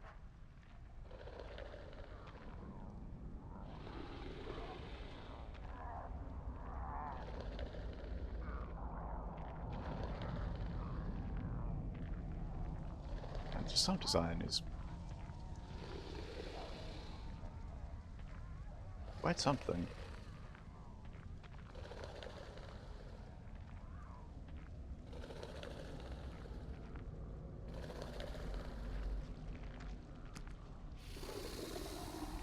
Can't see it, but I can definitely hear it.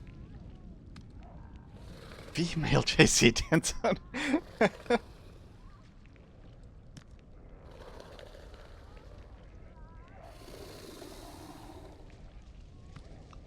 Alright. That is pretty exhaustive, I guess. I'm not going in there. Seems like a really bad time.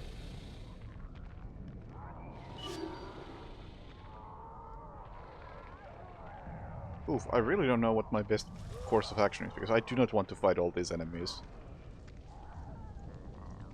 And I don't see myself sneaking past this many.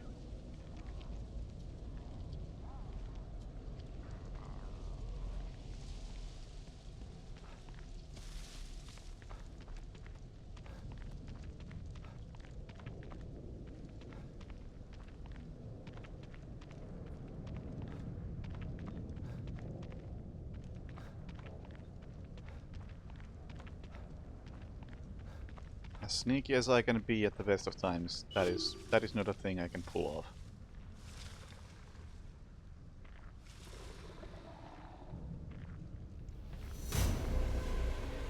Are you kidding me?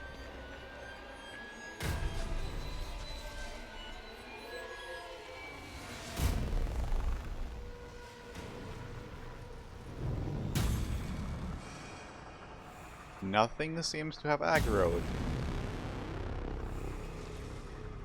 Except the music.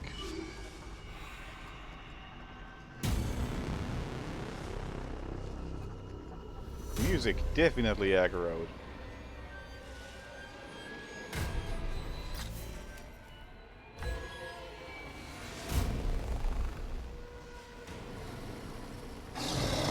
Oh shit, I got turned around.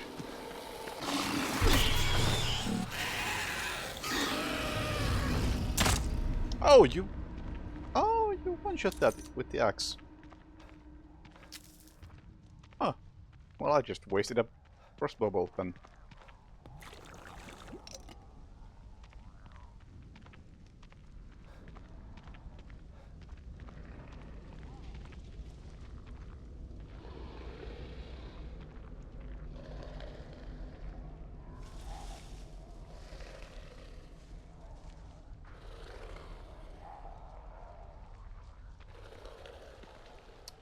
god. These guys. Not going in there.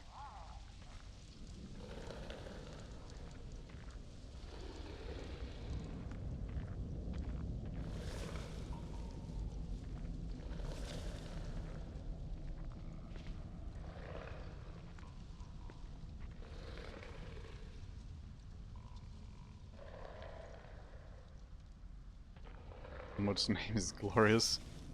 I wish I had a good guess, but I am not funny enough to come up with something funny to guess.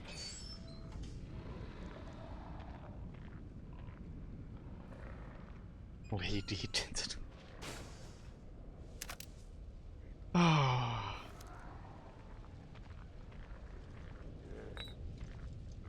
That's good.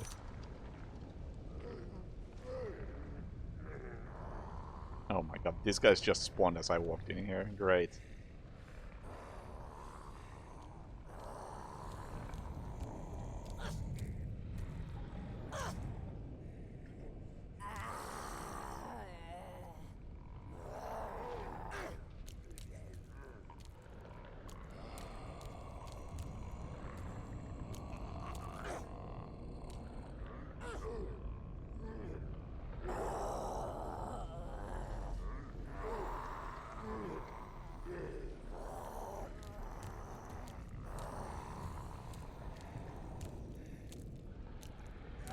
I mean, hey, hats off to the modders.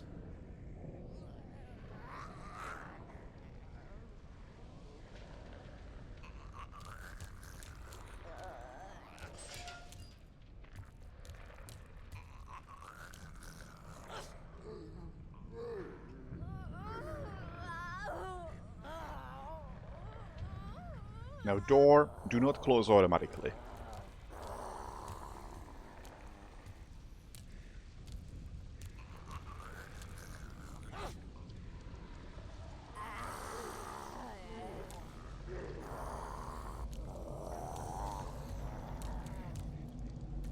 Shit. Awful timing.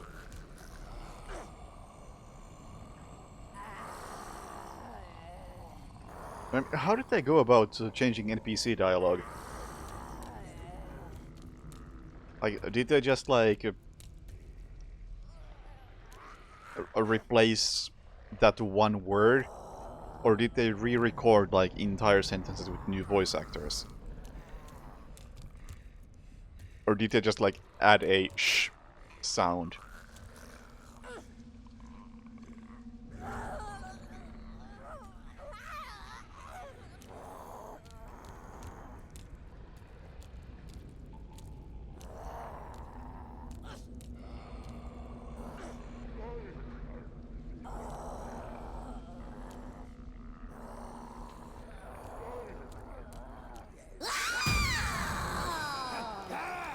Well, fuck me. You can do that! You can't do that! That's bullshit. Please die. And he did. Nice. She, however...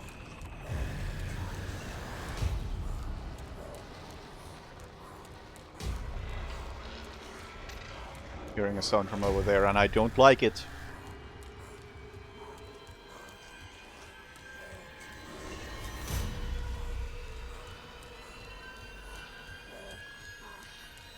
I do not want to waste ammo on you, lady.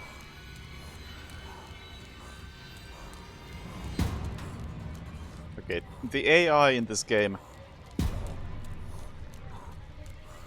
Not quite what I remembered.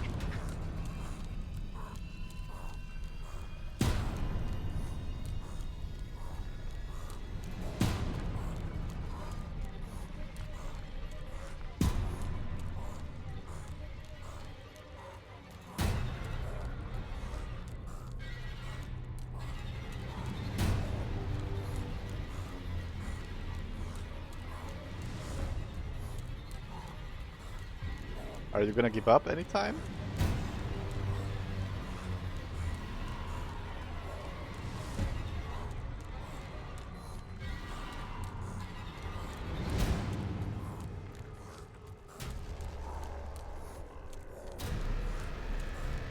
Don't think she's giving up.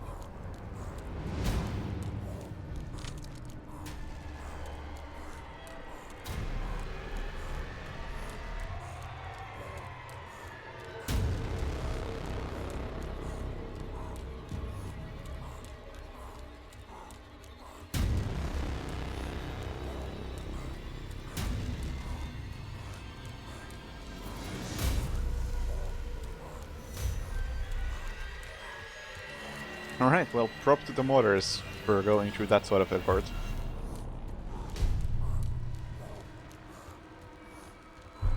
Would be curious to know if it was manual work or AI stuff.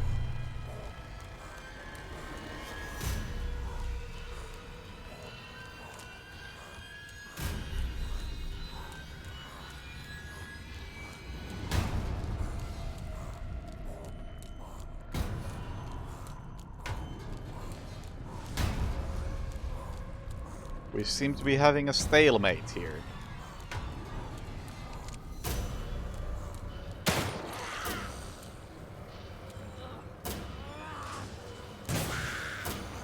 Oh, so much for that stalemate. What? How did that miss? How did those miss?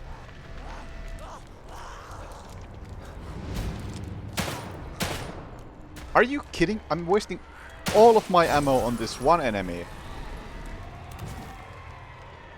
who then killed herself. That was outstanding work. That was totally not worth it. Saving. Thanks, game. Wow, that could not have got any worse.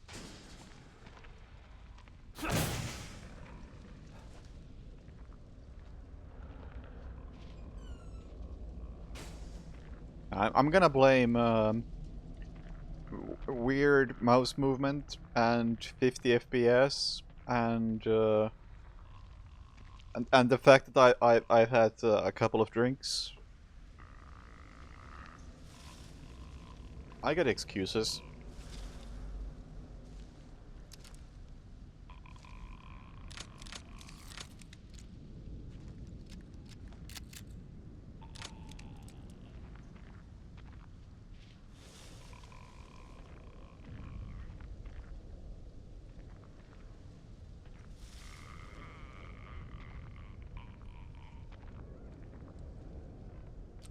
Don't for a second think I'm just gonna say that, yeah, I can't aim.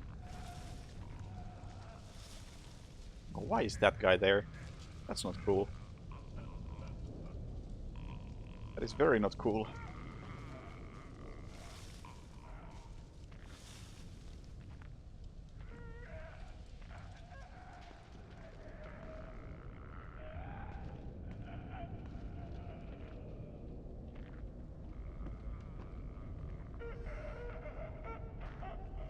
Yeah. Unfortunately, I don't have any plans to play Deus Ex again anytime soon.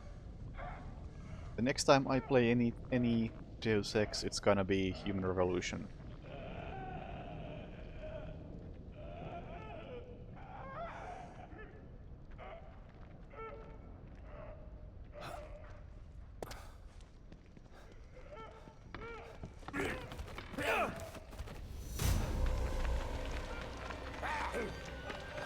That's just rude.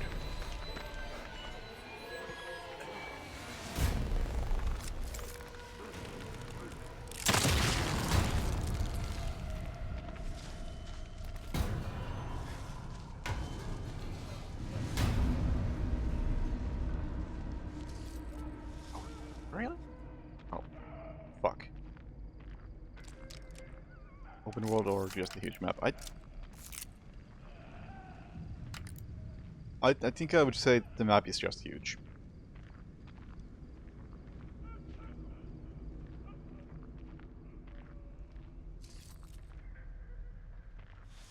Wow, I am doing really poorly on resources. Please help me out, boxes. Actually, I know these boxes are gonna help me out. Because I'm gonna make the assumption that this game has some sort of dynamic difficulty adjustment. And those boxes were going to have stuff in them because I have been playing like crap.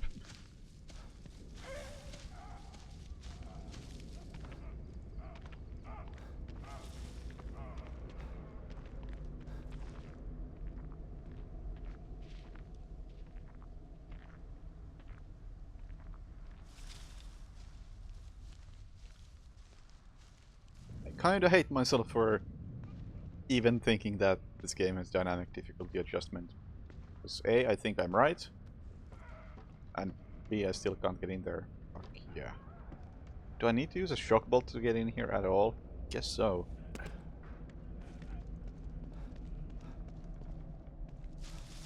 I kind of hate the fact that I even know what dynamic difficulty adjustment is, because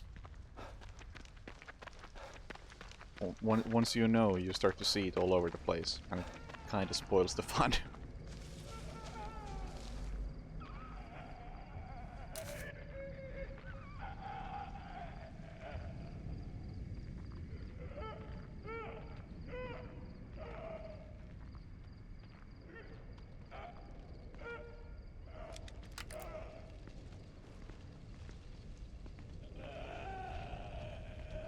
Guess I have to go in through there with a shock bolt.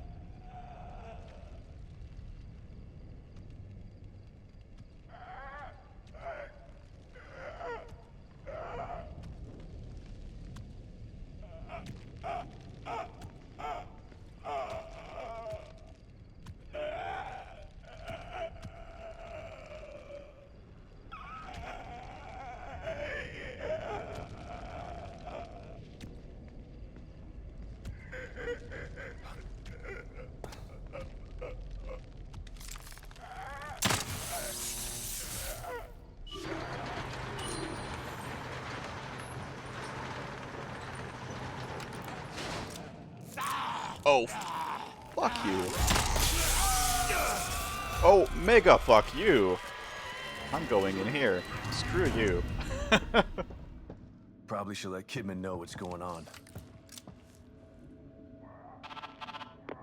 Kidman, can you hear me? Loud and clear. What have you got for me? The good news is that I located O'Neill, and he was able to get me on the trail to find Lily. That's great. The bad news is that Union is literally falling apart around me, and it's mostly populated by corpses and monsters. Oh, and that psycho I told you about, the one with the powers he shouldn't have, he's got Lily. I'm getting ready to head into the Marrow, which you neglected to tell me about, to get to him. I'm sorry we didn't have time for a briefing before sending you in, but we didn't think it would be this bad.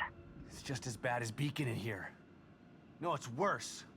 My daughter wasn't stuck in Beacon. Okay, calm down. Maybe I can help you out.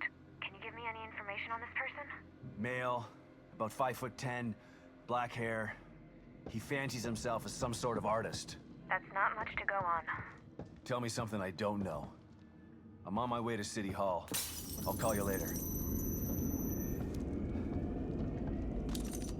Well, I am not doing great on resources.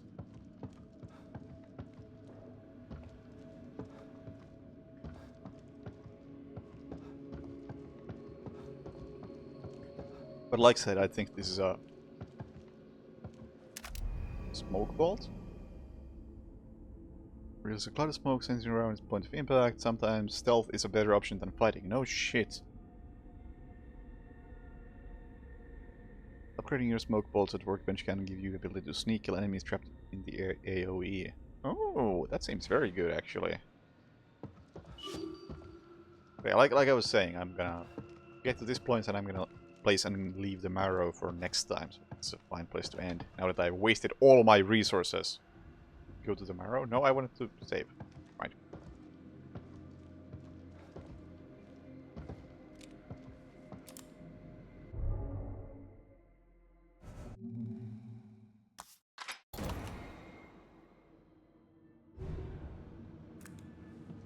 But yeah, the fact that this game is so much more open than Evil Within 1 also makes me feel worse about having spent so many resources on so many stupid things. Because it feels like there's a more limited amount of resources, whereas in Evil Within 1 it always seemed like it doesn't matter if I get to an area with no resources whatsoever, because the game is always just gonna give me enough in the area that I'm currently in. So no matter how bad I screw up the previous section, it's not gonna have a long-lasting impact, whereas in this one it kind of feels like it might have an impact. I doubt it actually does, especially since I just thought of the boxes as dynamic difficulty boxes. but it gives that impression, and that is already enough to make it more what was the word I was using before for this sort of game? Stressful is the word I was thinking of and somehow forgot. Which is a thing that a game like this would be going for. And hey, good on the game for stressing me out. So there's a thing over there that I should have picked up. Plenty of things I should have picked up, in fact. I'll save after I picked up those, otherwise I'm gonna forget next time.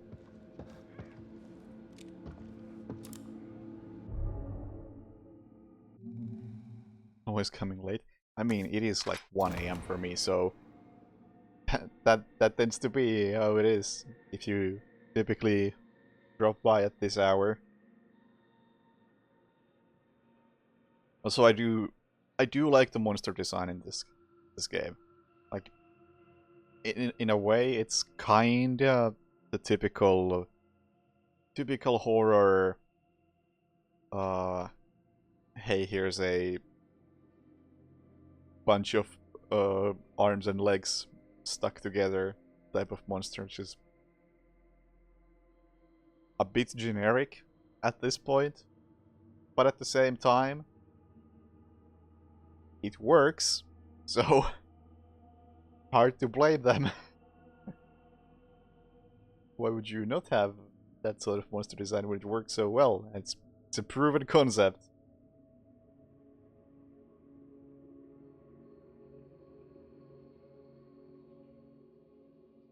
Tried and tested.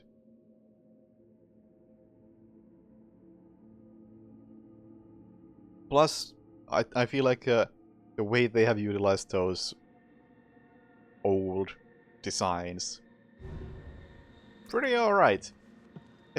Or more than just designs, I really like the way they have introduced the enemy types. Because first we had that thing that was outside right there, that screams and drains your stamina. Like, you just saw that in a distance, in a cloud of smoke, which I still think the cloud of smoke it's a bit excessive. Just like, make it like 20% of what it is, and it would be creepier. I just love the fact that you just fight normal zombies for a long time, and then in a distance you see that weird thing that seems like twice as tall as the normal zombies. Like, great way to introduce it. And then the crawly thingy.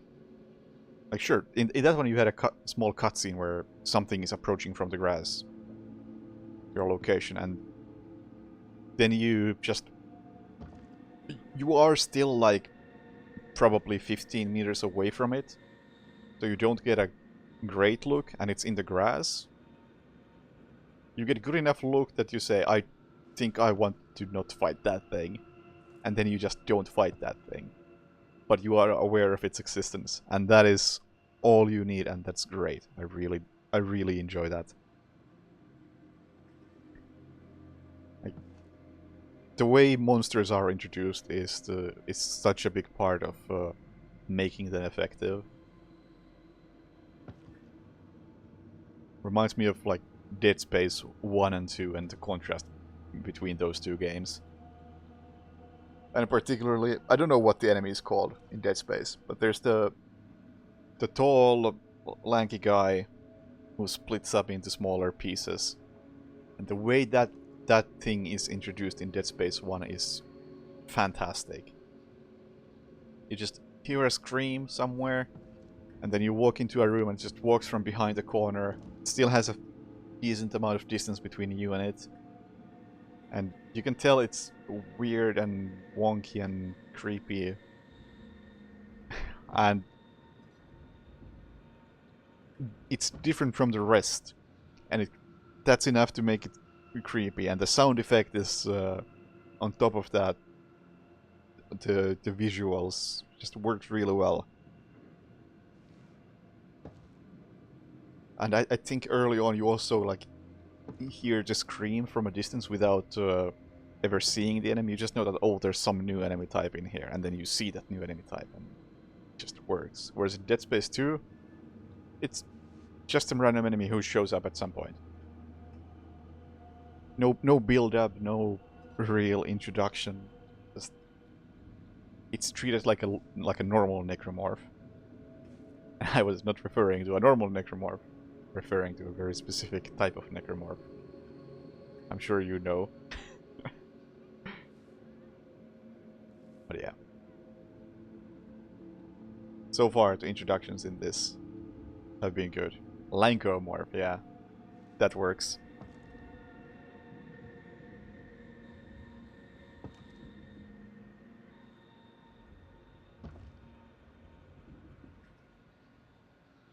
We would actually call any weird human monster just zombie. It's actually in some other chats where the discussion was about why are things called other things than zombies. I feel like it's zombie is like an umbrella term at this point. Like, yeah, everybody knows that's a fucking zombie. But it's like, perhaps it adds a tiny bit to the universe that it's in, if you just decide to call it like the infected.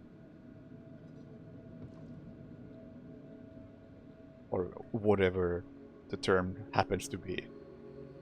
Because that implies that there is some background or some specific background to the zombies. Whereas it's a zombie, well, nobody cares how it came to be. We know exactly what it is. But when you call it the infected, you know that there is probably some sort of disease behind it. And without introducing any sort of actual backstory, you have already given them a backstory, just by calling them something other than zombies. And hey, I think that's totally fine.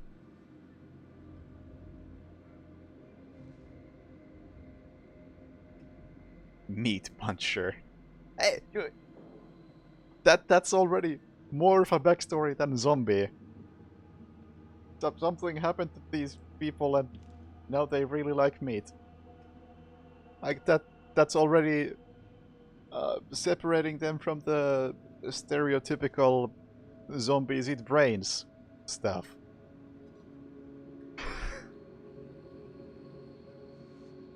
Fine with me.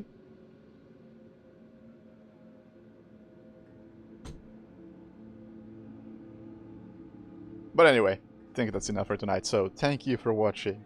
Have a good night, see you later with probably more Evil Within 2, maybe this time I'll actually finish this game. And have a good night, bye!